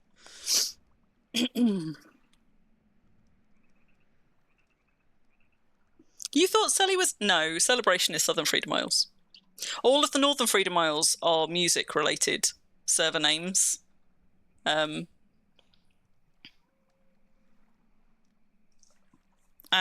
as are the start towns as well, which they weren't originally. They were going to call the start town something else entirely, and people hated the names they gave them, so they pivoted and named them something else. And do you know what? The last time I said that, I meant to go and look it up and try and like figure out what the original names were, and then I completely forgot. I might still go do that sometime. I think Celebration came about the same time as Delhi, maybe a little bit behind it. Didn't Delhi and Celebration come kind of together in the way that Release and Pristine came kind of together? Because you were a Delhi toon, Madoon, so Celebration must have launched about the same time that you were playing on Delhi, although I don't remember if you were on Delhi from launch or not.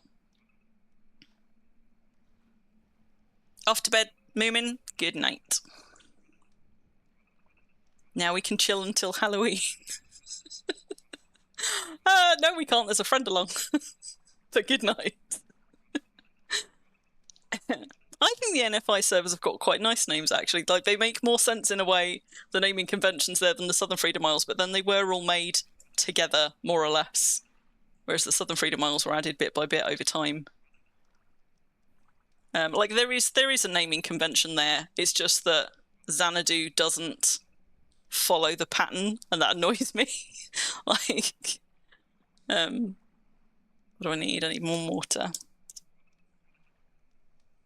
Does anybody know anything about why Xanadu was called Xanadu? I don't know if that's one that was put up to a player vote or if that was tied to a particular thing, but it doesn't follow the pattern, the sort of pattern of the others. Or maybe it does, and I'm just not seeing how. Does anybody know how that one came about? Delhi, September 2011, Celebration, May 2012. So that's what? It's a bit over 6 months later, actually. I thought they were about 6 months apart. They're actually, what, 8 months apart? You skipped Delhi and went straight to EXO. Where the fuck does EXO fit? I've got sort of like a timeline, a rough timeline, a pattern in my head for where things come. And you know, I actually have no clue where Exodus falls in that pattern. I should, because it's my second home server. Like, I know where everything else fits in the timeline. I'm assuming Exodus came after Celebration, or about the same time as Celebration. I think it came in that cluster. Yeah, Indy first, then Delhi. You think EXO came before Celebration?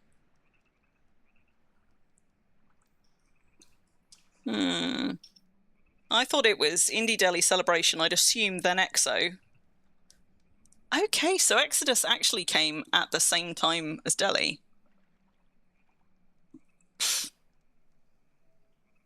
And yet, Deliverance, at least in the way that we talk about it, but also in my head, kind of holds a particular place of significance as a historic server after independence in a way that Exodus just doesn't. I wonder if that's just to do with the people who settled on Delhi and how long-running some of the deeds and things were on it or something. I don't know. Maybe it was better settled. Delhi's got a lot more land, so I guess it probably had a better population than Exodus. I don't really think of them as contemporaries, though. Isn't that weird? You think Xanadu does fit the theme?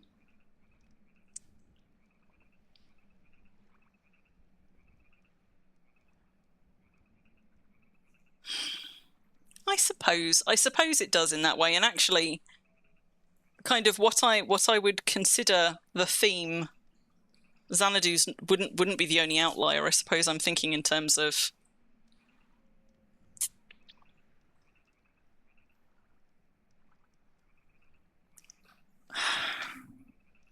like most of them are things that happen, like as in, oh, I'm going to articulate this really poorly now. Like they're destinations or states of being that you reach like celebration, like release, like independence, like exodus, like deliverance. Those all fit that pattern of like a state, like a state of being, a thing that you reach or a thing that you do. Pristine is actually an anomaly to that one. Pristine doesn't match, but Pristine and Xanadu match one another better. And I think that is the sort of the pattern I was thinking of in my head, and I had forgotten that Pristine doesn't fit it. What was I doing? Picking up mortar. Picking up more than one mortar. But given that Pristine and Release came together, it's a weird time to stray from that pattern if they were conscious of that pattern.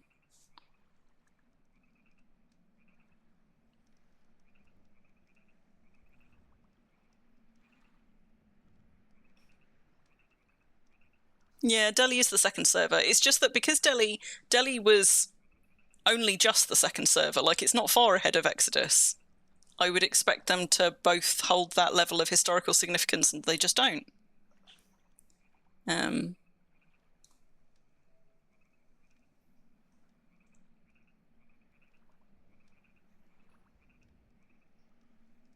So let me go back up and see what the thing that you said about Xanadu was. So a metaphor for opulence or for an idyllic place.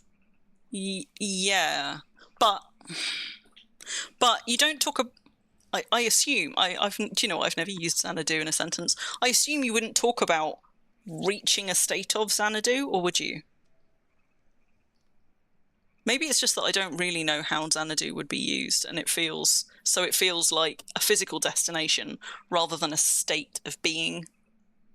Maybe that's the difference. But either way, Pristine definitely doesn't fit the pattern. It is just an adjective, not a destination or a... You know what, I'm trying to impose logic where there probably isn't really intentional logic, just a vague kind of, yeah, that works. my poor little spicy brain, just trying to fit it into a mold to make it make sense, goddammit. Stone bricks. I can tell I'm getting tired because I'm now not seeing the thing that I need and I'm just frustratedly clicking at things. Never go full Xanadu. Need to read Coleridge. Is reading Coleridge going to give me a better concept, of a better conceptual understanding of Xanadu? Is that what we're getting at?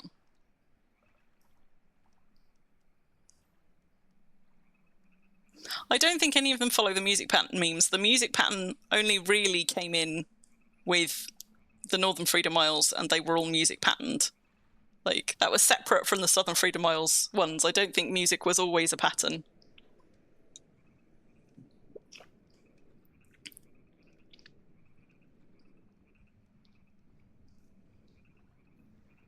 Sweats in Xanadu. Yeah, okay, so that's... I always took Xanadu to be more of an actual, like a place, rather than a philosophical place, like an actual physical place rather than a philosophical place, I suppose. And maybe that's why it felt like it was out of pattern for me. They do fit for you in your mind, memes. I think of them, I think of it as being like a shift to a different pattern for a different cluster. But you know, there isn't a right or wrong answer to this. We don't actually know. So I find this discussion really interesting, actually, like the different ways that we perceive the same things. Can move that over there. I can hear more meteors falling, and I'm going to start taking from this lot of stone bricks. This is going to be an open-sided arch, so I'm not going to bother moving that crate for now. Mortar. At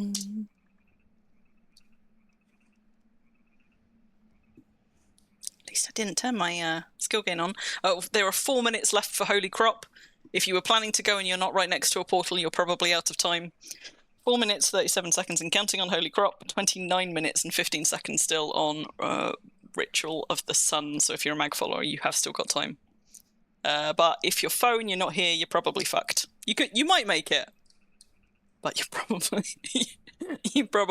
you're probably fucked. You wish you'd gotten to sail to India and spend more time there. One of the servers was specifically sold as a hunting server. More mobs are more dangerous. Wait, hang on. Let me go catch up.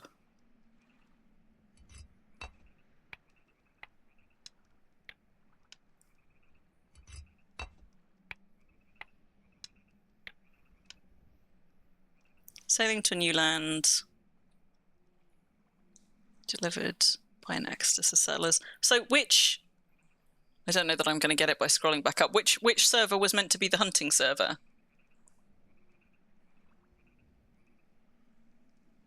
Like, are we talking Exodus or are we talking pre-indie? You can make it if you've got Karma, that's true. You can now Karma port. Do you know what, though? I wasted Karma this morning standing in Sloping Sands and went to my Karma teleport, which of course previously would only have taken me to Brambleheim, and I opened it and I clicked it and the top thing in the list was Sloping Sands, so I wasted a Karma teleport to the town I was already stood in, and I wish they would put something in place to block that. If you're within like 5-10 tiles of the token, you can't then port to it. It's like, as soon as I did it, it was just me clicking through too fast. Now I know I'm going to have to pay more attention and just slow the fuck down a bit when I go to use Karma Portal. The second time I opened it up, I was on the token tile, and then it defaulted to Brambleheim first. But I don't know if that's actually just randomized which one comes first, or if there is an exclusion zone if you're at the token. It's just that I was literally 2 tiles away from the token stood at the portal. But that annoyed me this morning. So you think Exodus was the one billed as a hunting server? That's really interesting. I wonder if one went looking on the forums, if one could find this out. I mean, certainly if you look at them on, like, Deliverance is so full of land, like 1 billion places to settle. I think a pain in the arse in terms of travel between servers, but of course at the point that they launched, generally travel between servers was not what you were looking for. You were looking for a lot of space. Deliverance is definitely like a lot of green space, not too many mountains, loads and loads of space for settling. I can see how that would be pitched as a settlement server, whereas something like Exodus... See, nowadays, if they launched Exodus now, people would love this one. They'd look at that and they'd be like, look at all of that coastline, look at all that juicy coastline. Whereas if they launch Delhi now with mid-server travel, I think a lot less people would make a beeline for Delhi, because everybody wants, or wanted, pre-portals, everybody wanted a bit of coastline so that they could have a boat, so that they could travel. I wonder if that's going to shift again, if that has already shifted again. Now we've got portals, though. I wonder if that preference for, like, optimal deed conditions has changed significantly across the population since we got portals. Certainly we know a lot more people are now dropping deeds near start towns, me included, obviously. But I wonder if that's kind of, if that's actually overwriting the default to a coastal deed. Me, I wanted a deed near a start town that also had sea access, because I don't want to get all of my materials to build here by land. I suspect that the coast, the bit of coastline, is still a preference. It's just now being on the outer edges of servers is less preferable, whereas it used to be more preferable for easy travel. And better views, sometimes.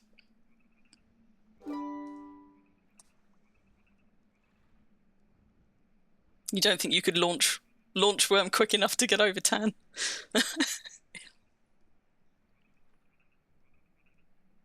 Yeah, you can't have ships.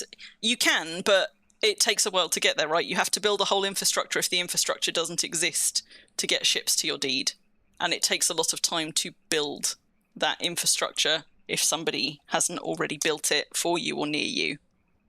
And when the land grab happens with a brand new server, people who are sufficiently dedicated might pick a space knowing that they can create the access to it, but it's still going to take an awful long time for them to get there, particularly if that server launches with 0 skill toons, as they often do. So I think it's probably a little bit different when you're looking at moving to a server that's already well established, because you can then, you can also choose from places that have got canals and other things coming to them. But that initial land grab where everybody's like gunning for the coast.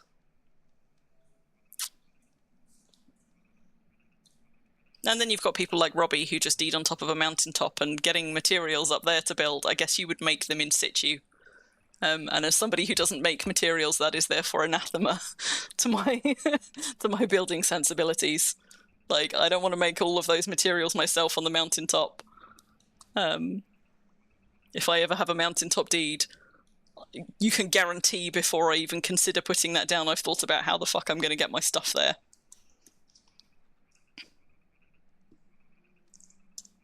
Oh, I know why this is throwing me off. It's because these are double arches. They weren't started with a brick and mortar. So when I put 19 mortar in my inventory, actually they still need 20 because they were started with a fence bar. And it has thrown my poor brain off because I'm trying to sort of like semi-AFK build. And I've just twigged what's gone wrong. Think coast is still popular. Yeah, I agree. I think that having a bit of coastline is probably still one of, if not the number one criteria for a lot of people when establishing a deed. It's just that, as you say, now it doesn't matter so much if that coast needs to be either near a portal or near easy access to a server border, and almost none of them will be both. This one's actually pretty good for it because people built a fancy canal. I literally head down the overworld canal that runs south from Esert, and then you turn right into a massive trans-mountain mine canal that takes you out to the coast, out to the west coast, and it's a fairly straightforward sail. But because all the start towns are in the middle of servers, you have to choose between either you get to be close to a start town or you get to be close to a server border. And maybe that's why it kind of swings back and forth. Before cross-server border travel was commonplace and even necessary for a lot of playing styles, people wanted to be near the start town as the place where it was likely to be most populated and most stuff would happen. Then when cross-server travel became a thing, particularly when we had plot course and you no longer had to follow specific routes across map to map to map to get to a place, that, I think, suddenly made server border deeds much, much more popular, and ship transport became de rigueur for everybody, or for a lot of people. And then the introduction of portals has shifted it a little bit back, and maybe evened it out a little bit now. So you've got more of a mix of people who still like to be near a server border for easy shipping or transport or travel, and people who generally don't take much stuff with them or bring animals back and forth, for example, where they still want to get to places, but actually they don't need to be in a ship. It's just, ship used to be the easiest way, and now they can portal ping with what's in their pockets.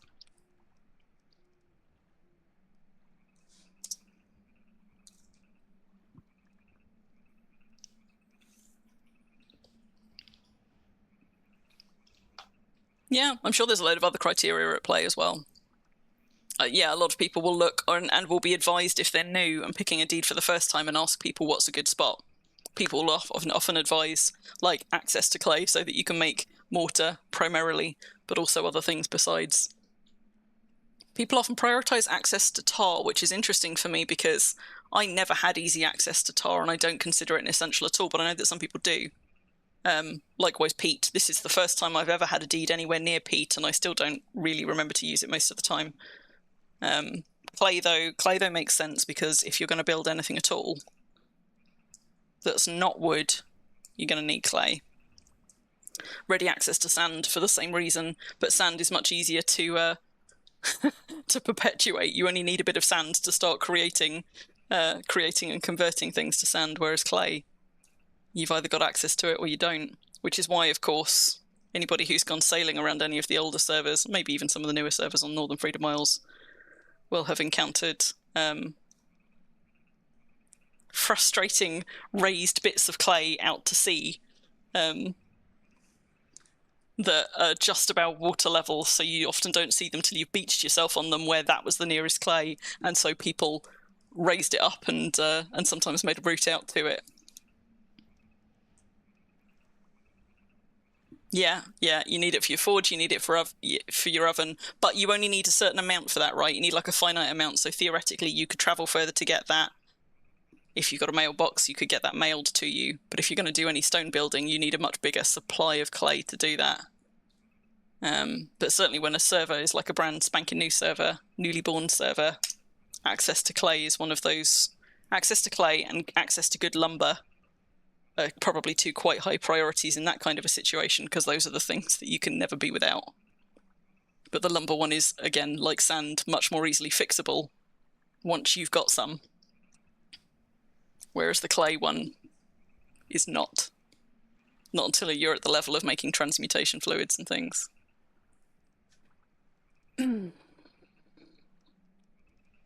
Yeah, the clay tar peat sand pit is quite a common feature on deeds now.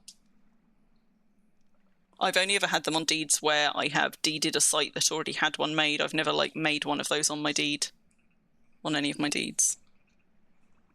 Yes, and foraging has made it significantly easier to get bits like your first bits of iron or your first bits of clay, absolutely. You're right.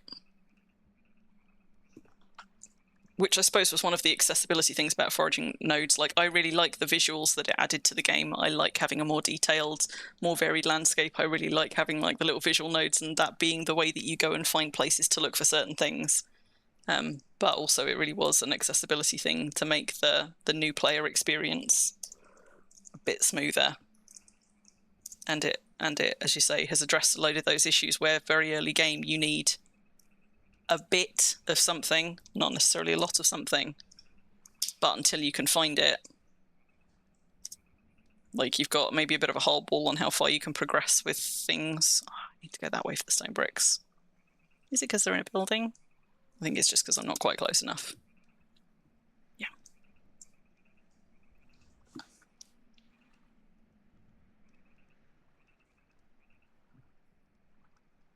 You like seeing the nodes so you don't have to waste time. Yeah. One of the things that makes me sad in a way about the higher graphic settings is I would actually have a much easier time grinding, foraging and botany if I switched to lower graphic settings, and I probably should, because the nodes are so much easier to see when you don't have all of that lovely tile detail, but I love that lovely tile detail. So that's another, I suppose that's another example of where I choose to play Worm in a less efficient manner because I enjoy the playing of Worm more in that state. So I have all my graphic settings up. I enjoy being in an aesthetically pleasing environment. I feel more immersed in the game, even though I am therefore less able to see things that would make it much more efficient to gain skill or to gather items or whatever. And the exception I make is when people do like scavenger hunts, or when the game does scavenger hunts like with Easter eggs. That is the time that I will happily switch my main toon down to a low res mode, because then the glee of finding the things outweighs the pleasure of having more aesthetically pleasing surroundings. And that is like the one exception. Whereas when I go into low graphic settings for things like, I don't know, public slayings or stuff like that, I still tend to stay in high graphics. For Crim, low FPS be damned, because the low FPS really doesn't bother me all that much, but the not being able to see past my nose. No.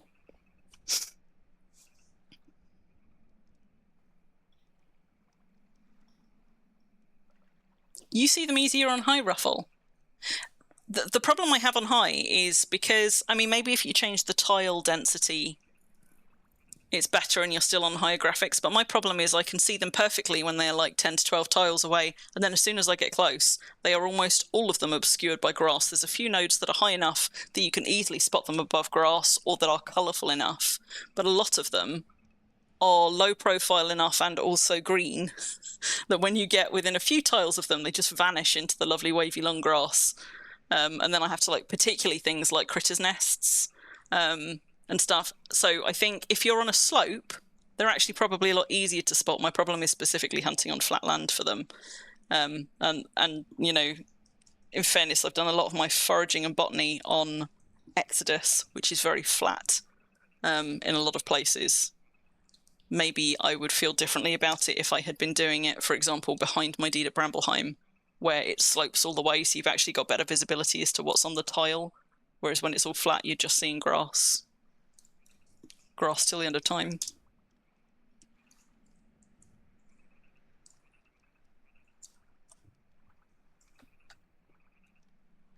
'20th did need nice graphics. Yeah. That I made that sacrifice for you guys, definitely not for my own pleasure. Walking into a 20th anniversary event with, I don't know, however many hundreds of people in local on my highest graphic settings on stream. To be like, I want to see this bloody dragon. I did get a very good look at the dragon on stream. I'm glad that we've got that for history and posterity, because like we've got lots of stills as well. Like, I know people have been taking screenies all over, but there's something different about actually seeing something in motion. So I'm glad that I came off my streaming hiatus in time to catch that on stream, because that was a bit of a one-off, and I would have been sad not to have got it kind of, you know, captured in that way. On Epic, when the distance cut out the tile detail. Yeah. And I'm sure there are some tweaks that you could do to keep it on high graphic settings, but still mess with either your tile detail density, or render distance in order to make it more manageable. But even though they get smaller on lower graphic settings, because the tile detail on my lower graphic settings is basically 0, no grass gets between me and nodes. I can just see them whether I'm close or whether I'm far away. Whereas I can only see some of them easily when I'm close on high graphic settings, and some I have to just remember roughly where they are and then go make a beeline for that tile. Which is alright when it's just the one, mostly. But when I'm doing foraging or botany, I'm trying to keep track of like the next 2 or 3 nodes and like plan my route. That's when I tend to lose the little ones like the Critter's Nest or the Mints. Animal burrows are slightly bigger, so although they're not high profile, they're easier to spot, whereas the Critter's Nests, they really do get lost in the grass.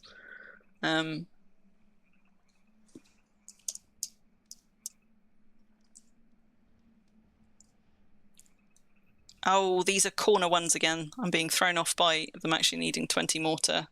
So let's have another 2. And that should fix that particular problem for these 2 corner ones, because these were started with fence bars. Do you know what? I got myself this lovely little dish of stream snacks. Do you like my little foxy dish? But it's full of exciting things, and I haven't touched them once. I completely forgot they were there till just now.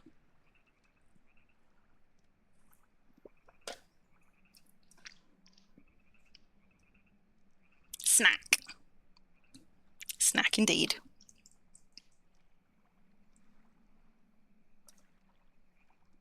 Guys, I've almost finished the outer walls of the ground floor. The outer walls of the ground floor. Not the inner walls. No floors. No nothing. No, they're not jelly beans. They're actually not available in the UK, but you can import them. This is, I suppose they kind of are jelly beans. These are Haribo jelly beans, and they don't sell them in the UK, but they do sell them in France, which I discovered when I went to France, because France is literally just over there, last year, and we bought them while we were out there. And they're so good, and unusually for jelly beans, they are also suitable for vegetarians, whereas a lot of them aren't. They are better than Jelly Bellies. Jelly beans. They're really tasty, actually, and I love them so much, and like brought back a packet of them from France and eked them out, and then when they were gone, I was like, surely somebody's importing these. Surely I can get them from somewhere, and you can get them on eBay. So if you're in the UK and you want to try them, they are, of course, loaded with sugar, but they're so gemmy. I've got them in a... I do eat them in colour order, yes, although possibly a different colour order to others. My colour order is I never eat 2 of the same colour together, and if I've got a handful of them, I'll try and make sure that I eat them in pairs in such a way that I end up with one of every colour left in my hand. That's my colour order eating for jelly beans. Like a weirdo. Although I'd be interested to hear if other people have got colour orders for things that differ from mine, and that's the same order that I apply to things like Skittles as well. The goal is to end up with one of every colour left, and I tend to always eat them in pairs of 2 different colours, and I get really annoyed if I get like a handful of a load of the same colour and then a bunch of different ones and I can't pair them up perfectly. I have lots of weird little orders to things which I'm conscious of and I don't know when I developed them. Like my breakfast cereals, depending on the size of the breakfast cereal, if it's something that's a regular shape, so not like granola, but like, I have a little like apricot Wheaties. It's one of the breakfast cereals that I like. We've got something that I don't know if you guys have abroad, which is basically chocolate. It's not breakfast cereal at all, called Crave, which is like little chocolate-filled pockets. And those are quite small. And those, I try and have 3 on my spoon at every one time because it just fits. And 2 apricot wheats on my spoon at any one time because they're a little bit bigger. And so if I reach the end of my cereal bowl and I have had an odd number in my bowl, I'm not going to say it ruins my day, but it just mildly miffs me that I can't finish on the same number. They are good, aren't they, Zedfrin? My favourite kind. Not healthy remotely, but tasty. What was I doing? This one. But I was going to show you, actually, I mean, this is a cute container, but obviously they don't live in this all the time because it's open. But I've got a much cuter container that I want to show you all, having just thought of it. Because I'm me and I love things. I'll be right back.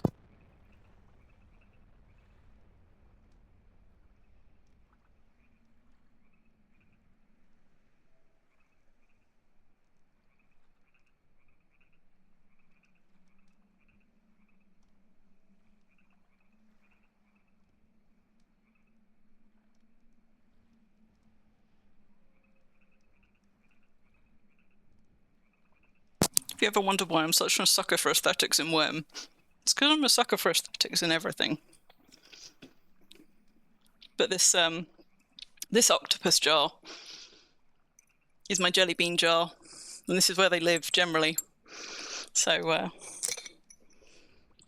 but it's almost out of jelly beans, so I shall replenish it from this bowl, which I'm clearly not going to eat more than a handful of. Pretty Jars Crimfluencer. Both of these come from one of my favourite places to get quirky jars and bowls and containers. I swear half my kitchen is from it. It's called House of Disaster. My favourite dinner bowl is from them. My favourite 2, in fact. I've got... to show you sometime. I'm not even building anything. But in particular, I've got a lot of ocean themed things in my houses. Like I've got octopus prints on the walls and things, and I've got like aquarium themed things, and I've got various kind of like fancy fish art things. I've got little dishes in my kitchen that have got like fishies or crabs or octopuses and things, and so I tend towards those things, and House of Disaster do quite a few things like that. So look them up.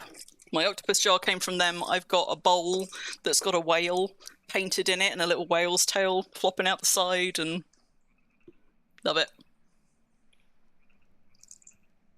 Right. Ground floor footprint finished. Much as I would love to race up to the next floor, I just don't work like that. I now need to add the interior walls. You wouldn't have, Tan. I think, I discovered them quite by accident. There are a couple of other shops online that will sell House of Disaster stuff. You don't have to buy from them direct. But they just do lots of really cool, quirky stuff. So the Fox Bowl came from them. I've got some very pretty teacups, which are not my regular teacups, but they're kind of like nice wide ones. Like I've got one that's got like a pretty little bird perched on the handle that came from them. Often, one thing worth saying about them is if you're somebody who uses a microwave or uses a dishwasher, this is not the sort of china that you want to put in them. And if you're somebody who uses a microwave, you want to watch out because a lot of them have got things like little gold leaf dotting on them, and you don't put something like that in the microwave because that will spark. But I love them. They're adorable. So a lot of my Chinaware is a weird mix of quirky, mostly ocean-themed House of Disaster stuff, and a load of Japanese tableware that I imported piece by piece. So I've got a purposefully mismatched but harmoniously kind of themed collection of like bowls and plates and things in all sort of like that like have like tonal matches and variations, but they're all different. And it would drive some people nuts to not have like a matchy set, but I used to be a matchy set person and it just didn't bring me joy. And then I was like, what if instead I mix and match, and then I got to have many more different exciting things that all work together instead of 6 of a very nice thing, like, which I don't enjoy 6 times as much. I don't know, I'm not explaining myself well here. Right, wall planning. Can I have a drink? Plan some walls. It's all good. What time are we on? Oh, it's not yet midnight. I'm fine. This is fine. You don't decorate. Yeah, I know. I sort of know what you mean. Not with the decoration. I was thinking about something like this the other day. Like, I didn't move frequently, so I've never had that with decorating. But I was thinking the other day, yesterday, I was in this weird kind of headspace where I was feeling anxious because I had just spent about £1,300 in the space of 24 hours, which I had not planned or anticipated spending at the start of the week. And I wasn't anxious because I couldn't afford it. I was anxious because I think there were so many years where I had to be careful about my spending, or I didn't have, like, my income wasn't high enough where I actually had money to spend on things I wanted, or I had to choose things I wanted at the expense of other things. And even though I am lucky enough not to have been in that position for a while, like, I can afford to buy things. This was a combination of paying for repairs on my car and buying myself a nice thing. As anybody in the chat who saw my 2 a.m. guys talk me out of buying an electroacoustic guitar were there for. But this is the sort of thing that, like, I'm not saying that, like, you should just shrug something off like that. I take any kind of spending seriously, but I have this latent anxiety from so many years of big spends, particularly big unexpected or unanticipated spends, really, like, doing a number on me anxiety-wise. And even though they don't need to do a number on me anxiety-wise anymore, it's not a problem. I can soak it, and I've got enough savings that I can manage those things. I still get the anxiety spike, even if I'm buying a thing I want, when I spend a large amount of money, just because my I guess my nervous system hasn't learned to be okay with it now. I still get this weird kind of panic response about it, even if if it's not a whim and I've deeply researched it. It's just the size of it, I think. So I get what you mean about that kind of not unlearning the responses to things that you learned early on. And I was thinking about that with regards to money, literally just yesterday. Okay, I know I need walls there. Surely there's more internal walls than that. Oh, I've snagged on a Kraken one. We were talking about my snag dress just the other day. I do like that one. Thanks, Ruffle. You're such an enabler.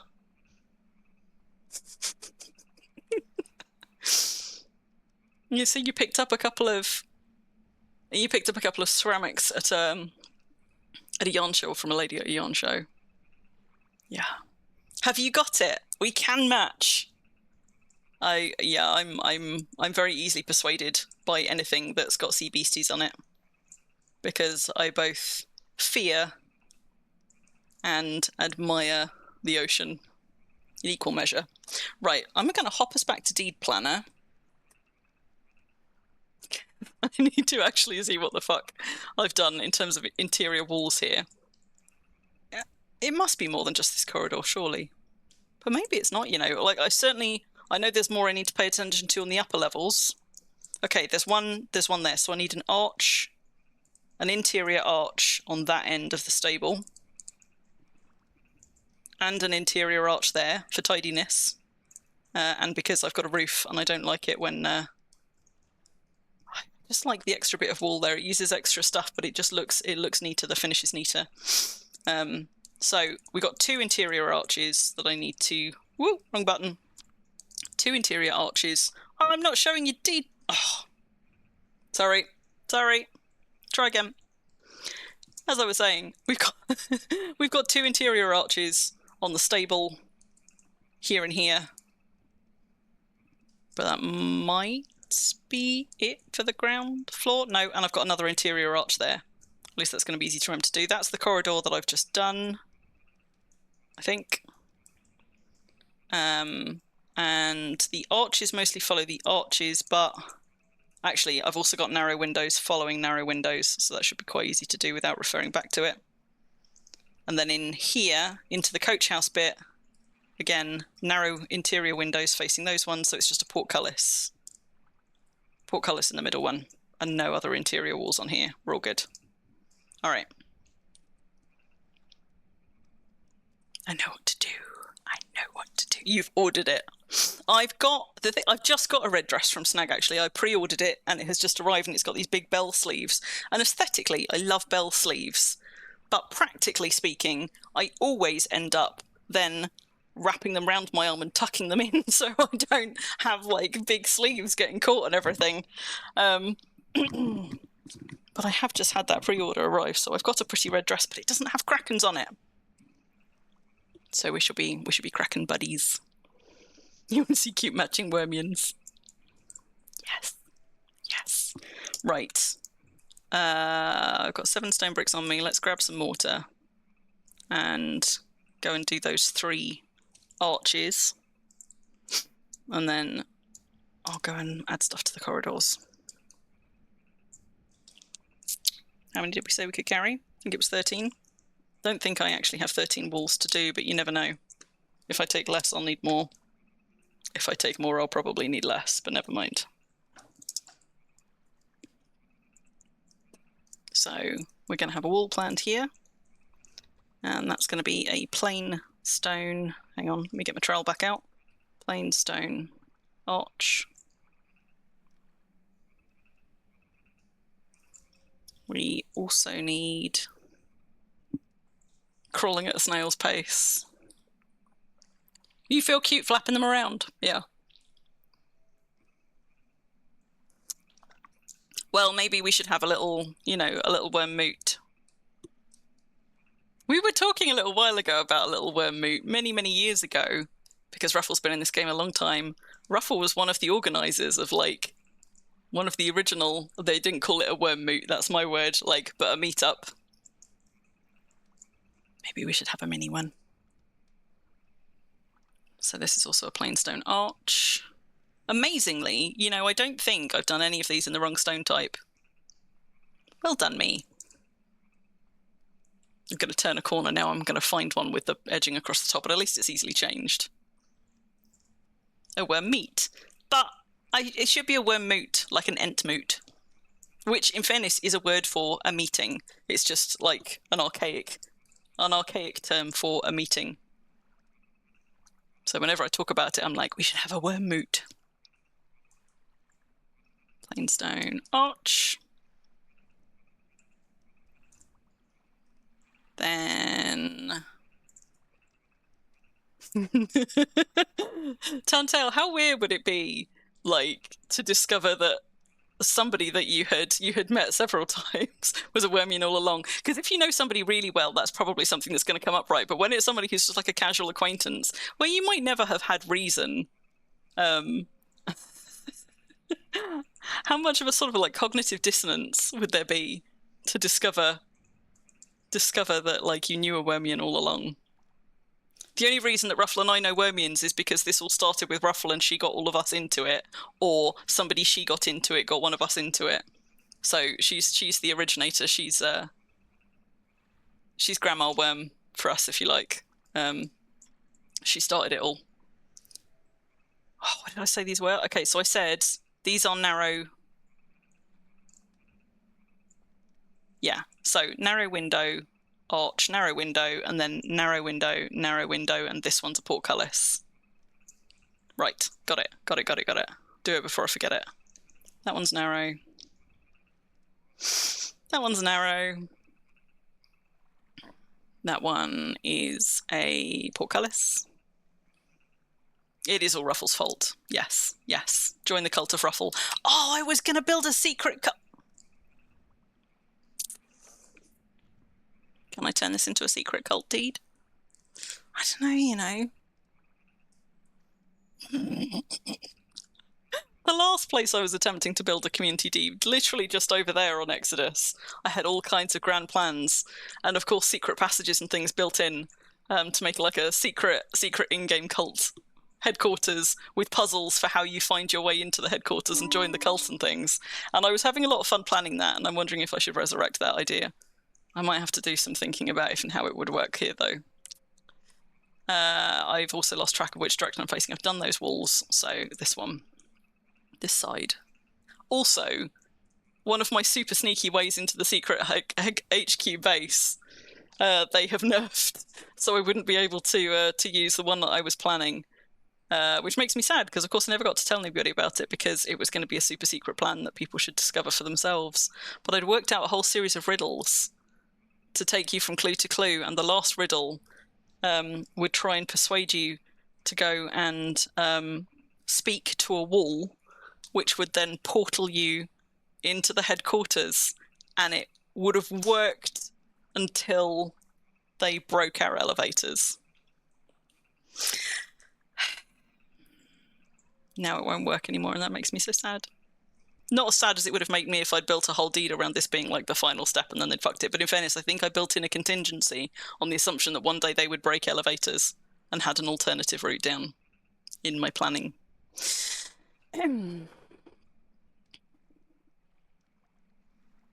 There's room in your cellar, bun. Wait, what?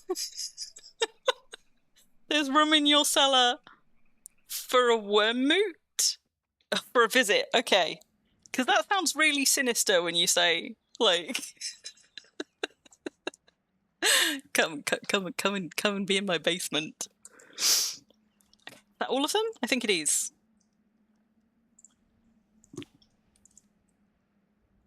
Yes, okay.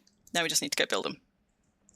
I'm not going to move my mortar box around for this, but I am going to move it back into the main building because a lot of these are only single story, and I need it somewhere that I'm going to be putting ladder scaffolding. So let's start to move that away at least. Nothing sinister at all. Or did you mean like creepy secret cult HQ in your basement? Because that would be even more sinister.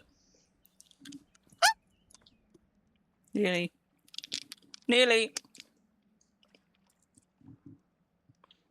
So let's go back to doing 19.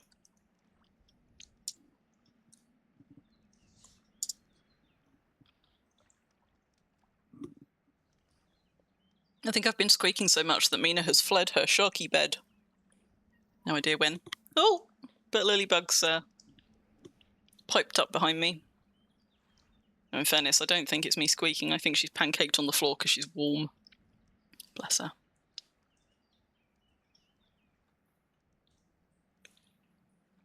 Did I have a raspberry in local and I missed it? An hour ago.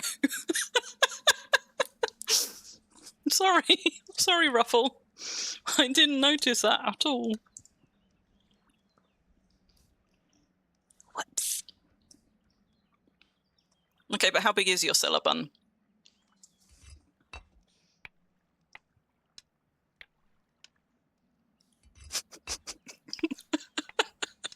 It sounds like a beer cellar. Like, do we have to go down a chute? to get into it. No, that does not sound... That does not even sound like the fun kind of creepy. That just sounds like dark and full of spiders.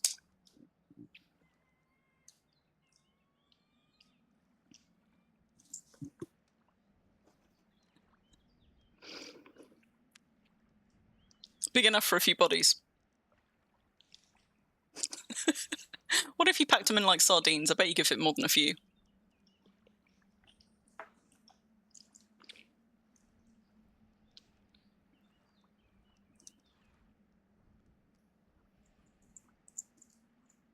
We did jokingly say when I moved into this flat, you know, we could have like a nice summer picnic. Word moot, summer meet, over at mine, but I literally do live like like in a pain in the arse place to get to by public transport. It's fine if you drive, but the public transport routes to here are no. I live at the end of the world.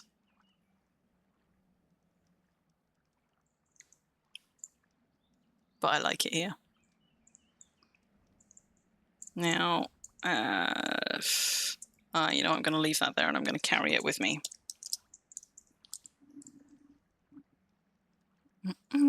Here's the end of the world as we know it. I don't think Aramis is going to have to knock down any walls, you know. I think I might actually be able to log him out now.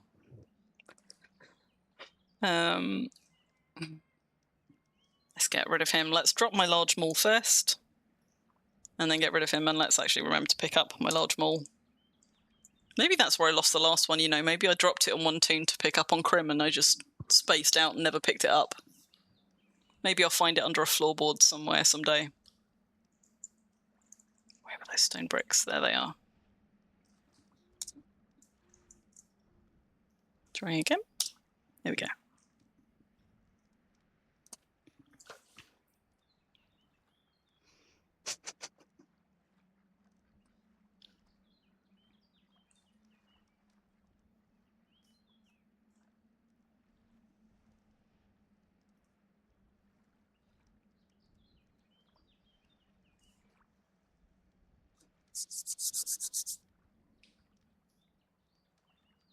So are you all now deflated, those of you that have been skilling through this event, now that the skilling's over, or are you just carrying on skilling regardless, back to the default level of worm boosts?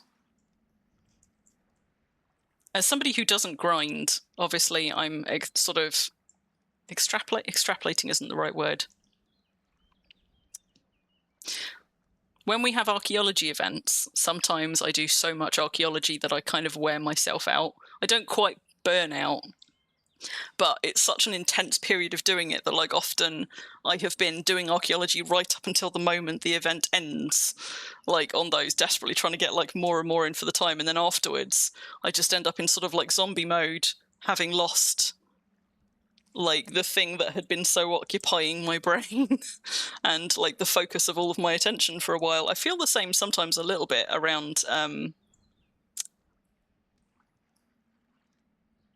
on, I need more stone bricks. Around impalungs.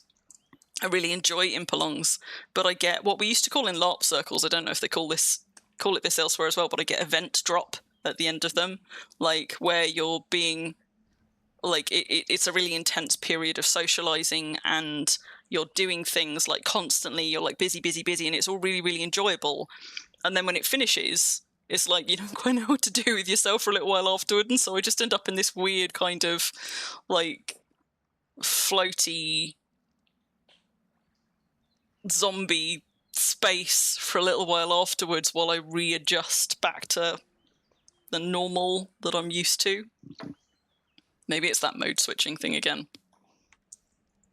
But I don't know if that's the same for sort of skill grinders when you get events like this. If you just kind of tire yourself out, just going and going and going and going, and then when it stops, you're like, oh my god. Right. I'm being so inefficient at this. I'm getting less efficient as I go. Another one to do over there, and then I've just got the corridor. Yeah, I imagine hosting in prolongs is way worse. Like, I get that from attending, from hosting. Yeah, even more so. Back when I was a LARPer, I was a storyteller for some years on and off as a LARPer, and I've been, if anybody does, I'm talking about live action roleplay, which is related to but different from, it's like a hybrid between improvisational theatre and tabletop role playing. So it tends to be using like often a tabletop role playing game, but porting it into like a live action setting. But so when I was a storyteller running games, both for a LARP society that I was involved in, but also I ran a D&D, a customized, completely created from scratch D&D campaign for like 7 years, a 7-year-long campaign. And I used to find it sort of like with those as well, but particularly with LARP events, because you'd have these sort of like, you know, we'd have like weekender events like 4 days in a row or something, and it would be really intense. Like things would be going on all the time. You'd done all of this planning in the run up to it. It had become like the sole thing you were focusing on for a while, and then lots and lots of like enjoyable but like just constant socialization the whole time that you're there. And then when it ends afterwards, you feel so drained. It's like you forget. You have to try and remember how you were before this was a thing that was being so all-consuming for you. I don't know if this is just a neurospicy experience, you know, or actually if everybody is like this with things like this. I don't know if it's more intense if you're somebody who has that kind of hyper-focus approach to things, or who doesn't find socializing something that requires so much energy. Maybe it comes slightly more easily to people who don't have to put quite so much extra work in the background to just being a human being in front of other people. And I don't mean that in like a, like, you know, I don't know. Sometimes I talk jokingly about being a proper human being, and I don't mean it in the way that you know, when people talk about like being a decent human being, I mean just oh fuck.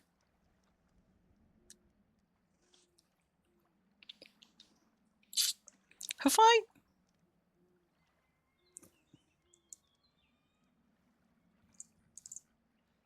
No, we're fine. We're fine. We're fine. We're fine. I thought I built a wall where there should have been an arch. We're fine. What was I saying? I mean, as in like passing for a human being. I suppose when I talk about just like succeeding in being a functional human being who passes for a person who knows how to human.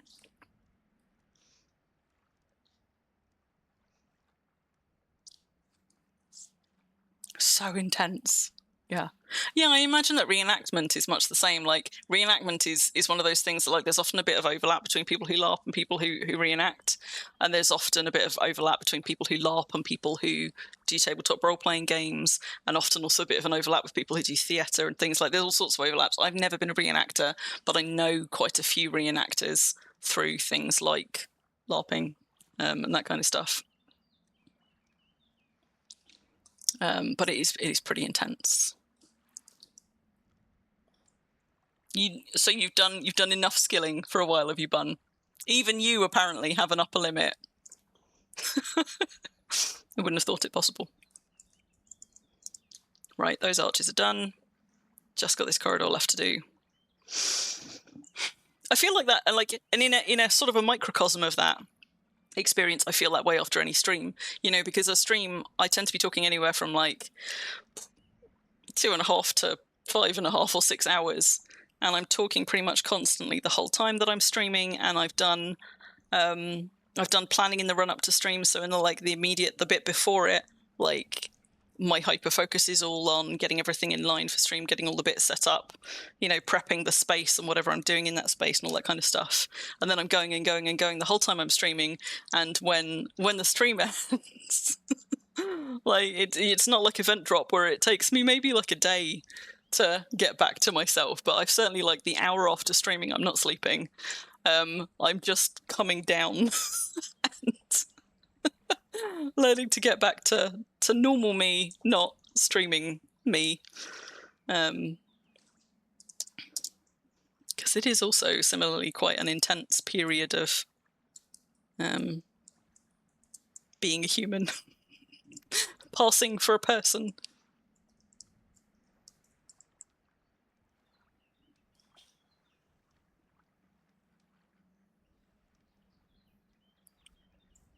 Yeah, I love seeing real crafts people doing their thing. Like anytime you come across like somebody like someone doing like blacksmithing or stuff like that, I find that really really fascinating. I kind of love that.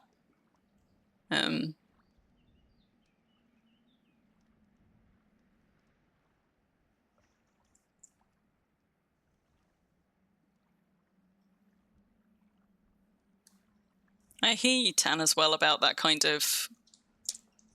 You know, I feel like there's a whole bunch of people in my life that I get along with just fine, get along with well even, but it's not the same as like friendships with people, but it can often sort of trick your body into it feeling like them while you're in it, like it's perfectly enjoyable while you're in it, but that doesn't then translate into something that moves outside of that context.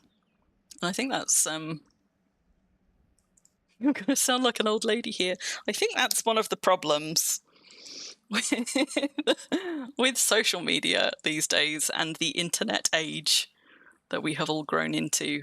In a way, I think it has moved us much more towards many kind of acquaintances that have the conceit of a friendship, if you like, that feel, you know, easy and relaxed and funny, and like it's not like you in like, I don't know, work mode or polite mode or whatever. Like you can relax and you can often be yourself, or at least some version of yourself, around these people.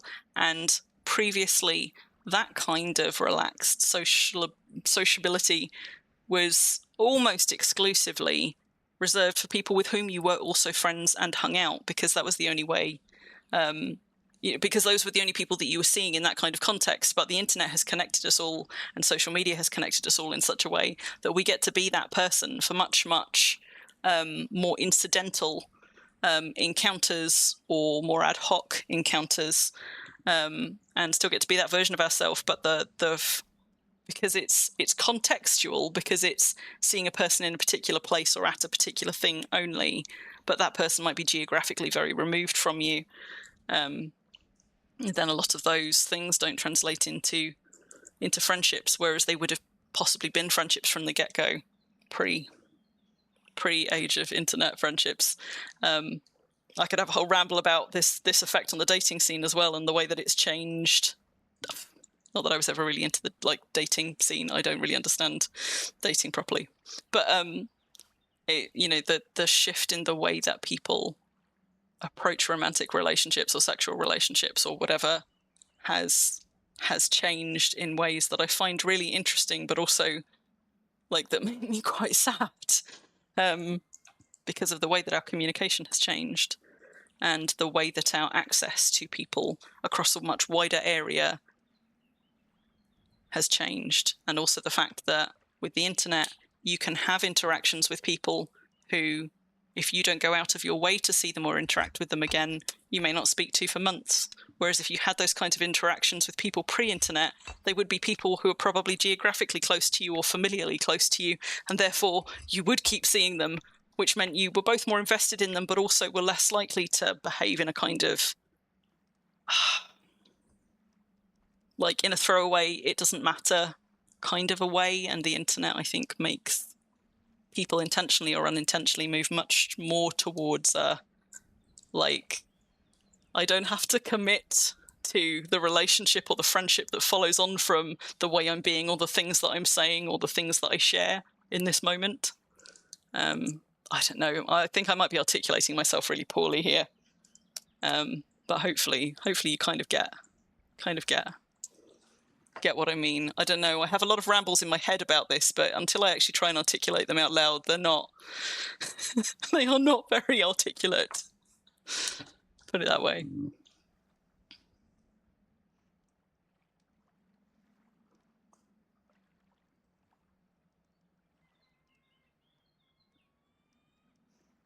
Yeah, Tan, you're right. Streams all every stream has its own particular vibe, and they cover really quite a spectrum of things. You know, and it's all good. However that you know, that vibe is that they've cultivated, like they're all different and they're all good. One thing I know that we've kind of talked about before, but particularly early days when I first started streaming, I was very deliberately trying to make I wanted to be a streamer, and I wanted to make a stream where it felt like I was hanging out with friends. Basically, that was my goal. I wasn't somebody who watched many streams before this. Like, there were a few streamers that I would drop in on, worm related only. Then I now watch some from time to time that don't do worm. But so I was not particularly experienced in the wider kind of streaming culture, but I really liked the social interaction with worm, with a game that I loved so much, and I wanted to sort of create a space that felt like hanging out with your mates in worm, like you might hang out with them in real life. So there were a lot of quite deliberate decisions I made about, like, the kind of the way I was going to stream, the setup of the stream. The reason that I'm on cam, for example, was entirely based on that, because I wanted it to be about social connection and feeling like you were hanging out with a friend and having conversations, like actually having conversations with people, not just me, but like, you know, with each other in chat. I don't think I could have. I don't think I hoped for it to be as much of a wonderful community as it has actually become around this, and, you know, and all the things that have blossomed out of it, where we've got like the Discord channel and people have made friendships, and, you know, and then found each other in game and stuff. But I was coming out of a period in my life of more than a decade where I had actively avoided being on film or on camera for a long time. It still unnerves me. I still don't love it, but I'm a lot better with it. And when I was cajoled into considering streaming, one of the things that I realized quite early on was I was only going to enjoy streaming and only be able to create the kind of stream that I wanted to create if I was going to be able to connect with people through it and communicate easily through it. And when I don't also have my face to help me communicate, I find communication much harder. I rely a lot on being able to express myself physically. And so one of the compromises was, I think people need to be able to see my face to connect with me, but also actually being able to use my face will help me to be better understood while I'm waffling. I think this would probably work without my camera, but I think that it would be quite a different experience if I were audio only. So I did a big brave thing, and for somebody who had next to no photos taken out of them, and in fact would have a panic attack when somebody pointed a camera at them, like, I'd gone through a period of trying to get more comfortable with being in pictures, like static pictures, and then to step into like being on live camera. Like, on the one hand, it's within my control, but on the other hand, it also isn't, because like it is and it isn't, like, because, you know, I don't get to curate it or dodge it. I just have to like kind of put up with it as it goes.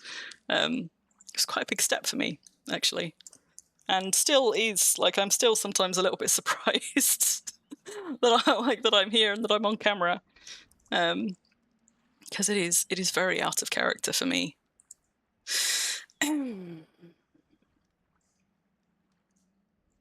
Cocked up my mortar counting at some point somewhere here.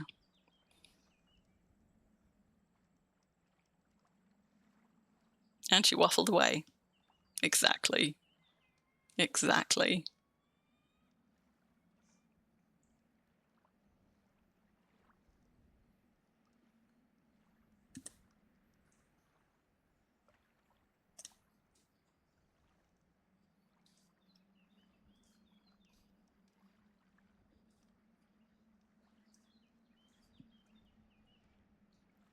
Bear with me, I'm just catching up on chat where I've been cocking up my, where I've been waffling, but also where are my bloody stone? Oh, I didn't move that far. Cocked up my number counting somewhere, so my numbers are all out of sync on my mortar and things. You think without it, you would still Without it, you would still be the same. Wait, hang on. Going back to... What, I'm not like this all the time, parser? What do you mean I'm not like this all the time? Like, I in comfortable company with people that I know well, where I can relax, I am talkative and bubbly. I'm not sure how I feel about bubbly. I don't consider myself bubbly, but I am talkative and I'm animated and I'm very expressive. But there's sort of like the point that it takes to get me to get there, like up until I am comfortable enough with people and I feel like they're not just humoring me and they like me enough and are comfortable enough with me that they're receptive to that.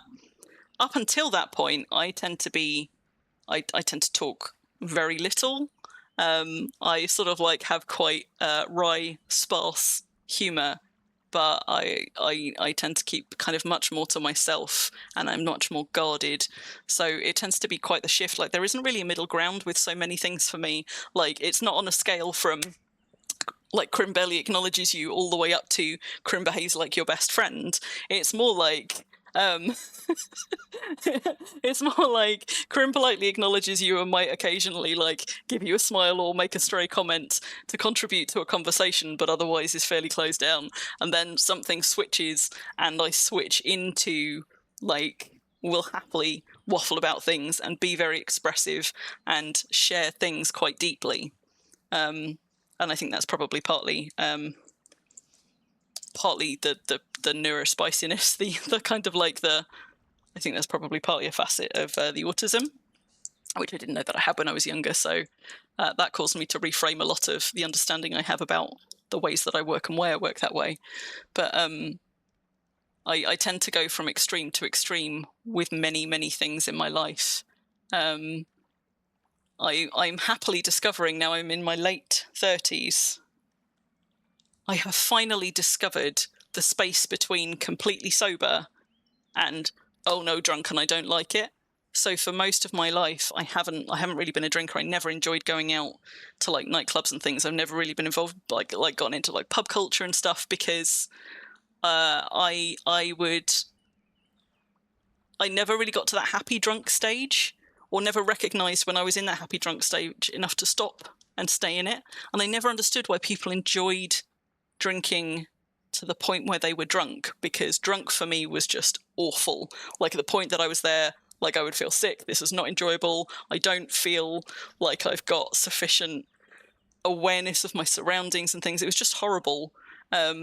And I finally, in my late 30s, reached a point where, like, there's some middle ground emerging, and actually, I now can have a couple of drinks and I can experience the slightly tingly, slightly tipsy, enjoyable bit, which people have been telling me about for years. Whereas I used to just go straight from like sober to nope. And I think I'm maybe trying to now find some of that moderation in other periods of my life, where instead of going from like 0 to 60, or from like barely talk to people to telling them everything with barely a filter in place.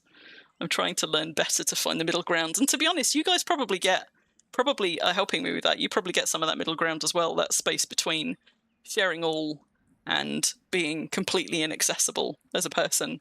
This might be the happy middle ground that I have learned through streaming and through you guys. You never know. Maybe I've evolved.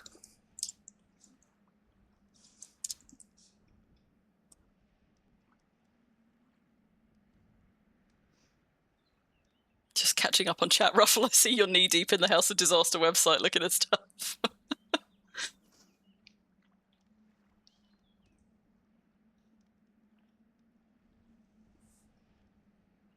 Ruffle's been having online friendships since 1998. I mean, I have as well, actually, but not... I don't think... not ones that have endured beyond a few months at a time, I think. But yes, my neurospiciness means I'm also not very good at keeping in touch with people, out of sight, out of mind, and stuff like that. So having a regular routine, like a stream, or back when I was involved in LARP, like regular LARP events and things that were planned for me, like plan social things where I just go and then I get to socialize. That's how I have a social life successfully, because if I have to do it under my own auspices where I have to go and plan the things or remember to reach out to people, like, it's not because I'm not interested and it's not because I don't like them or because I don't want to spend time with them. It just doesn't occur to me for days or weeks at a time. Like, my time blindness kicks in. I'm just focusing on other things, and I find it really difficult to keep up regular and, you know, and meaningful friendships with people that I don't have a thing that we do regularly together. You can tell that, like, my brain is now like, I'm getting so I'm just bimbling about, occasionally being like, what do I, mortar?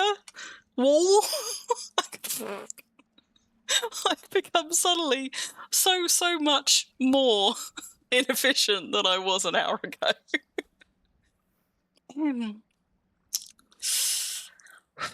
You wanted to stream to Worm or Craft. I wonder if it's because Worm has such a neurospicy population that Worm has so few streamers who are on camera.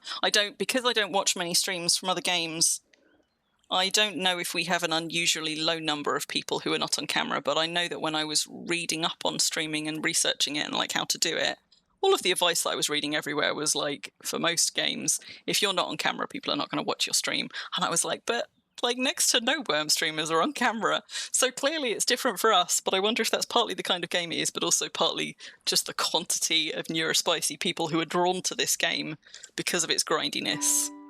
That means that we maybe have a larger population than most of, I'm just going to move these stone bricks, of streamers who are not comfortable being on camera.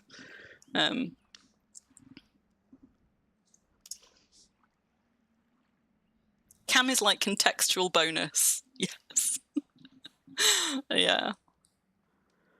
Yeah. Yeah, I can see that. I can see that. You forget that people are like missing a particular thing. And I think part of the other reason as well is because my sense of humor is often quite dry or wry.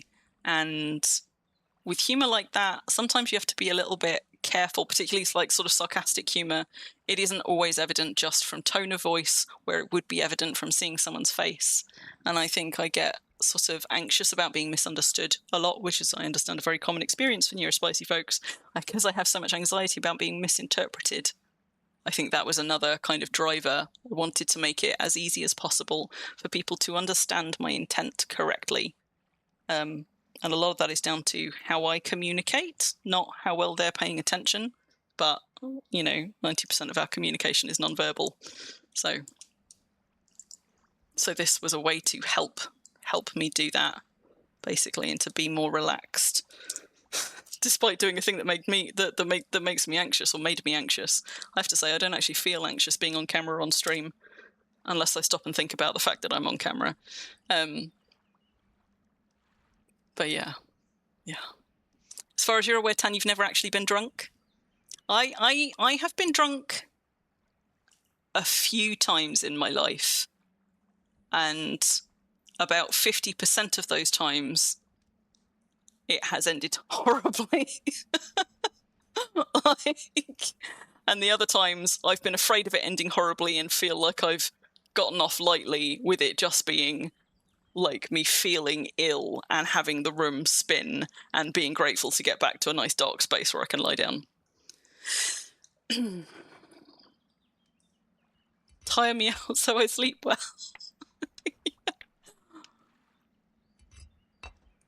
I also get that ruffle about the not quite knowing what to say. Like, I'm not quite good at the, like, how are you? How's things? Bits of conversations. Like, I understand how and why they work, and I can do them. But I am much more the kind of person that, like, wants to go and launch straight in with some existential, I don't know, conundrum that I've been pondering. And not everybody is happy to just go and be, like, dunked right in at the deep end.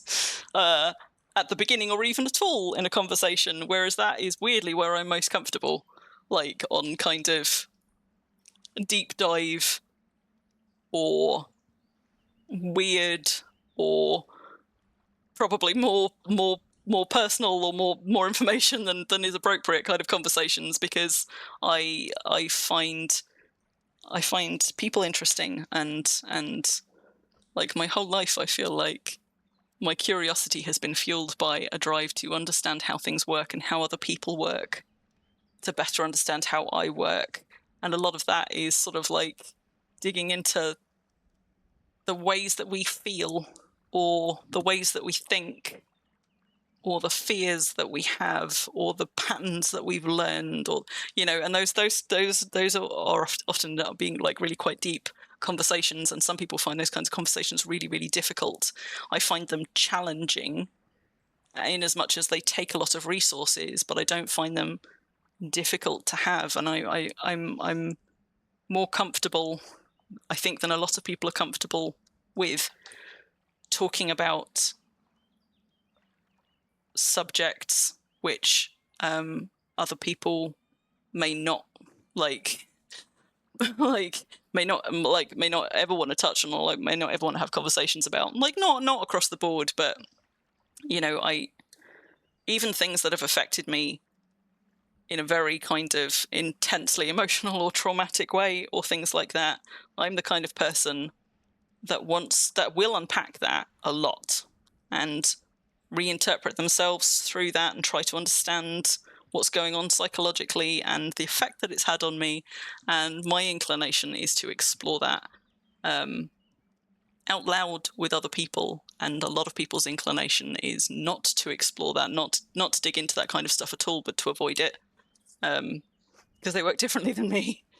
And sometimes it's quite hard to know what kind of a person someone is about subjects like that without broaching subjects like that with people, which I never want to inflict on people without invitation.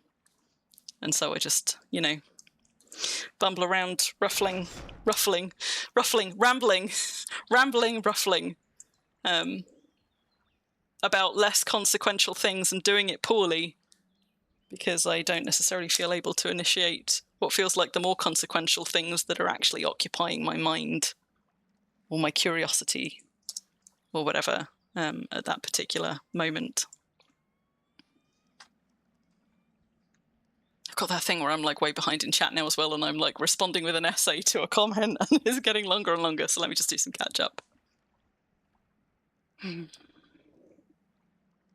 You're not watching the stream for what I'm doing, Madoon. I feel like that's probably true of a lot of Worm streams as well, like, right? Because Worm is quite difficult to stream. It's not very interesting to watch, even when you're the player playing it. Like, there might be beautiful things to look at, but, you know, there are some games that are really quite engaging to play and engaging to watch. And a lot of what's engaging about Worm is actually what it's doing to your body chemistry, what it's doing in your head, or what you're creating over a much longer period, rather than what you're doing in this moment and this second. And I think that's one of the things that makes Worm so difficult to stream. And I think streamers struggle a lot when their stream is all about what they are doing on stream and not also about who they are, for example. I think that's one of the things that people maybe struggle more to connect with. And in fact, Myra just said all of that. I'm just seeing Myra's comments that followed that to pretty much the same effect. Yeah. Okay, I think all those walls are done, but I'm just going to catch up on chat before I go and plan anything else, because otherwise I will never catch up. You're better with written words than with talking, Myra. See, I used to feel that way, and then I learned that I'm actually not. Although, hang on, I need a drink. So my instinct was always that I was better with written words than talking, because if I was writing stuff down, I had time to think about how to express it right. But what that meant is that I then spent a lot of time working on that and kind of like revising and thinking about the ways that I explained stuff, and putting in a lot of like caveats and like trying to just make sure that it was that I was articulating something in the best possible way that I could.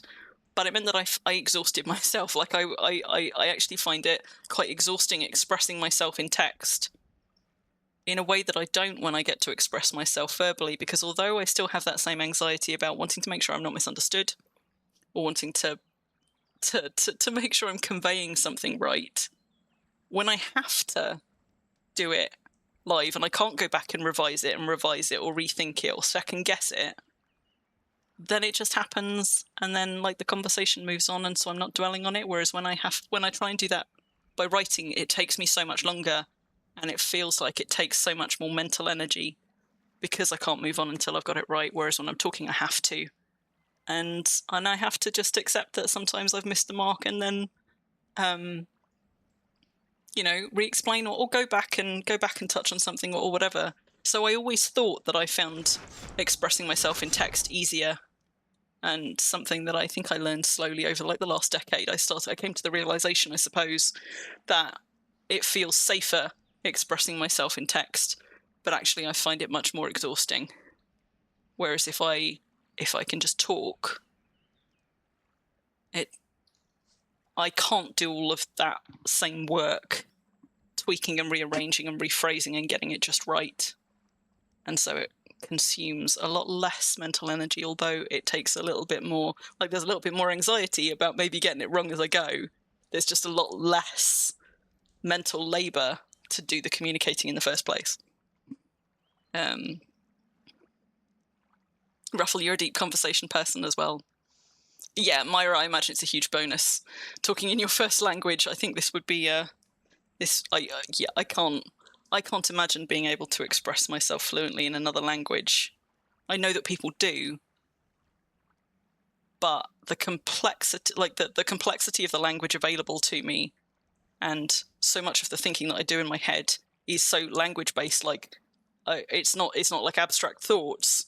It's in words. So much of my thinking about everything in the world and my curiosity is language based. If I were trying to do this in a second language, even one that I knew really well, I think it would take a lot more labor, and as a result, I would struggle a lot more and would probably avoid doing it. So I have nothing but admiration for you and Bun, and for people who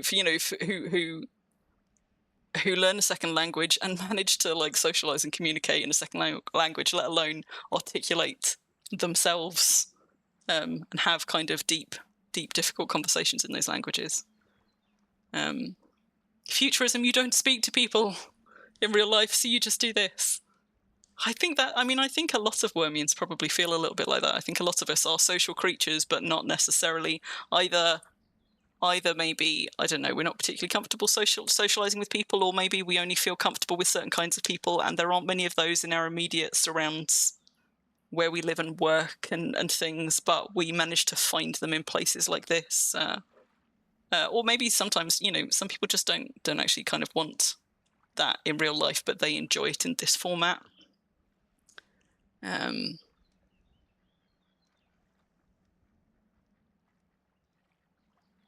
get the thinking too hard though and going in circles, Tan. I find it much harder to do the kind of like the blah blah blah talk about the weather, like not harder. I do it, I don't feel nourished by it. I think that's the thing. And so there's always a bit of like a voice in the back of my head that's like itching to get to the good stuff. I can do it just fine. I think I just don't enjoy doing it, really. I recognize the social construct that it serves, the purpose that it serves.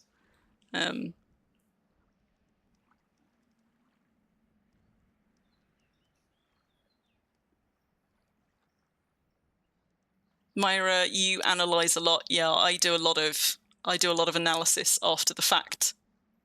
Like, go over conversations. I also am somebody who, over certain conversations, I will rehearse things in advance. Like, I don't rehearse things like for stream in advance, but if I'm going to have a conversation that's got quite a lot of emotional weight, that's the sort of thing that I will tend to be working through all possible iterations of it in my head beforehand. So I'm almost exhausted before I've got there, and then afterwards I'll do a lot of like post-mortem analysis. And if there's something there that's bugged me, or that I'm anxious about, or that I think came across wrong, sometimes that will haunt me for quite a long time. And again, that's another thing that I'm trying to be better about.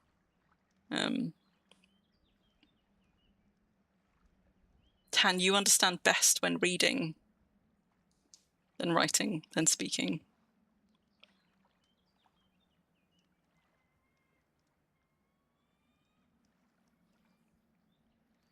Parsi, you made a career in computers to avoid interacting with people. I was a photographer for some years to avoid people pointing a camera at me because I got so panicky with people pointing cameras at me. And I understand now the whole psychology behind that and how we got to that place and why I'm still in that place in a lot of ways. But that would be a whole stream of itself. Like, nobody wants that right now. Kelva, you struggle with maintaining the conversation if you don't have someone typing along with you. What do you mean? Do you mean like when you're streaming, like you struggle to do the kind of the chatty thing? Because like as a streamer, one of the things, if you read up on streaming when you're looking at starting, you know, one of the things they tell you is even if nobody's talking to you in chat or whatever, you just need to keep talking as if they are.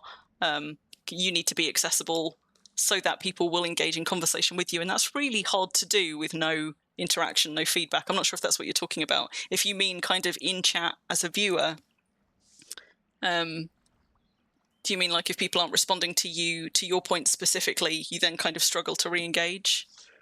You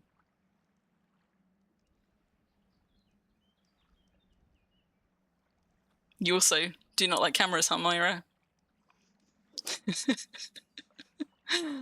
I know, here I am with the camera pointed at me for hours, and I keep coming back. And I rewatch my streams because I feel like I don't learn what's worked well and what hasn't worked if I don't rewatch them. So I have to then go back through that really kind of strange thing of watching myself stream, and I thought it would make me a lot more uncomfortable than it did. I think that's probably also been a journey of getting more comfortable with seeing it as well as getting more comfortable doing it. But I very much feel like a fish out of water even now with this. Kelva, yeah, so you struggle to describe what you're doing, and yeah, and I absolutely feel that. I was very lucky in as much as when I started streaming, the reason I started streaming was because a few people, some of whom are in chat, were actively encouraging me to try streaming. So right from my very first test stream, I had, you know, I had friendly faces, if you like, in the chat there encouraging me on, and so I've never had a worm stream where I didn't have people to talk to, and I recognise that's a very privileged position to be in. I think it must be so hard, particularly for a game like Worm where there isn't necessarily a lot to talk about. Although apparently I always find more than enough to talk about because my brain. Yeah, it must be really, really hard to carry on that kind of animated. It's not a conversation, is it? Because you're not having a conversation with anybody. You're effectively then narrating rather than conversing, and maybe that's the difference as well. It's much harder to be narrating and having casual commentary without any feedback. Thank you, Parser. You're very kind. And Culver. Tan, you're not keen on hearing yourself. There's something really weird about hearing yourself, isn't there, right? The way that my voice sounds in my head doesn't actually sound too far different than the way that I sound on stream when I watch my streams back. But I think that's partly because while I'm streaming, I've got mic monitoring on. I can actually hear myself talk while I'm streaming. Whereas when I have been talking, for example, at an event, or when I've been on stage, because I had years in the theatre, for somebody who doesn't like cameras pointed at them and people looking at them, I've got a very long history with live theatre. Like when something would be filmed in the theatre and I would watch it back, my voice would be totally unrecognisable to me. And people tell me all the time that I sound like my mother, for example, and the voice that my mother has and the voice that I have in my head are not really, like, there's not really very much alike, but I can see it when I catch like a film of me just talking back. And somehow I think streaming's different because I'm actively hearing myself as it's being recorded. I feel like I sound more like myself when I watch back. I don't know, but there is something really strange about voices, and I think it's because we sound different to ourselves. You know, when you're talking, the way your ear hears it is different because it's partly inside and it's partly outside.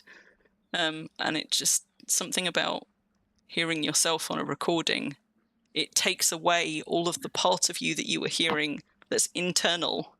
It loses depth, I think. And I think that's part of the disconnect, because it sounds like only part of you, and that can often sound quite different than the whole of you. If that makes any sense at all. Yeah, exactly, Parser. Part of what I liked about theatre was, again, I didn't know that I was autistic. I was very late diagnosed. I only got diagnosed a few years ago in my mid-30s. So I now understand, looking back with a different lens, part of what I loved about theatre was I used theatre as an opportunity to try out different ways of peopling, of being a person, of expressing myself. I got to experience or try being all different kinds of characters, personalities. I got to practice lots of different emotions. I think I taught myself how to be a person, as weird as that sounds, through theatre, because it gave me a safe space somewhat removed from myself to experiment. And for most people, I understand, learning how to be a person comes very naturally. You don't ever think about it. For an autistic person, actually, that's pretty much all you do. You spend pretty much your whole life trying to learn how to be and how you're understood and how to express yourself, even if you're not thinking about it in those terms. And so getting involved in theatre from a very young age, from a theatre, like a community theatre family, meant that from a very early age, I got exposed to lots of different kind of role modeling examples of ways to express emotion. And we had lots of conversations about, how you convey meaning, how you convey emotions, how you understand what's going on behind words or actions, or, and in a weird way, I think it's part of what helped me learn how to mask so well for so long. And not realize that there was anything kind of unusual in me or in that, because my childhood and my teens were spent partly in an environment where I got to practice hundreds of different iterations of both myself and other people, and find the ones that I liked and consciously adopt those into my schema for being a person. Different ways of peopling. No, I mean, that is what I meant to say. I talk about peopling quite a lot, like learning how to people, learning how to be a person, learning how to, like, feel like I pass for a human being. Like, I understand for a lot of autistic people, a lot of them talk about feeling like, I mean, obviously there's a lot of stuff about like feeling like you don't fit, but a lot of autistic people sometimes talk about feeling like a robot or like an android, or like they just work fundamentally differently, like they are pretending to be a person, but behind it, there's something else. And I have a lot of sympathy for that. And a very early, my favorite film, which I discovered very, very early, I've got a tattoo of a quote from it on my back, was Blade Runner. And I think part of what so fascinated me about that was I suppose it isn't about robots, but about this idea of being created in a form where people take you for a person, where you're treated like a person, but you have to actually actively work to meet that expectation, to pass to how to be a person. And that spoke to me.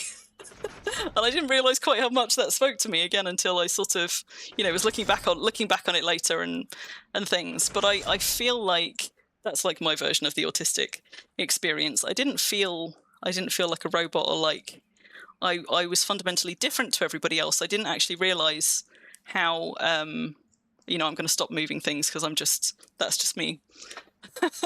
That's just me fiddling, really. I thought that everybody must be like this in their heads, and I didn't understand why people didn't talk about it more. And so I think in a way, part of the realization, skin jobs, part of the realization for me that I struggled most with was when struggling to believe that people didn't have this same kind of analytic, really kind of like curious, deep approach to understanding themselves and why they do all the things they do, why we use particular words, why we say particular things, why we do stuff, you know, why we do anything. It might not surprise you that I was a clinical psychology major, I suppose you call it if I was a US. That's what I studied when I went to university. And before I was into psychology, everybody thought I was on track to go and do English literature for much the same reason, because I loved books. I loved reading, I loved stories, and I loved characters and the way that characters expressed and the way that the nuances of the way relationships developed between people and friendships and things. All of these things you'll notice are on a theme. Like my lifelong special interest, if you like, has been how people work. And then when, you know, like when we learned in my 30s that I was autistic, it's kind of like, it makes total sense. It's kind of wonderful, and it's also kind of heartbreaking, right? Like my whole life's work has been desperately trying to understand how I work and why, and how other people work and why. And maybe that's why I'm more comfortable with deep conversations in a way than I am with lighter weight ones, because I feel like I don't really learn much more about myself or other people through those conversations, whereas deep conversations are rich and nourishing, and I'm constantly learning and reevaluating things about myself and about communication and about the world through those. Whole ramble right there. Oh, look at you with all of your Blade Runner quotes. Myra's given me okay, I'll open that one for later. Thanks, Myra.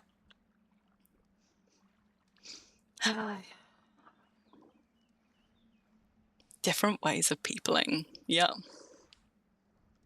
A game about aliens running a petrol station and pretending to be human. I don't know, Tan, but if you find it, you should pop a link in there if you haven't already. I am a person, yes.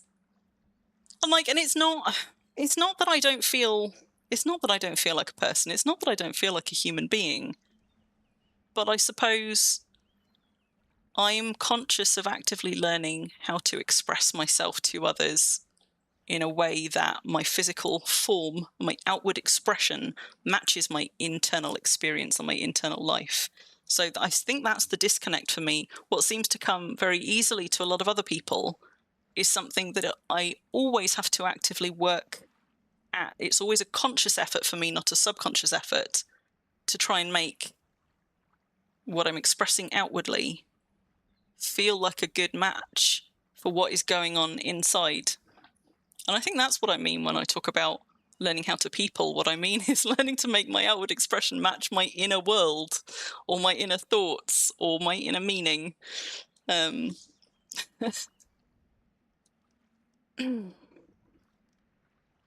How some people define what it means to be a person. Yeah, it's challenging. It's challenging. It's really complex. It is really complex. Well, I mean, Culver, I think, as I say, I think a higher proportion of people than in most other populations in Worm, Worm definitely attracts a very neurospicy contingent, which doesn't mean that we're all some brand of neurospicy. I also have ADHD. So mostly what I'm talking about here, I think, is particularly my autism, but obviously there are interactions with my ADHD, like the hyperfocus and things, where those things overlap. But also part of what I did a clinical psychology degree, and I had never seen autism in myself. I couldn't relate to it because up until a few years ago, up until the last decade, we had a very, very different understanding of what autism was. And particularly, it was in boys mostly. You didn't really find it in girls. And it was something that was diagnosed in young boys. And we really didn't have a model for what it looked like in women. And there has been so much understanding and research and stuff that has developed our understanding of actually what autism is. And we have a much richer understanding of actually why it is and what it is, even though we still understand so little in a way. Because of this work in the last decade, the only thing that made me reconsider something that I had never even like thought about to dismiss. It wasn't like, I was like, that's not me. There was no reason for me to ever be like, am I autistic? Obviously I wasn't autistic, but one of my best friends got diagnosed, and when she told me, I didn't see it coming at all. I was baffled. I was like, I couldn't quite believe it. And we had lots of deep conversations about it. And I found her experience so relatable. It was the first time, like I remember that conversation so distinctly. It was the first time I came home, and it was the first time I had ever considered the question of like, could I be autistic? Because up until that point, like, you know, it genuinely hadn't occurred to me, and I had studied it. At degree level, I knew quite a lot about it. I had read a lot about an awful lot of things, not just about autism, but about all kinds of things like that. And it was the first time I had ever even considered it for myself. And it was a very strange experience to go from that not even being a consideration for me to going through like this journey that I understand a lot of people go through, of like considering it and then feeling like a fraud for a while for considering it, feeling like you're somehow infringing on or encroaching on other people's, on a space that you have no right to, like, because, you know, people in this category, like, they have real problems. I don't have those problems. I don't get to go and just co-opt that. You go through a whole wealth of things, but I think the only thing that ever made me consider it, and certainly the thing that then ultimately made me go and get it checked out, was first discovering that my best friend had it.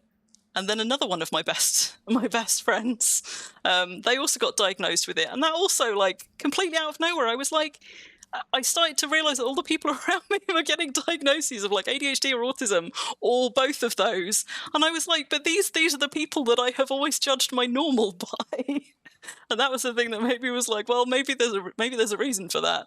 Like, maybe it completely caught me off guard that so many of these people were autistic or had ADHD, because we had just unwittingly surrounded ourselves with other people like us. And that felt like, you know, society is normal. And then it's the same with queer people, right? And I say this as a queer person. Like, LGBTQ people tend to just acquire other LGBTQ people in their lives. So if you're a queer person, if you're an LGBTQ person, and you're someone who's able to be open about that, you tend to find, I've had this conversation many times with like partners or friends, more of the people in my life are queer than are straight. Like, the straight people are the exception. And I think it's the same with neurospices as well. We unintentionally probably end up cultivating friendships and networks and surrounding ourselves with people who we relate to, who are most like us, which makes it harder to see that we might all be neurospicy.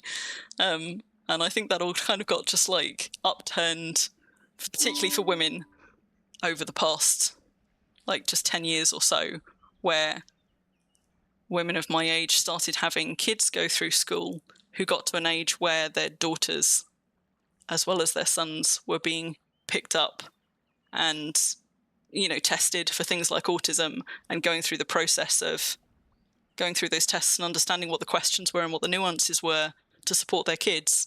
A whole wave of parents around our age were suddenly like recognizing themselves in those things. And I think that kicked off then this bigger trend of then, you know, people like me finding it in their friends and contemporaries, not through kids. So you'd be in very good company if you are. And if that's something that you want to explore, you or anybody else, just this is my kind of, I don't know, hearty encouragement to consider it deeply, explore it fully, ask people about it as much as you like. And when you reach that stage of feeling like an imposter, which you will, because we all do, just try and be kind to yourself through that period, because you sort of like this, that denial stage kicking in, I think, and also that just feeling like a fraud in a space that wasn't made for you. And I think for anybody who is any kind of queer, that will also have been part of your experience of that as well. I've stopped adding things to things because I was just going and clicking stuff, and I need to do planning before I can do anything else. But yeah, like Myra says, I think Worm is a game that appeals to particular kinds of wiring, and so you are much, much more likely to find good company in neurospicy folks here than maybe in some other places.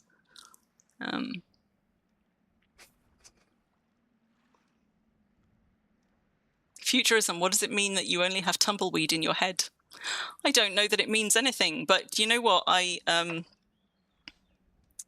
married someone who, I won't say he had tumbleweed in his head, but I would ask him what he was thinking, and frequently his answer would be nothing.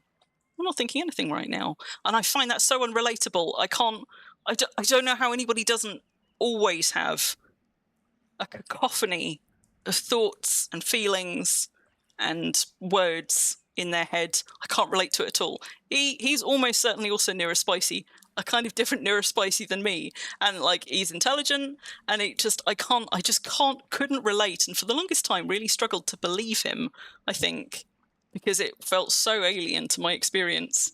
But I understand that some people do. Some people have like a quiet mind, and I cannot imagine it. I have never had one, ever.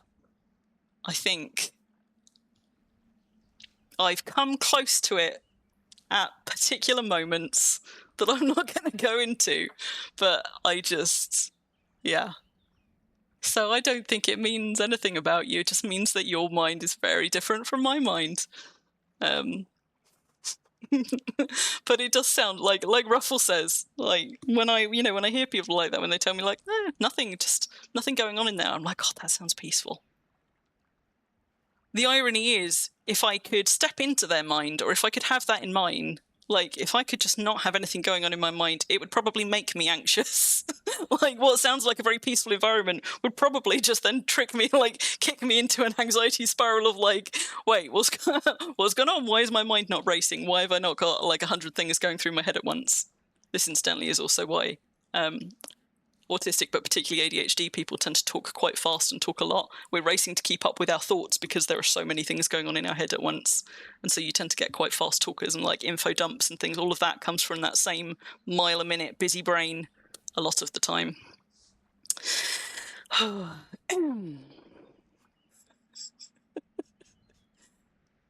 You think people should mostly be glad they don't know most of how you function inside your head, Myra?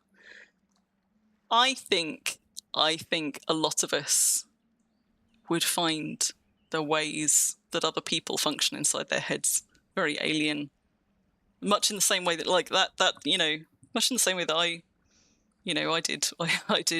do, with people whose just internal experience is so different from mine. You have CPTSD. Yeah. That's the other thing as well, like the complexity around it. There are so many things, particularly trauma and early trauma, which manifest in very, very similar ways to things like ADHD. And for years, women who probably should have been diagnosed with autism or ADHD were instead getting diagnosed with things like anxiety disorders. Which we now understand to be erroneously, but there's a reason for that, right? Because there are so many similarities, sometimes in the way they present, but maybe not in the root cause of them. And it gets even more complex when you're somebody who is neurospicy of a sort, who has autism and ADHD, and also has complex trauma in their past, which you're much more likely to have as well. As an autistic person, as awful as that statistic is, you are much, much more likely and much more vulnerable to situations and people that will be traumatic if you are a neurospicy person. So there's often so much overlap as well. Oh, yeah. You only thought about it when a psychology student threw it out, Tan. Well, the thing is, so my best friend getting diagnosed threw me through a loop and made me start thinking about it, but it took 2 more of my friends to get diagnosed for me to take the leap and be like, maybe this is something I should actually get looked into. So even when I started questioning, it still took me a while to get there. You're welcome, Zetran. I'm glad you connect. I'm sorry, I realise I don't know how long ago I stopped worming, and we just got into this kind of deep dive. But if anybody is uncomfortable with this kind of deep dive, I'm sorry, and I hope it was well telegraphed enough that you got to like step away from it because this is me on a whole ramble.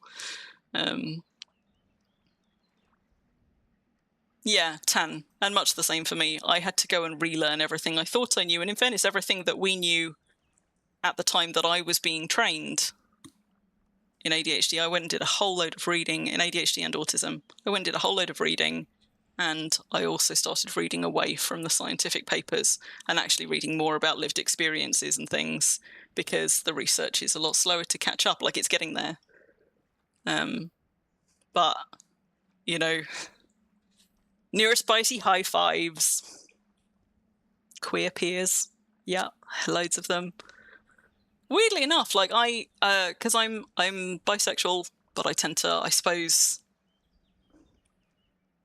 since the definition of that became so changed and contested, I tend to default more to queer these days. I had no particular hang-ups about coming out. And that's probably speaking partly from a place of privilege, but that was something that I knew about myself very, very early, like my early teens. And I had no issues coming out about that. For somebody, it's weird to be somebody who, in some ways, spent so much of their life very guarded and hypervigilant, learning what was safe and acceptable to be in front of other people and what wasn't. And then being a kid who was coming out as queer in the 90s was actually something that was not going to be very socially acceptable in a lot of ways. My parents took it especially badly, for example. But I didn't have the fear about that, I think, in the way that I had fear about other ways of being socially unacceptable or breaking a mold or whatever. And I still don't really understand kind of like where those lines are drawn in my head, why some things didn't faze me at all and other things felt like they had to be hidden or I had to learn to be a different way. It's weird, isn't it? Hi. Hello, Dereki. I agree with you. Like, what is normal? You know, and one of the really difficult things about those kinds of, well, you know, those conversations, those memes, like, well, we're all a little bit autistic, aren't we? Like, we both are and we aren't, in as much as there is no kind of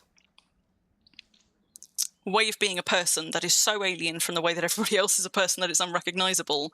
Autism is a way of being wired, but also experiencing certain things that are well within the realms of stuff that everybody else experiences, but to such a degree or to such an extreme that it is unusual. And I think there's, you know, that's that problem as well. Like, there isn't normal. Everybody has different scales on which they experience or express different kinds of traits, ways they communicate, things they are and aren't comfortable with, whether that's social comfort or intellectual comfort or any other thing like that. And it's just, we pathologize some of those, we don't pathologize others.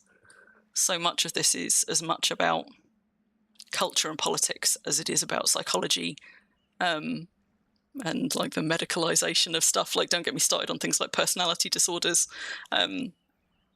some of which, aside from the label, are, you know, just collections of traits that kind of work together, but actually probably encompass many different, quite distinct things that we've just clustered together, and some of which are sort of ways of correcting certain behavior traits or articulating that certain behavior traits are not considered normal or acceptable because of the culture that we've grown out of. Sorry, that's a whole other ramble. I'm not going to get into that. But yeah, people are messy. And human psychology is messy, and no wonder people both struggle to relate to others, but also like relate over particular things on such a deep resonant level. You know, Everything, for the most part, is within the realms of our experience somewhere. It's just...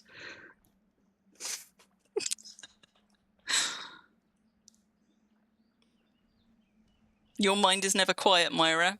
Yeah, and I don't think it's the exclusive purview of people with ADHD or autism. And I wouldn't even say that is necessarily true of everybody with autism in particular. I don't know anywhere near as many men with autism as I know women, ironically, given that men were much more widely diagnosed.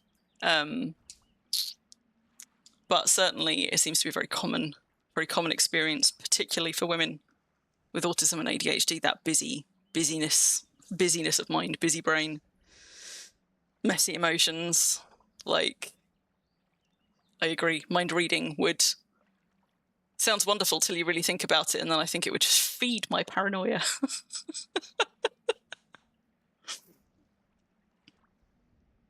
Madoon, why does there have to be something wrong with your brain? Might just be something different with your brain. But also, genuinely, I don't know if that was a flip comment or if that was a flip comment with an underlying kind of like genuine thing behind it, but I think it is never too late to start learning stuff about yourself. It can be very hard, especially the older you get and the longer you go on understanding yourself in a certain way. It's really hard to go through the process of rewiring or relearning yourself through a new lens. And in a way, late diagnosed as I was, I'm lucky that I got that in my 30s. It's been a really, really difficult experience just in my 30s, understanding myself through a whole new lens that I didn't have before. It's changed the way I understand about things in my past, the ways that I understand how my emotions work and my thoughts. It's also changed a load of the kind of the explanations that I had in my head, my personal mythology, if you like, for why I am certain ways, or why I communicate certain ways, or why I reacted to things in certain ways in the past. Like, it's a whole overhaul of everything you think you know about yourself, and that is hard. But it's worth going through it if you can. And I see that that Ruffle and others went and said the exact same thing. The benefit that it might give you is knowing and understanding yourself better. For me, one of the things I suppose that it gave me was not only a better understanding of myself and therefore better tools to be myself more easily now, to make, like, so that my life didn't have to be as complicated as it was in my head when I understood things about myself better, or when I was able to accept parts of myself which I hadn't understood or been able to accept before. But also, if you are happy with who you are and how you are now and your workarounds, that's fine. I think a lot of us end up here because we are happy to an extent, or maybe we're not happy at all. But even if we're happy to an extent, there are things that we don't understand, or that we carry as guilt or as shame, that we can't really shake. And I think one of the things that getting a diagnosis and doing a deep dive and trying to understand all this stuff about myself got me was it allowed me space to reconsider things that I understood about myself and thought about myself, which felt immutable, which felt set in stone, and to forgive myself for things which I had blamed myself for a long time, and to I don't know. It's hard to describe, particularly because it's such a lot to go through. But I am definitely better and healthier for it, and I feel like I can heal things that I thought were just always going to be with me, because I understand better how I got there, why I got there, and ways that I worked that I never knew I worked. It's a weird one, isn't it? But not everybody wants to do that. Not everybody finds that kind of journey rewarding.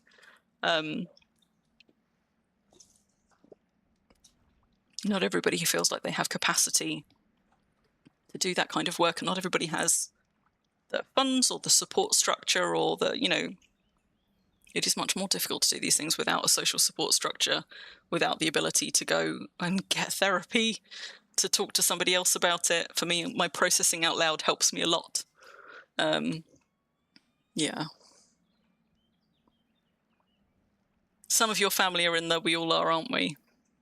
Yeah, and everybody's getting diagnosed with ADHD now, and yeah, it is. I think it's sort of, it's half meant to dismiss it, but also half meant to,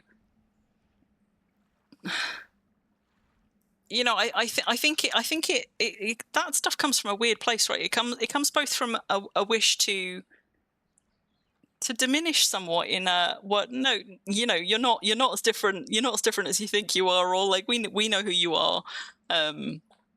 This isn't like, you haven't changed overnight into something else. And I think some people say things like that as a way to try and relate to you and to make you feel like it's not as bad as maybe you think it is.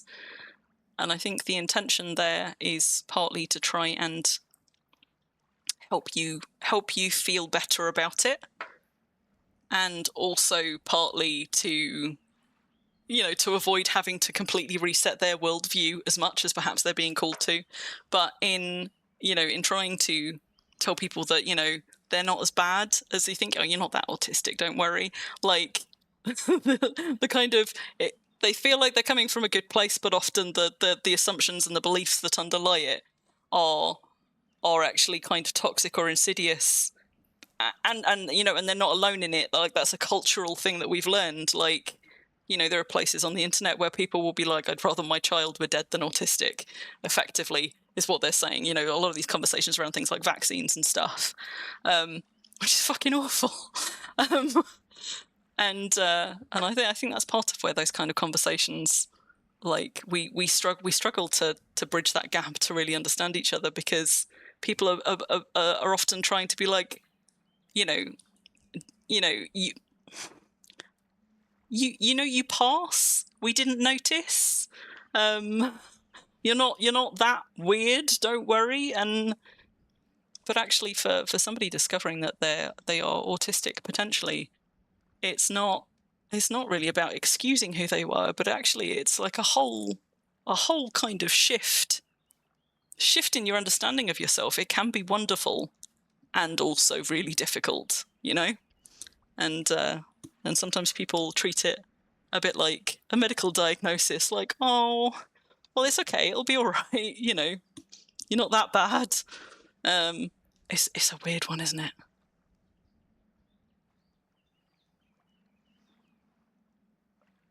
Myra's talking about confirmation bias there.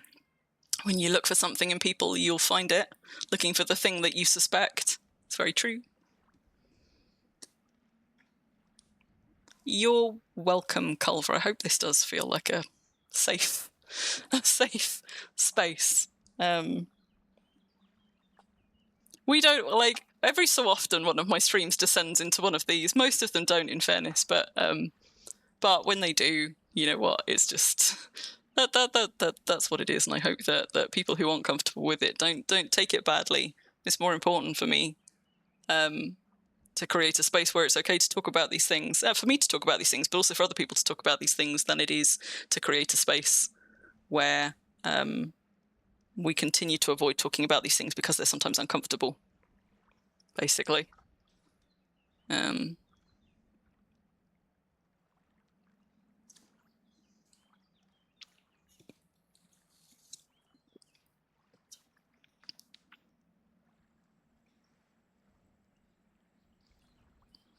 Bear with me, I'm just reading up on those last few comments.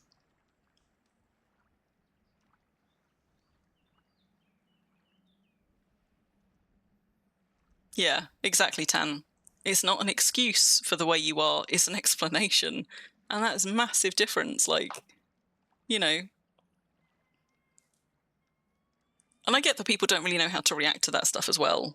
It's again, there's a lot of parallels with, with coming out as any kind of queer, coming out as any kind of neurospicy or whatever. we're much better about accepting and celebrating people coming out as anything other than cis, het, whatever. We've had some time to adjust to it, and for our cultural reaction to it to change, or at least in the UK. I'm conscious that I'm also very much talking from my experience here, and a lot of places of privilege in a lot of ways, being a white woman, like from a working class background, but now effectively in, I guess, a middle class job. Like there's lots of extra things there, and also, being in the UK, not the same experience everywhere else. But it feels like the space that we are at with neurodiversity here for us now in the UK is kind of like the space that we were at with queerness and sexuality in the noughties. We had come through the slightly more difficult bit of the 90s where it was absolutely like a point of ridicule for a lot of people, and it's the kind of thing that your parents would more likely to be ashamed of you for than accepting of. But we still hadn't yet got to the degree of comfort and normality that people accepted it fairly uniformly culturally as just like another way of being on the spectrum of human ways of being that's totally normal, rather than a psychological concern or a thing to feel sad or sorry about or ashamed of and things like that. And I feel like we're on that journey with neurodiversity here now. We're not yet at the place that we're at with sexuality, although that's getting more complicated by conversations about transness and stuff like that, which I don't want to go into now, because that'll be another whole big segue. But we just accept people are gay, if people are bi, if people are lesbians. Mostly that's accepted without blinking, and widely culturally speaking, like, that's fine. That's just another flavor of human sexuality, and that's fine. And I feel like we're still getting to the place of autism and ADHD and neurospiciness being just another flavor of normal human functioning. We're getting there, but it's still quite othering at the moment in some spaces and in some rhetoric, particularly in in newspapers and on the internet and things like that. So it's a journey. You like my words, Zetra?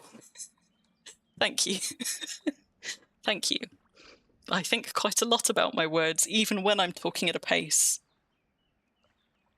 Like, choosing the right words for things is something that I expend a lot of energy on and still don't get right.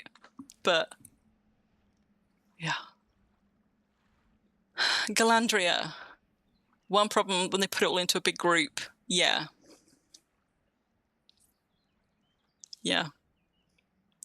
Like, in order to understand things, often we do kind of bundle them together, or we other them in a way that we then try. Like, there's no one size fits all, and part of the problem of just society on this scale is the only way that we can understand and organize things is by putting people into groups, like by categorizing things in order to impose order on a world that has a lot less order than we would like. And of course, all the things that come out of that, like biases and discrimination and, ignoring traits that don't fit in order to try and bundle things together so that you can deal with them as a whole.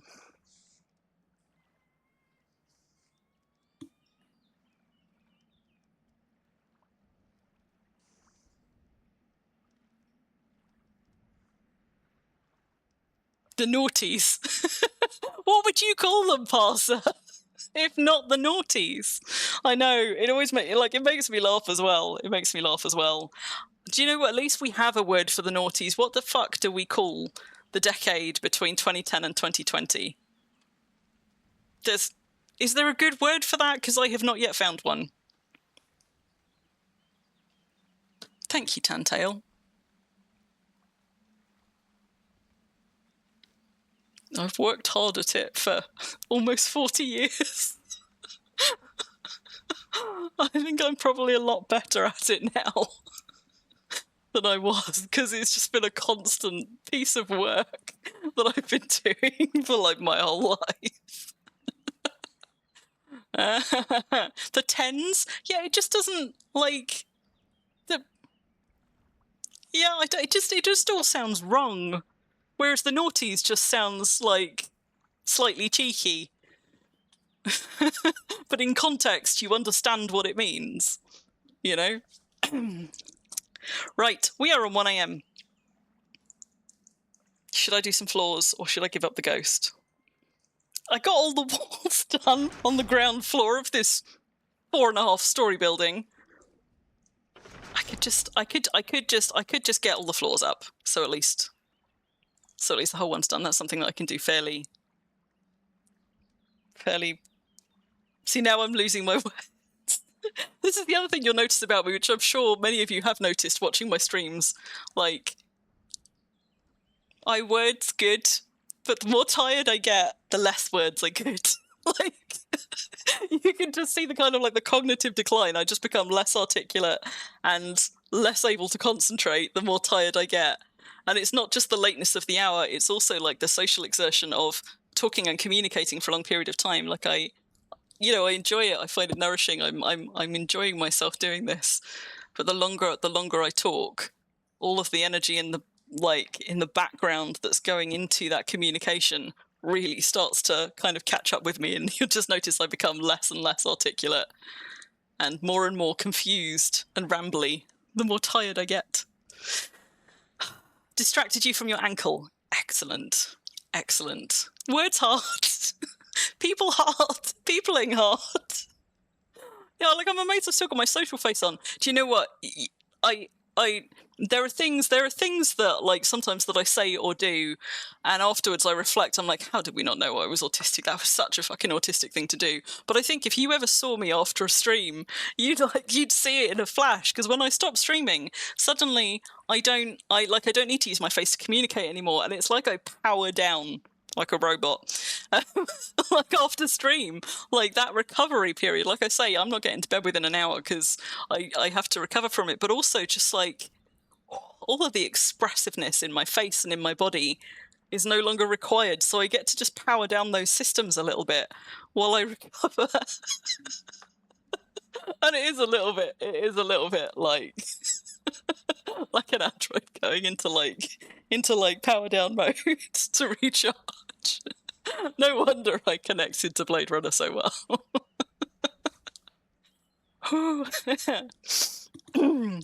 Right. I said I'm just going to do some floors and ceilings. This is going to be my wind down from big articulation of lots of complex things, experiences, words. I can't even. Oh my goodness. I think I've always said, even before I knew I was neurospicy, but one of the most defining features, what am I even looking for? My mortar. One of the things which is one of the biggest indicators for me of whether I can be comfortably in a romantic relationship with someone has been how comfortable I am being silent around them.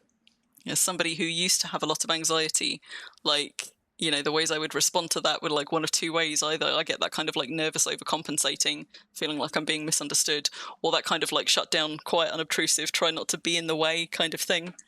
And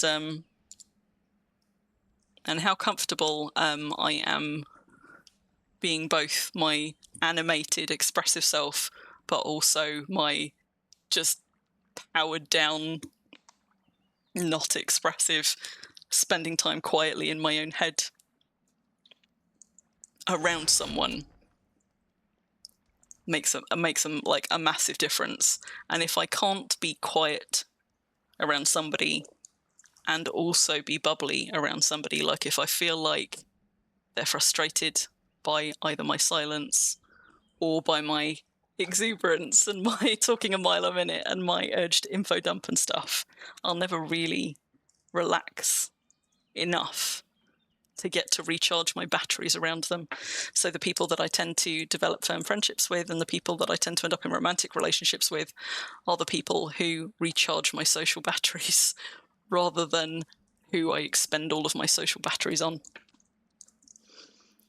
I don't know if that's a neurospicy thing in particular, but I note that we're talking more and more about that kind of, that as a distinction between like introverts and extroverts, whether you get your energy from socializing or whether you expend your energy on socializing. And of course it isn't always that black and white. Right, I know where I'm going, it's just I'm going to the wrong BSB. This is the one I want. Like, I'm sure it isn't all that black and white for everybody, but I find that a really useful way of considering, you know, introversion versus extroversion. It's not that I don't like people or don't like spending time with people, it's just that it takes a lot of energy. And with most people, takes more than it gives. So the difference, when I find somebody where it gives me more energy than it takes, that's usually a good sign. I want small nails and I want planks. I've got this. I can brain enough to do floors, probably. Let's have 20 of those. Let's have planks. Planks, planks, planks. I'm going to finish this whole fucking floor. I am going to do it. Let's use those up because I don't like having extra piles that I don't need to. Let's have those. I'm going to start with actual floors first. There aren't many of them to do. Then I'm just going to put the ceilings in. Most of this is going to be scaffolding, so that'll be nice and fast.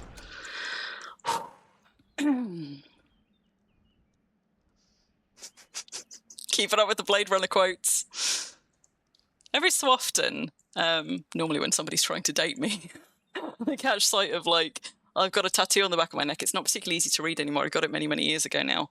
But sometimes I'll tell people I've got a Blade Runner tattoo, and they'll play guess the quote. And I don't think anybody has guessed it yet without some prompting. What am I doing? Let's look at Deep Planner. Let's look at Deep Planner because I don't trust my brain right now. You struggle with silence, Tan. Yeah, I get that. And silence feels different with different people, right?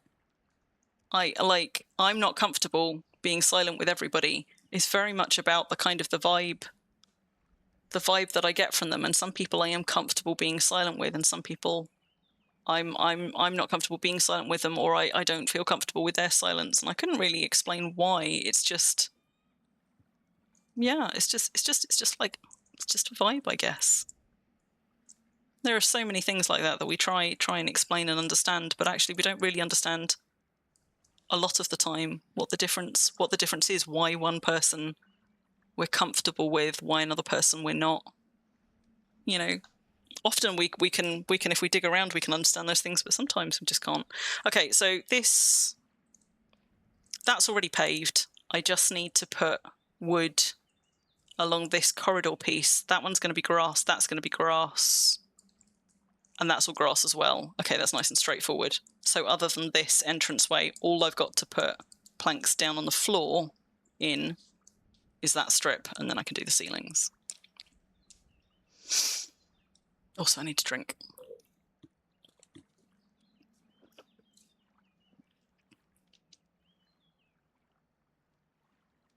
You're an ambivert, Myra. You've never watched... How can you never have seen? I mean, I say that. There's a whole bunch of things which everybody but everybody seems to have seen. And when I say I've never watched that, they're like, how can you not have seen this thing? So I totally get that. It won't speak to everybody by any stretch. But it spoke to me, and one of the things... Is it this section? Yes. One of the things that I like about it that kept me going back to it and watching it again and again was it made me think about new things every time I watched it, and I felt like I came away learning new things from it or considering new things from the questions that it prompted every time and often like things about myself as well. Like I feel like even now, as well as I know it and as long as I have loved it, I am still finding new ways to understand it more deeply or consider things about it that I hadn't considered before. Floor below. Now what I could do is I could keybind floor below, but I have done that before when I've had a lot of ceilings to do, and I keybind the ceiling one so I don't have to choose from the menu every time. But I don't think it's going to be worthwhile to do that for here. I'll just click through the clicky menus.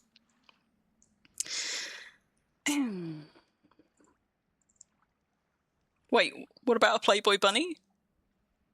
I'm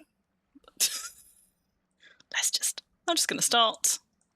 Let me start clicking away at these. Let's change that for a mallet, and then I'll go see what context I've missed.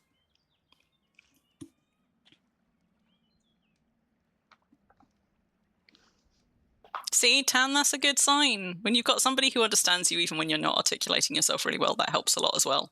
Takes some of the pressure off communication.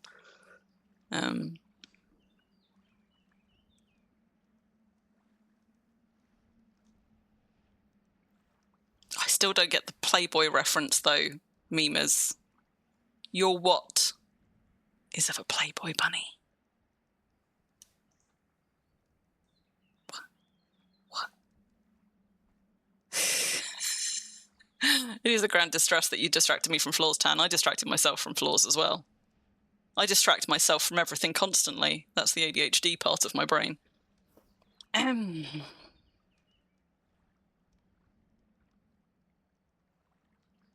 Oh, your tattoo. Got you. Got you.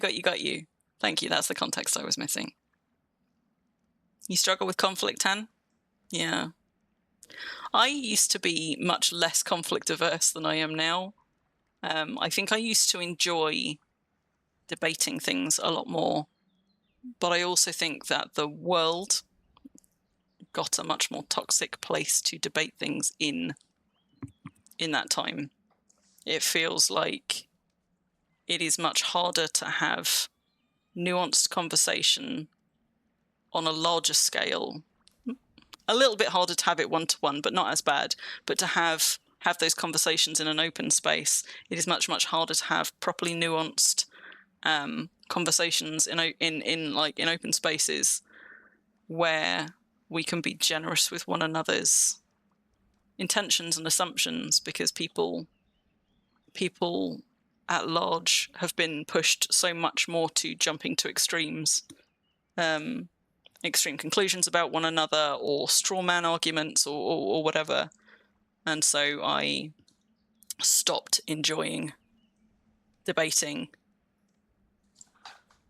difficult subjects kindly and respectfully, or trying to debate them kindly and respectfully, because I so rarely found that people would do the same, would approach it in the same way with me, and started actively avoiding it. So like I don't avoid it on all fronts, obviously. Like, you know, we're having some challenging conversations here sometimes, but I get that conflict aversion. It's and there's so much of it as well now. It is very, very hard to avoid it.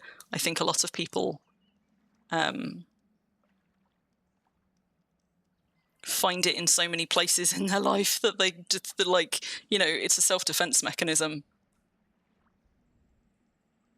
to develop an aversion to it, to avoid it when you can, because it feels everywhere. It feels inescapable sometimes, you know, all over the internet and in the papers and from the politicians and things. Yeah.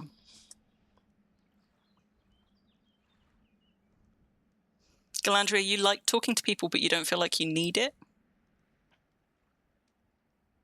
I feel like, I mean, in a way, I feel a little bit like that as well. Like, I can quite happily spend days by myself not talking to a person and not feel like I've missed anything by not doing that. But I also find like there's certain things. What am I out of planks? I find that there are certain things or certain situations where I feel like I need to talk to someone about it, or I want to talk to someone about it. But I also feel like sometimes when I spend enough time by myself, although the time by myself is like perfectly pleasant, I don't feel like I'm missing anything, I'm conscious that there are some bigger things that I'm missing, which I can only get to by more actively spending time with people or talking to people and things, like it's not necessarily the immediacy, the talking to people in this particular moment or in this particular week or something. Like, I don't feel like I'm missing that, but perhaps the depth of a relationship or a friendship or something that I could develop with somebody which requires that as part of the means of getting there. Like, that might be a thing that I am missing, and I'm conscious that without engaging in that kind of talking and connecting, I can't access this deeper thing that I feel like I need.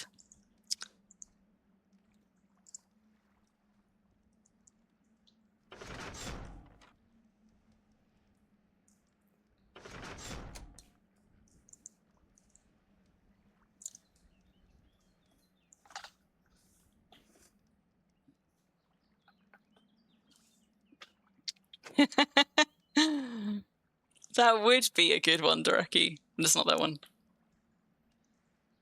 I tell you what, like, if I were choosing again now, I mean, the one that I've got is a little bit, can I say it without giving it away? If I were choosing again now with what I know about myself now and kind of the place that I'm in my life, probably the one that I might have chosen was more human than human, which is one of my favorite kind of Blade Runner sentiments. I think probably because it speaks, like, it feels like it speaks to that struggle that I didn't realize was as much of a struggle as it was my whole life, that kind of trying so hard to fit and to pass and to understand what people wanted of me and expected of me and meet those expectations, that you end up putting so much of your work and your energy into it. You kind of, you're almost like overcompensating or just constantly hypervigilantly trying to meet expectations, to be everything that you're expected to be, to not have anybody be disappointed in you or misunderstand you or all those things. I relate to that one a lot. Also because it speaks to this idea of like performing being a person. It does feel a little bit like a performance, not that it's not me, but just that like it's me that I have to put effort into, rather than me that I just in my natural unobserved state would be. I did have it on a mug once though, more human than human, with the Tyrell Corporation logo on it. I can't even remember who gifted it to me. Somebody who knew me well, evidently. You've posted a picture memes. Great. Ruffle, you want to watch it again, but you don't know which cut is the one you like. Maybe you just have to watch them all.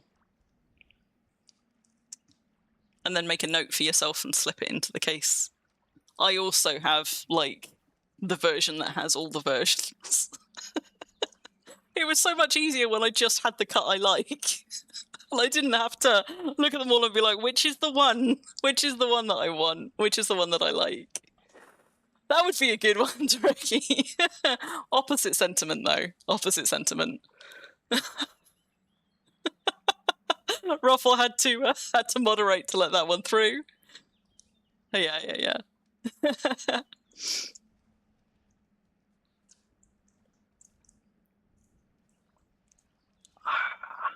Right, okay.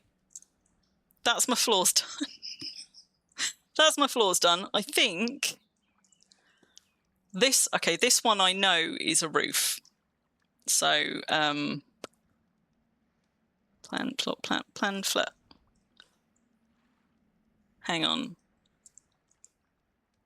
Oh no, there we go. It's just under plan floor, that's why. Okay, so that one's going to have a roof on it, but I talked about making this one a hayloft, didn't I? So I'm pretty sure this is going to be a 2-story one, and you're going to access it through there, so this is just going to be plain floors.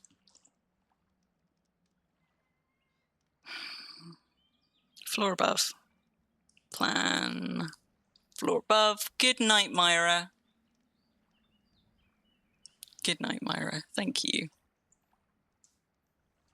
You will help this feel like a safe space where I can ramble about that shit as well. So thank you all. Easy to know which cut not to watch. Yes, the original one, absolutely. The shortest one, almost certainly. Although I don't know. I'd have to go and check the running time. But almost certainly the shortest one, because normally what happens is they cut a shitload of stuff out of it, and then the director's like, no, but you cut some really important shit, and they go and put more back in. Have I got enough? No, but let's start on it. These ones, unlike the walls, I never feel as much for ceilings like I need to plan them all and add something to it. These are much, much easier to do as you go. There's a far less complex ask of my brain to just plan and build walls, plan and build ceilings as I go, whereas walls, there's just so many bloody options.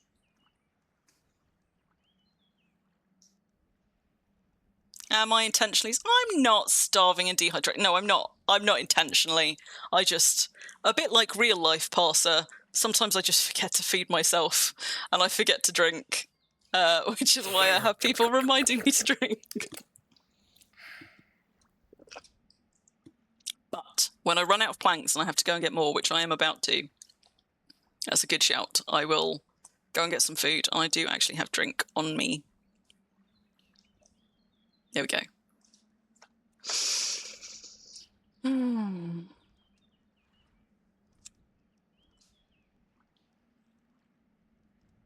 The original is the one with Ford doing a voiceover.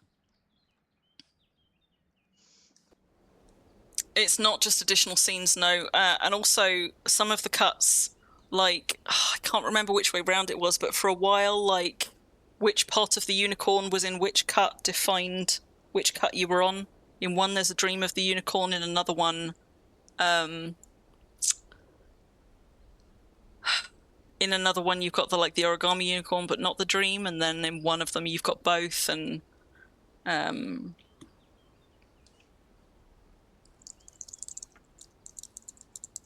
shouldn't be getting distracted by this.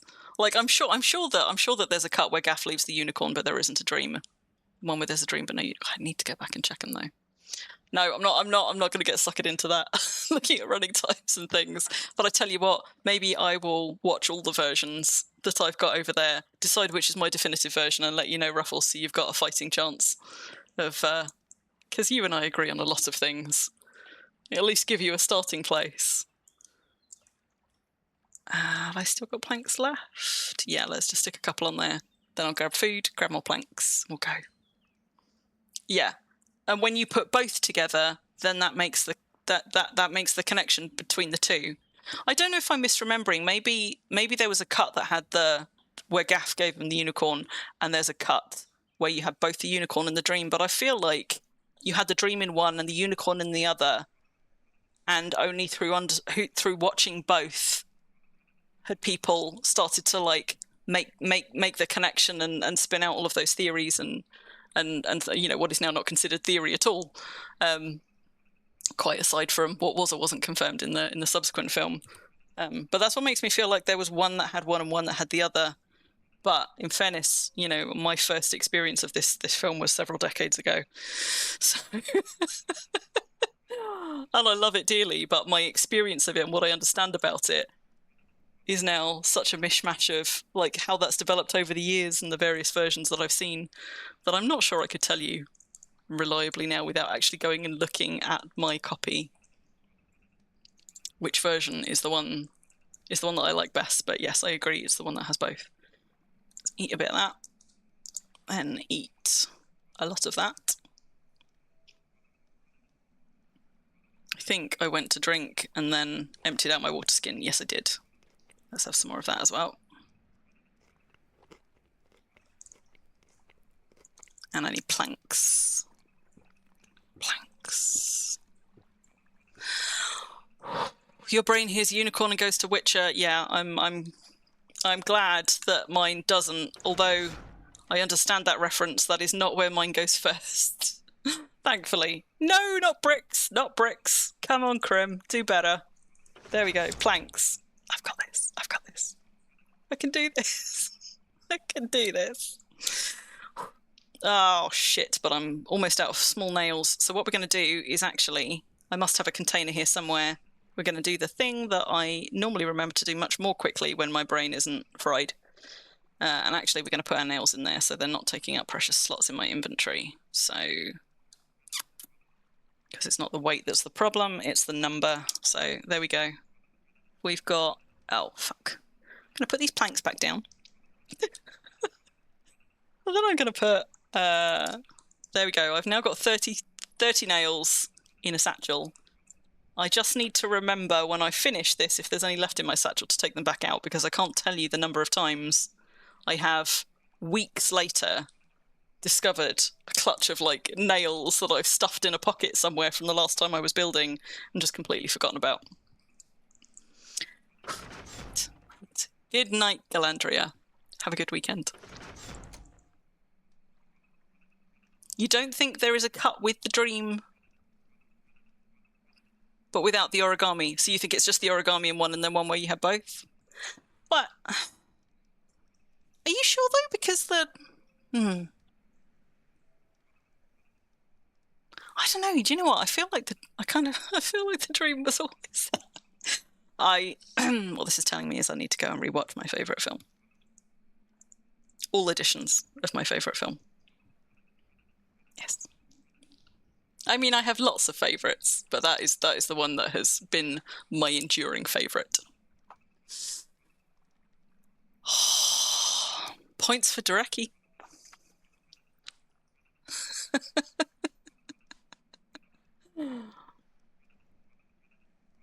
It's not on the back of my neck. It's on like the back, like the tops of my shoulder blades. It is across the back of my shoulders.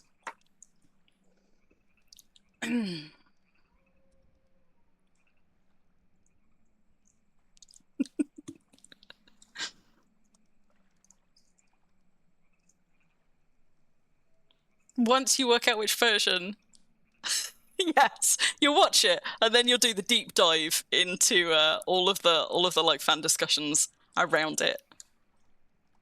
Oh, I can't do that one yet because that needs my shingles.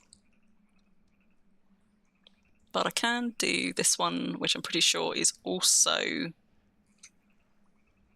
I need to just check whether this one is also accessed from above.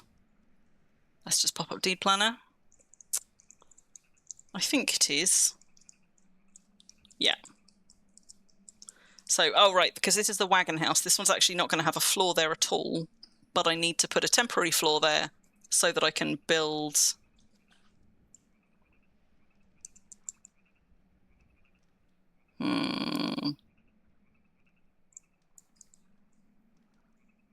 I think I might have just spotted a structural problem with this, you know.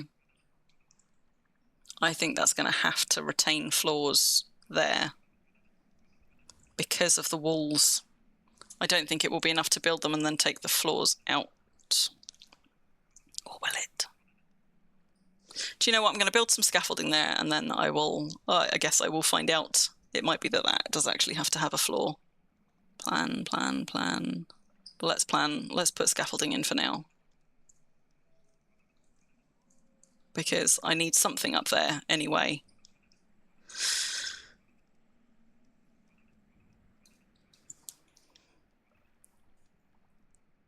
You prefer the deep dives to watching things. You know what, and sometimes I like to do the deep dive before I watch a thing, and sometimes I don't like to do the deep dive until after I've watched a thing. Now, I'm sure if I thought about it enough, I could probably tell you what the distinction is and when and why, but...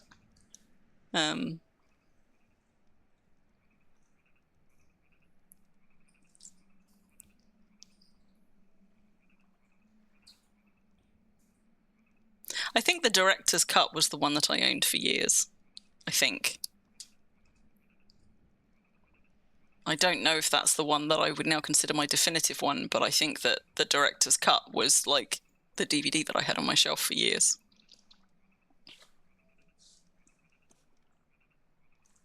So I'm not bothered about turning those round because that's just scaffolding stuff. Oh my god, I'm moving so slowly. But pretty sure this is all just floors.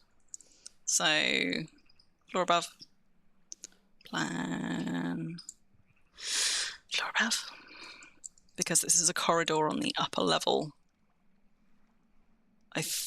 Yes, it is definitely a corridor on the upper level. I don't need to double check this. I'm all good. I know what I'm building. I designed this. I suppose I should build as I go.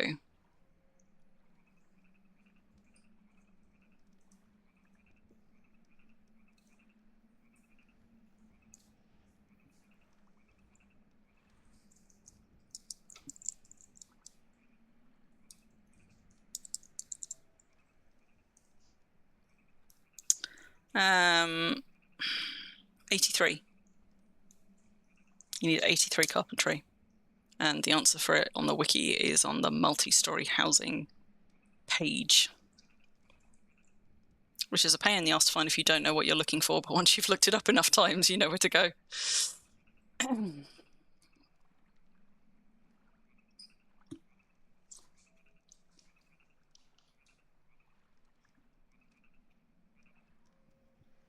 But, important thing to bear in mind is the upper floor. Like this, the ceiling, the floor above you is part of the next floor, I think, because I hit this with my paving. It's been so long since I've hit one where like I couldn't, but I think I hit this with like I hit my paving limit. Trying to stick the top on a building when actually it was the extra story up. So just be wary of that, I think.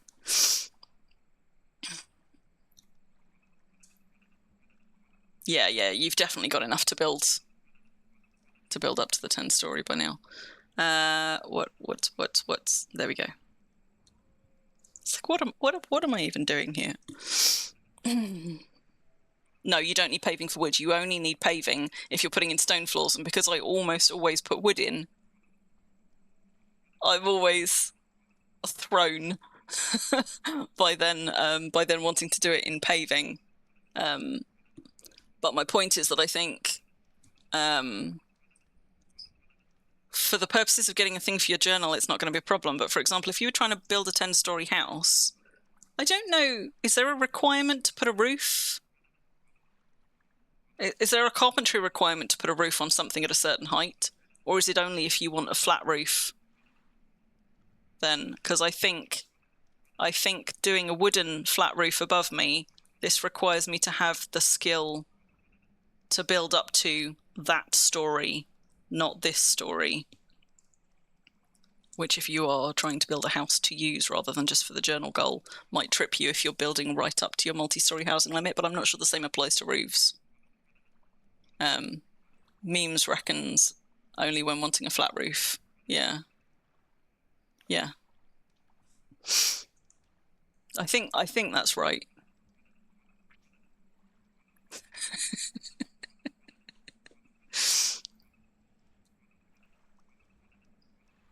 I'm still aggrieved that the letter limit, the character limit on naming books in Worm would not allow me to create a book called Do Weavers Dream of Eclectic Sheep.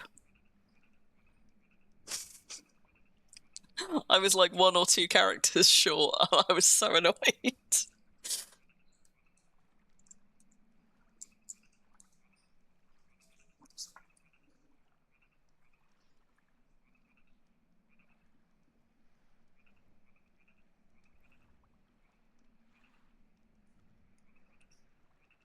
You can put it anywhere you like, Ruffle. Are you intending to keep it? Like Calvert kept his, like that tower going up the middle of Thulspring, where Calvert and I sometimes stand up top to watch the stars. I think that was his, like, how high can I build one that's like a 16-story one? But I think a lot of people seem to just build them and then blow them up, so I guess it depends if you want it for keepsies. You could have it like a lookout tower or observatory tower and build it as like a deliberate building.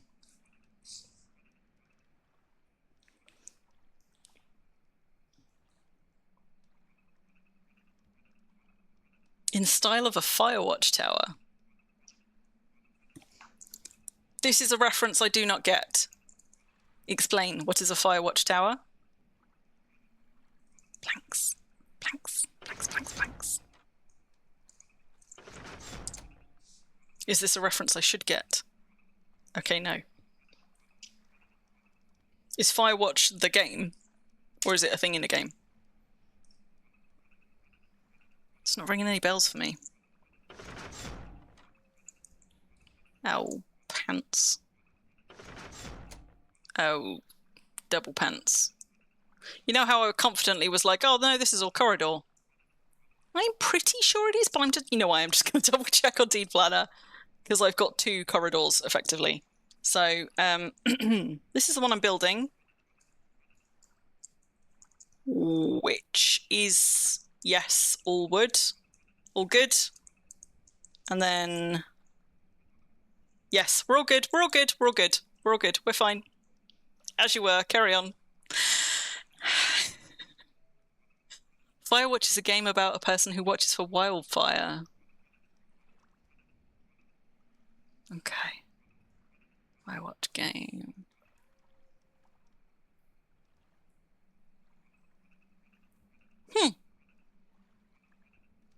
Not on my radar at all. I'm not sure I've ever even heard of it.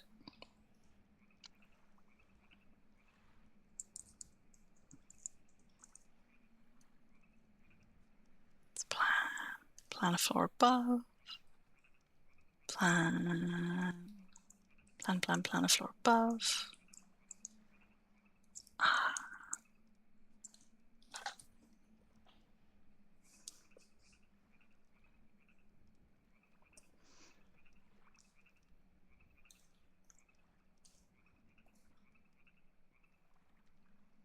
And that is a Firewatch tower.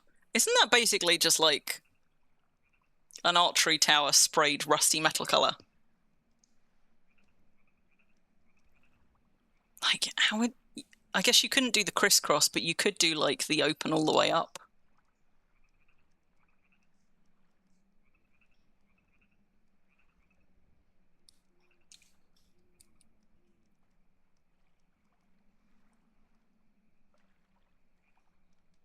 Oh, I see. So that's why it's called a Firewatch tower. Yes, yes.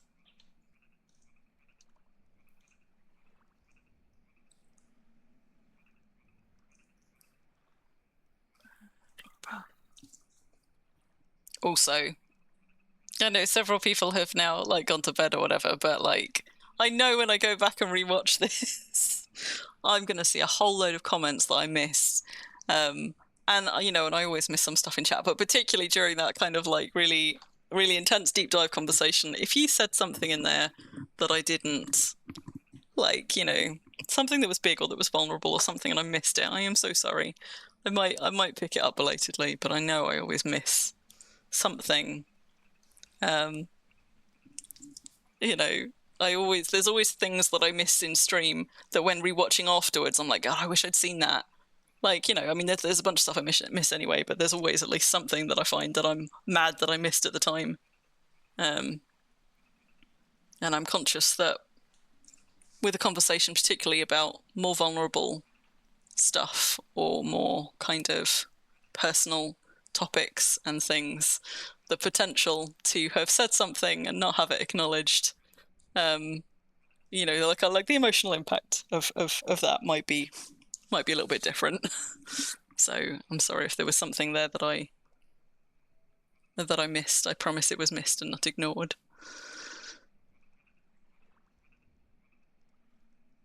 You could build it on Epic, yes. You could leave it with Scooter.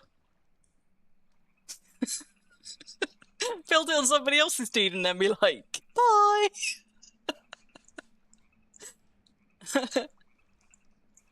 Okay, now this one is a much shorter one, but this is also just floors. So floor above, floor above, floor above, and then in there we're mostly scaffold and a couple of staircases, and then we're done. No, not a ladder. Try again.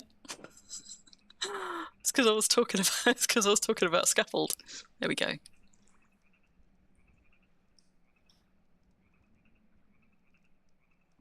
You mean you don't just want to leave it behind on someone's deed? You build it on Epic and then blow it up.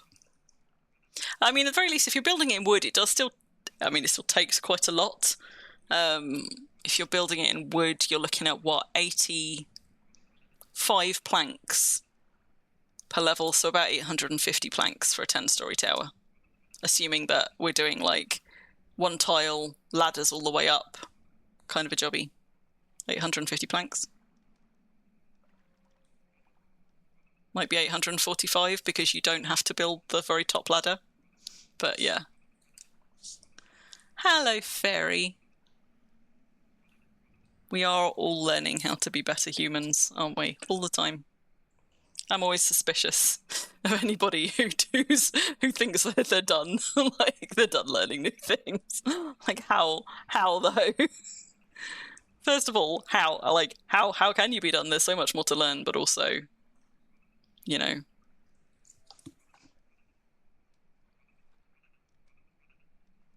I like to think that the world is full of people just trying to do their best. And when we know better, we do better. Even if sometimes it takes us some time to get there.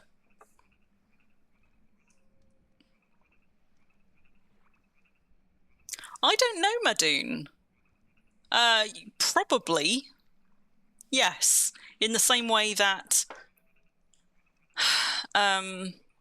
you know, like if you've got there's one that requires you to imp a piece of, like, I don't know, armor, I think, up to a certain threshold. And when your skill gets close to it, it is much easier, rather than trying to imp it up to that yourself, to buy or to get somebody to make you one that is at that level. And to repair it and just try and tink it back up over the threshold, and you could do that on as many tunes as you like. But thank you, Fairy. That was a very, very graceful, kind response. Yes, Parsley, you're quite right. Normally, if people want me to know that I've missed something, if it's important, they'll just spam me with my own channel point, like, noises, until I pick up on it, or shout it at me in capitals. But yeah, like, once or twice I've clocked something. Like, I know Moomix isn't here at the moment, but like the first stream that Moomix came to watch, I was misreading his name the whole way through, because something to do with like the font text. Like, it's very difficult to distinguish an RN next to one another from an M. So the whole time I thought it was like Mornix, not Moomix. And it's only when I went back watching the stream that I clocked the 2 or 3 times that both Ruffle and other people had pointed out to me that I got it wrong, and I hadn't picked up on it at any point in the stream. And I popped him a PM afterwards, and I was like, I am so sorry. I've just realised this whole stream I've been calling you the wrong name and not noticing the several points that you patiently tried to correct me on it. And he was very good about it. Like, he was like, you know, it's totally fine. But every so often I do find something like that, and if it feels like a big enough boo-boo, I will normally go and track a person down and be like, I'm sorry, I didn't see this at the time, or I'm sorry if I misinterpreted this thing. Like, and now that I've realised, I'll go and try and, you know, apologise or make amends, or answer a point if it feels like it was an important point that they didn't get an answer to or something. Build it in someone's backyard and then scuttle away. Oh, Fairy, bless you. I hate when that happens. I hate when that happens. When you're not logged into a thing, and then suddenly you need to be logged in to do a thing, and you can't find your password, and you just, yeah, I get that.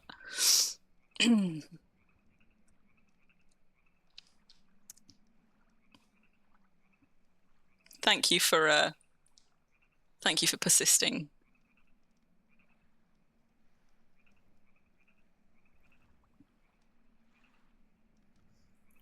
I know, Ruffle, and you were guest streaming with me on that one. You were on voice, and I think even you corrected me on voice a couple of times, and I didn't clock it. I remember talking to you about it afterwards as well, and I was like, Moomix, and you were like, yes. I was just clearly, every point that somebody tried to correct me, I was sufficiently distracted or on a sufficient ramble that I just didn't I just didn't get it till the rewatch. The other thing I tend to notice quite a lot on rewatches sometimes is when I am responding to somebody on the fly and I have completely missed or misunderstood the context, like where somebody makes a comment or asks a thing and I go into like, I'm so busy going into a whole thing answering the question I think they're asking, I don't realise until the rewatch that that's not the thing that they were asking at all, or that it was a response to something else entirely. That is very me.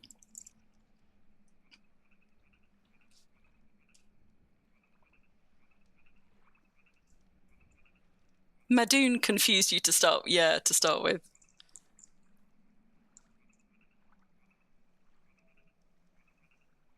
Oh, parser, I'm sorry, that's a pretty crappy way around. And I know that, like, for some people, like, you know, your I don't know, your internet handle or whatever, like, isn't a big deal, but it's just like, how hard is it to, you know, how hard is it to just, when you discover you've been pronouncing someone's name wrong or calling the wrong thing or using the wrong pronouns for them, how hard is it to just try and change that in future? Like, you know, sometimes it takes a little bit of time to rewrite the like the wiring of the muscle memory or whatever, but it's just treating people with respect, you know. It doesn't take much. I've got to remember, so staircases you plan from the bottom looking up. So for this side, it's a left standalone staircase, which should be, it's weird because in D Planner they call them standalone, but I'm pretty sure it's just left staircase on that one, and I'm going to rotate it now, even though it'll show as a staircase down the middle until I build it. Frustratingly, I wish they'd fix this. I wish the unfinished plan actually had it on the side that it was. But I've done these enough times, I'm pretty sure that I'm right now. It's from the bottom looking up. So this one then is going to be a right staircase. And we'll rotate that one as well. And then everything else here is scaffolding. Although what I am going to do is I'm just going to get some shafts out. Shafts, planks. I feel like it might... Does it need large nails as well? Unfortunately, I can't check until I've got the right things in my inventory, but I know I do need shafts, so let's just do that. Let's not accidentally use the archaeology wood shafts, which Ruffle very kindly mailed to me to help restart my archaeology wood collection after I lost them all.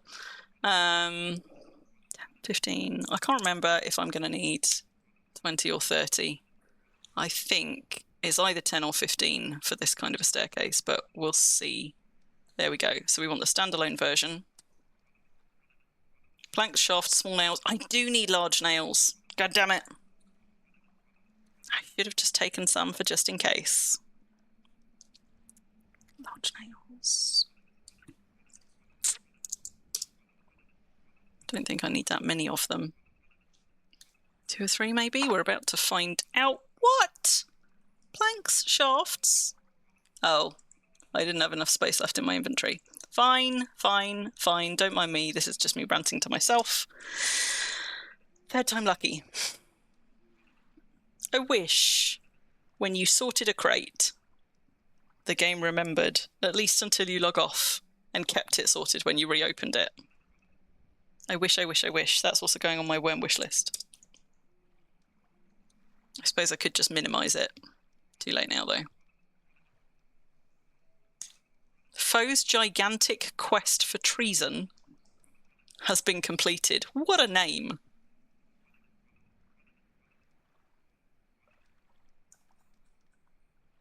Oh, it only needed 1 large nail.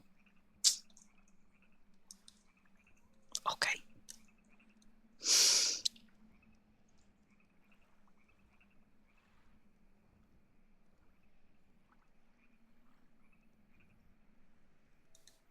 So what did they misread it as? Unless somebody has already asked that. Hang on, let me just...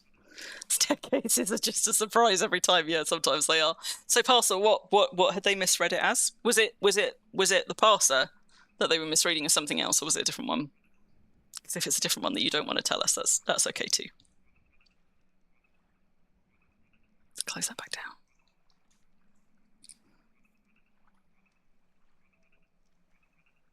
I do often miss the context of longer comment threads because I'm chipping in partway through.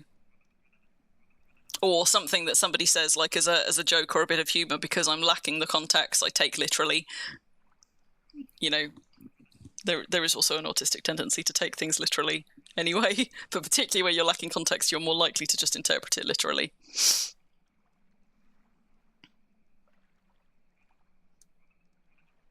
No, I definitely have not used all of them up at all. I am using them, but no.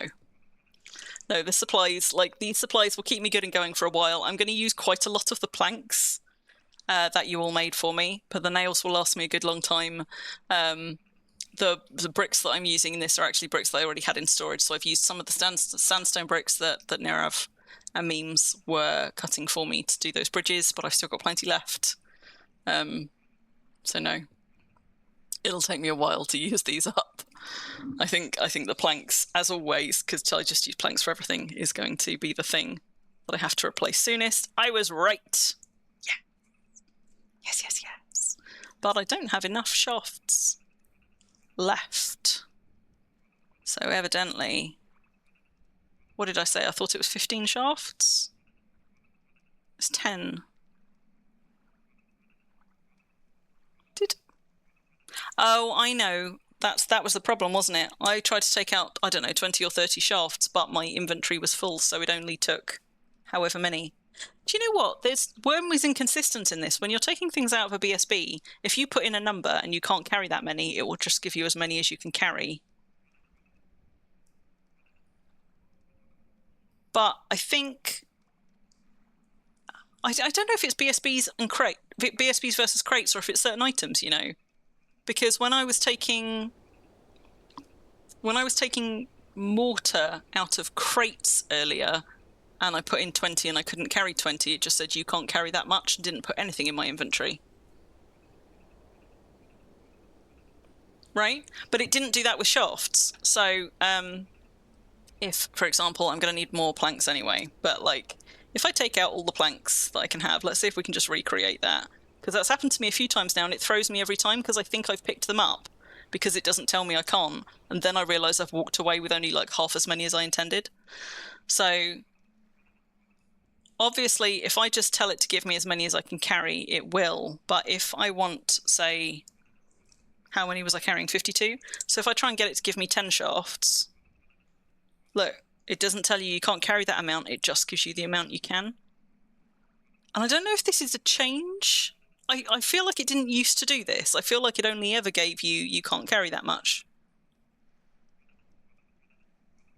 Yeah, but Fairy, look, that it didn't just do that. That is the way it always behaved, I agree, which is why this keeps throwing me, because I put in a specific number here. If I take them back out, I can only carry 6 things in my inventory. If I tell it to give me 10, previously, I'm sure... Like, hang on, I wonder if it's any different. If I do it 10 on this one, will it do it differently? No, still gives me the 6. So something has changed here, I'm sure. No, I don't think so. It's a number of items in your inventory. I think something has changed slightly, and it keeps throwing me because it's not the behaviour I expect when I've asked for more than I can carry. But it doesn't always happen. It wasn't happening earlier when I was getting supplies out of crates. It was just giving me nothing. I mean, learning something new, but also I think this is a change, a more recent change, like in the last few months since I went on a worm break, kind of a change. I don't know if it was an intentional change or not. Let's drop those back out, although let's just have a couple more to make it a nice round number. And I said I needed extra shafts, didn't I? How many shafts have we got left that we need? So I have one more plank because we're on 11 there, and 6 shafts, of which I have got... Oh, 6. Yeah, good. Accidentally. So, sorry, let me just go back.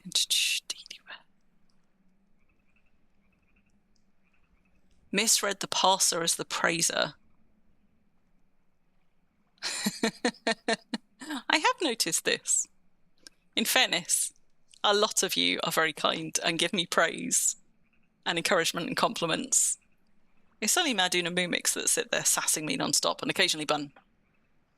Bun's probably more sass than praise, but sometimes he does praise as well. Yeah, fairy acts. Exactly. Without body language to go on, like, it's even worse when it's just text, right? Because you don't have body language and you don't have tone of voice. But even when you have all those things, sometimes we still get it wrong. Like, communication is not just challenging for people with my kind of brain. It's challenging for all of us. It's just sometimes it's challenging in different ways, and sometimes it is more challenging for some than others. But, like, maybe I'm wired to notice more than some people and worry about it more than some people.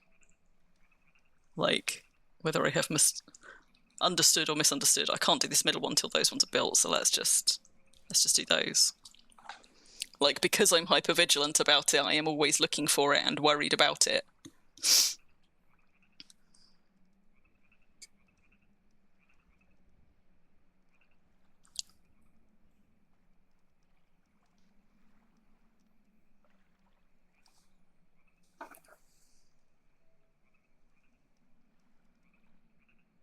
Huh. A pejorative name from real life. So have you adopted it as a sort of like reclaiming of it, or is it a pejorative term from somebody that you quite like, that you've just sort of like adopted, ironically or otherwise?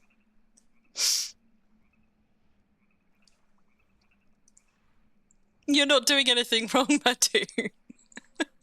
Sorry, that was meant to be a bit of a tongue-in-cheek jab. I'm sorry if that landed wrong.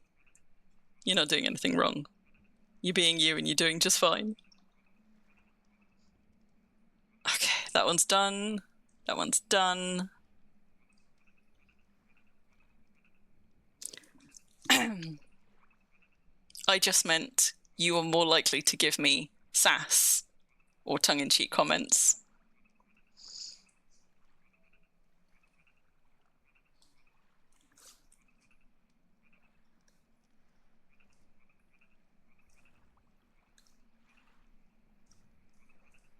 But I don't think there's very many of you that are zero sass.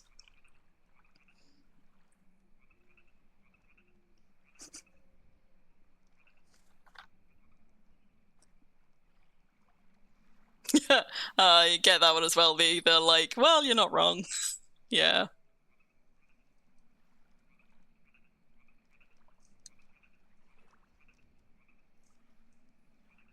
Okay, so now we can do all of those and this middle one that I'm standing on. I'm so nearly done. I'm so nearly done. And by so nearly done, I mean the first floor is so nearly done. Oh my god. My planning is not atrocious, but as with all things, the time blindness that is so characteristic for people with ADHD isn't just like you lose track of time, but also you really struggle to estimate how long certain things will take.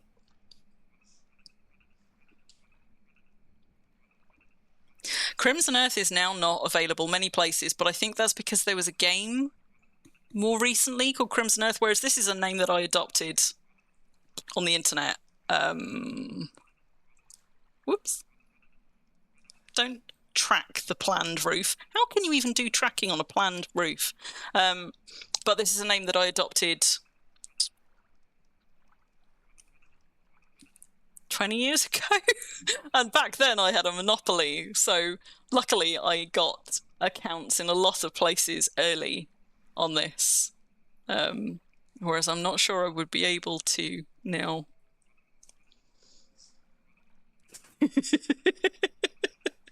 Everybody knew but me, Madoon. In fairness, I didn't think I was gonna get it done in one stream, but like I was optimistically like, I'm just gonna put the materials out for this house and for the next house just in case. And I always do that, like optimistically lay things out, because heaven forbid I get halfway through a stream and have run out of materials or something.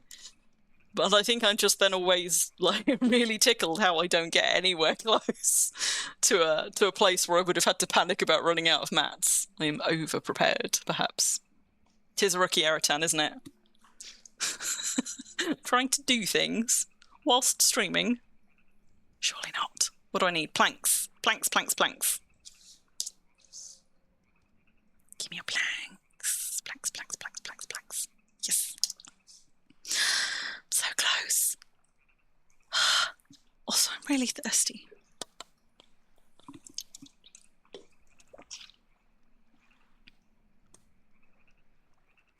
Me too, Tantail. Me too. Which, you know, I'm sure you're being very polite and not having noticed. Muddy footprints on the beams. I can't even put muddy footprints on the beams. I'd like to know how anybody else could. Right, we still got that one to do. Is that the last? No, we still got the one above me to do. And then that's the last one. Ooh, look, Valerie. Peeking. Okay, so that's almost finished. Last one, last one. Which is good because it's gone 2 AM and I need an hour to wind down and recover and drink like a pint of liquid. And put my people face down. Take my people face off. Oh. A moth just startled you. Was it a big moth? Oh, you sod. Look at that. 1 nail short. 1 nail short. How is that even? I swear I put like 30 nails in here. Oh, I used a weird amount on the stairs, didn't I? That's it. Let's blame the stairs and not my judgment. An, not a square piece of cloth. An nail. 1 nail. Go.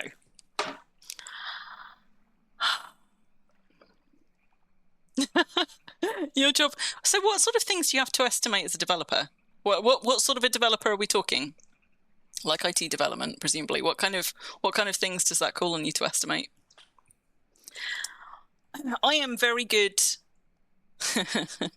I'm not very good at saying that I'm very good at anything, but I have reached a point where I feel like I can say and not feel like a fraud. I am very good at my job, but I would be so much better at my job if I were better at retaining figures. Thank fuck I don't work in finance.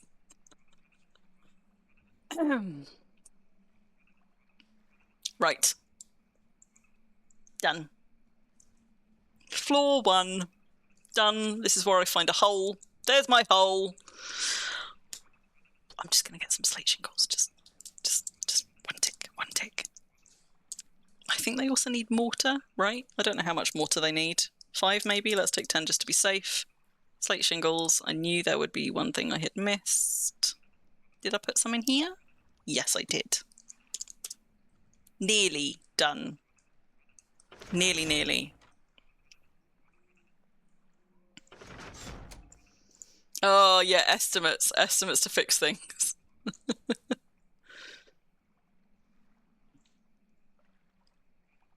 There's my hole. Yes. Look, frankly, I'm amazed we've gotten this far through the stream without me accidentally saying something that could be taken a completely different way. Normally, it's a fairly constant thing that you guys just troll me for. Add to crafting window. Why is this being so hard? Put my trowel in the crafting window. That makes me all quivery. I live to make you quivery. What's wrong with learning stuff about myself? I didn't talk about a period of self-discovery and experimentation. I did actually talk about experiment, but not in quite that context. I was right first time. It only needed 5 mortar. No, you heard that right, Tantail. You heard that right.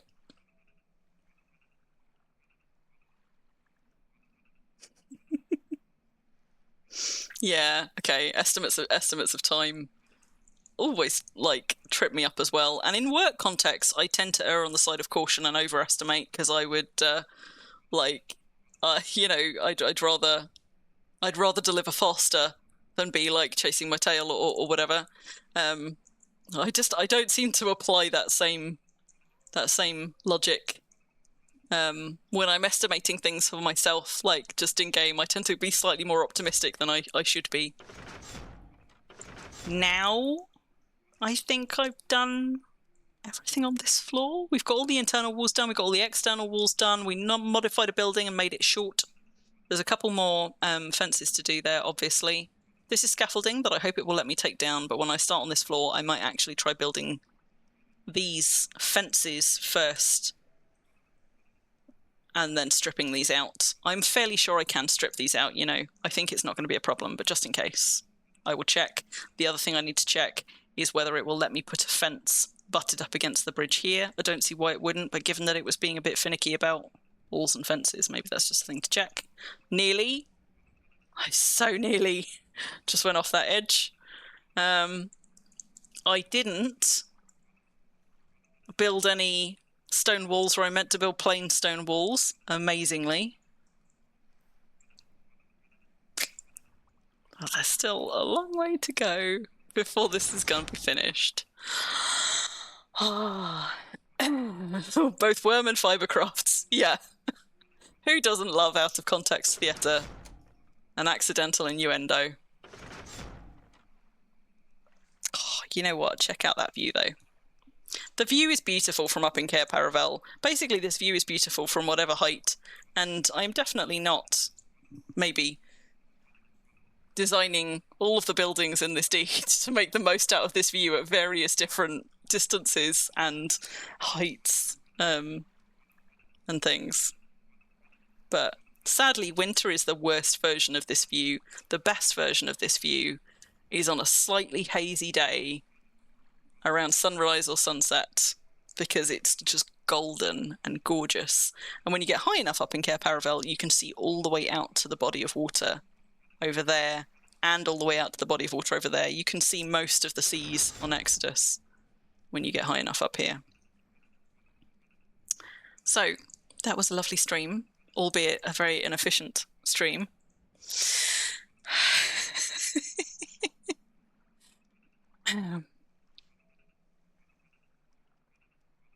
You've got an okay view from pools closed.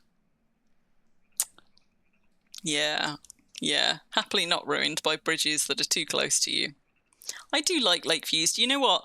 I understand the appeal of an outer coast deed and those views across the endless sea, but I find that I enjoy sea views much better if there's something in the background at the end of it. So I much prefer, rather than like sea just disappearing into the horizon, I much prefer a body of water with mountains or forest or something behind it. Granted, you know, a slightly bigger body of water than this would be even prettier, but I just... yeah. Worm does good skies. It's a nice area, Tan, and it's a nice area to have it so fucking close to a portal, because normally places near start towns are, if not very built up, even before portals, were often very terraformed up. And I suppose partly because Exodus always was one of the more sparsely populated servers, maybe down to it originally being a hunting server from Ruffles' earlier bit of trivia. Like, there's definitely terraforming around here, but it feels like, I don't know, this start town space feels much more open. What actually made me fall in love with Exodus years before I moved here, what kept bringing me back here 2 or 3 times across several years to just look at it and see if I maybe wanted to build a deed here, was weirdly enough a thing that is currently crumbling. And it was this canal. You can only see like the tail end of the bridge here, but since my Nar is literally just here. Unfortunately, all crumbling to dust now, but the wind is pretty good, so I'm just going to show you very quickly. I really liked, for reasons that I can only partially explain, this player-built canal that runs up to Esert from the south.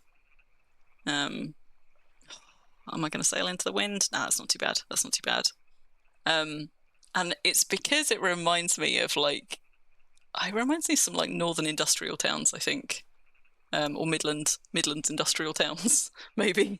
But it's sort of like, it's this high canal, and it's got both, I've just turned into the wind, so let me just move over this goddamn clay. I'm going to dig that sodding clay down. I've been saying that for like 2 years. I am going to dig that sodding clay down. It's this combination of like high sides and low sides on the side.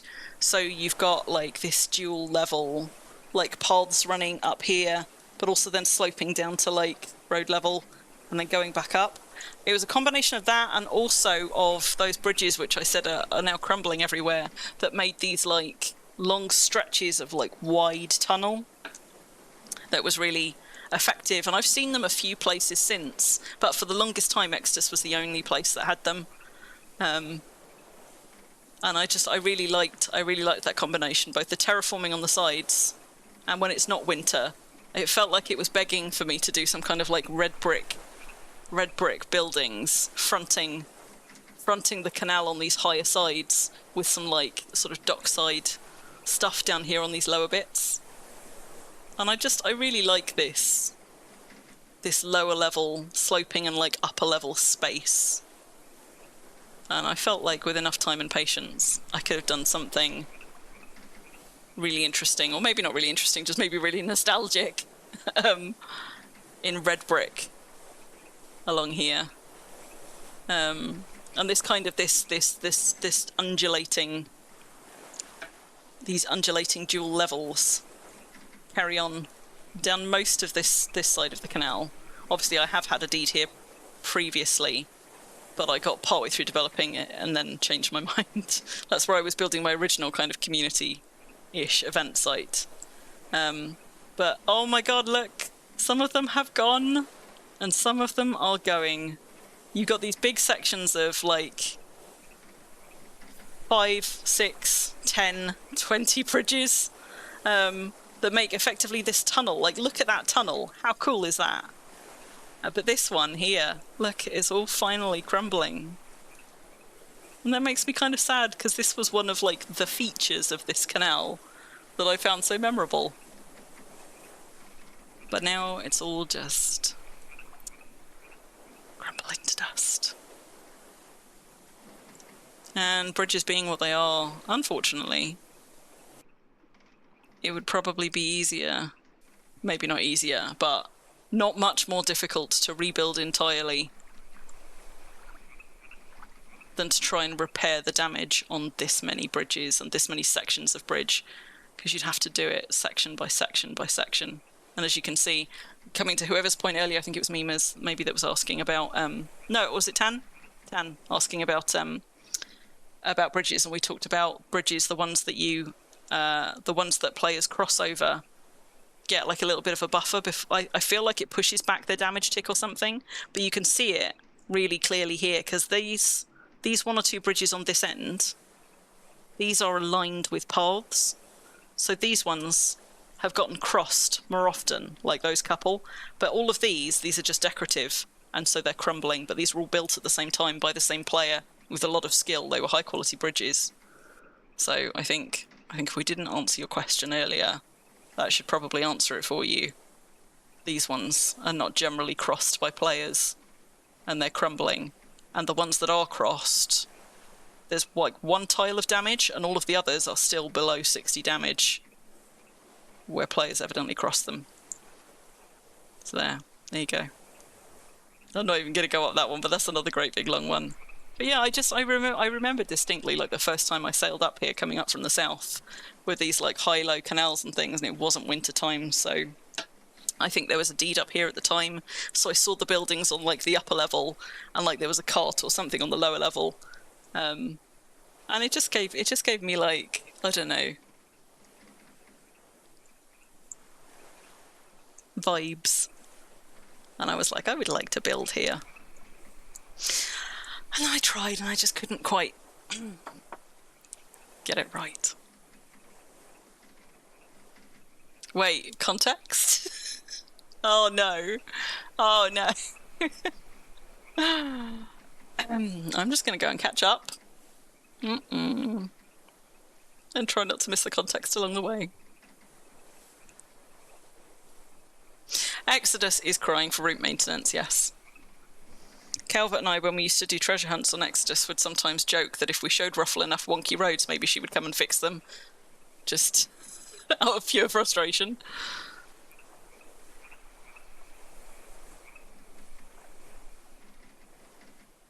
The problem, okay, now I'm recognising, the problem that I have going back and trying to read context is, of course, often the context is you responding to a particular thing I said, so I only get the context on the rewatch when I see your comment in response to something I've said, and I always go back looking for context in the chat thread, and of course often the context is me, and that's my problem.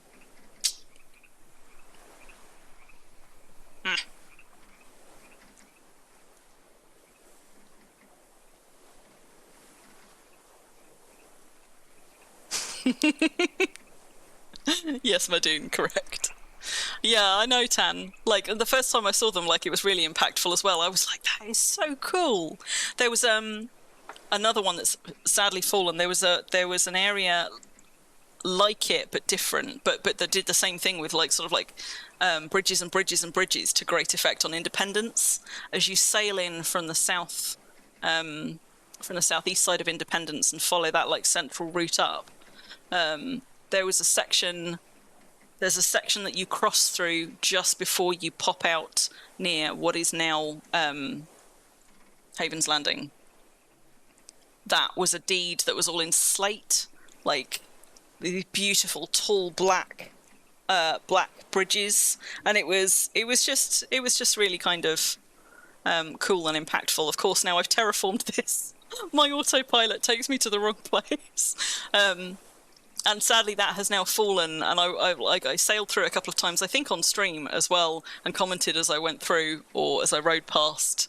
Sort of like it made me quite sad to see that crumbling, because the first time I saw it, it was really impactful. I was like, that's so cool. And it's one of the things that I really enjoyed about sailing through Indy. Like every time I come by it, I'd be like, that's so cool.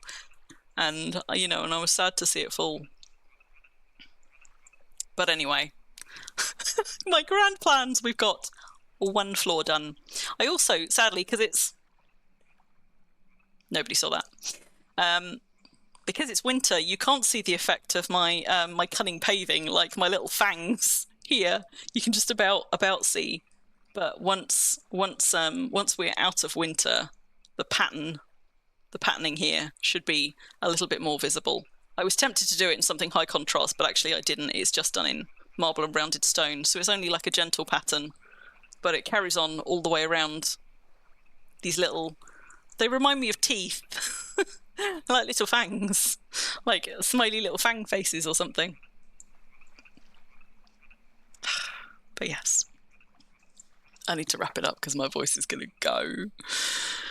Oh, I would love that fairy. I don't think they do. I mean, I guess they keep, as in, I guess they've got backups kept, but I don't know if they keep longer term backups than that. I imagine they probably don't.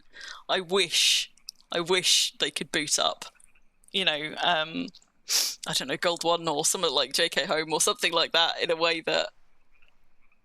and at a time that we could get to go and explore them, maybe as like just as a one-off event, as like a jackal or something.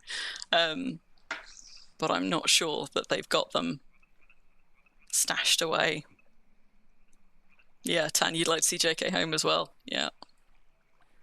I'd love to see like, Indy a month in. Or even like, I mean, day one Indy as well, but I'd like to see the beginnings of things, and for that you normally need to get like, a month or two in. It would have been lovely to see. Go build your little island cottage again. Yeah. Fairy, you watched a stream where old games are still up and running and nobody plays anymore. Oh, that's kind of wonderful and also really kind of sad. I would love that though. I fucking love a bit of urban decay and like nostalgia and like something about the character of spaces where people have been once all of the, like, you know, once all of the busyness and all of the people die away or move away or whatever, like just what's left. I got into urbexing briefly for a little while, which for anybody that doesn't know is urban exploration, and urbexers fucking love derelict and abandoned buildings for that very reason. They've got real character about them, these spaces that once contained so much life and stuff and things, and often when they stop being used, when they fall, you know, when they become derelict buildings or whatever, it's not like people wrap up everything and empty them out and then leave them.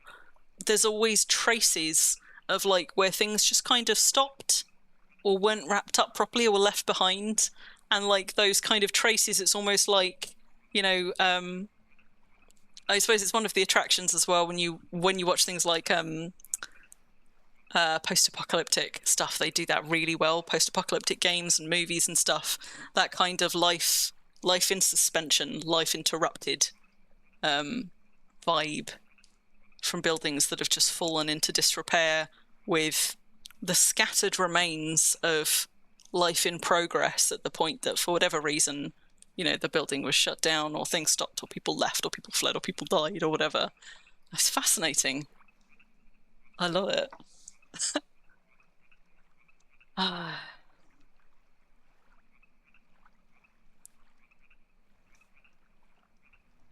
Yeah, if you can find that stream, Fairy, I don't know if you know what it was or whatever, but if you can find it, pop it in the Coterie channel or something. I'd like to go watch that. Yes, Tan, exactly. And I love that as well. It's partly what I like about archaeology Worm. It's also partly what I like about excavating old collapsed mines in Worm. I like discovering things that were, and then like speculating about how it was before it started to fall, I guess, or when it was still inhabited or whatever. And I enjoy that in Worm, and I enjoy that in life as well.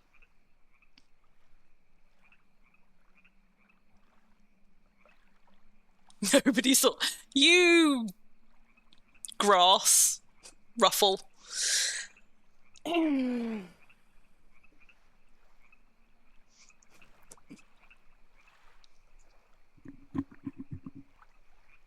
can't believe you told on me. Recorded it for posterity. Right. My voice is gone. I'm knackered. It's 2:30. Surely you all need to be in bed by now. Why are you all still here? You can see in my face as well, like I am. It's like my batteries are just like whirring down. So I'm going to wrap it up there. Good night, and thank you for a really great conversation. Thank you for hanging out, keeping me company. Thank you for tolerating my waffle and my rambles and my increasingly more inefficient worming, and then completely distracted, eventually giving up on worming for a little bit. It is... Yes. Keep up with the Blade Runner references. It is time to sleep. Or at least to do a batty and just to fucking power down in my chair for a little bit. Although preferably in a more comfortable chair over there. Feed these cats, drink something. So, good night, my lovelies. I've got on my cooldown. She's not here to see it, but I haven't done this one in a while. If you're near a portal anytime soon, if you're portaling for those purple dragons tomorrow, today, I suppose it's today now, for either of those purple dragon slayings, and you're near a portal and you fancy going and doing a little peruse of a market, the GD Tiny Market and Inn, which is just outside of Green Dog on Deliverance, has got some great little merchants on it. And I now with more merchants in the mine. Good to know, Ruffle. Hot tip from Ruffle. And I plan to go there soon and raid Myra's archaeology woods supply, among other things. But I've bought some great things there as well. Like I've bought a bunch of my arrows there. Some rares, all sorts of things. So market worth having a nosy at if you like that sort of thing the next time you're near a portal, which incidentally might be tomorrow. So good night, guys. Take care, and I will catch you again soon.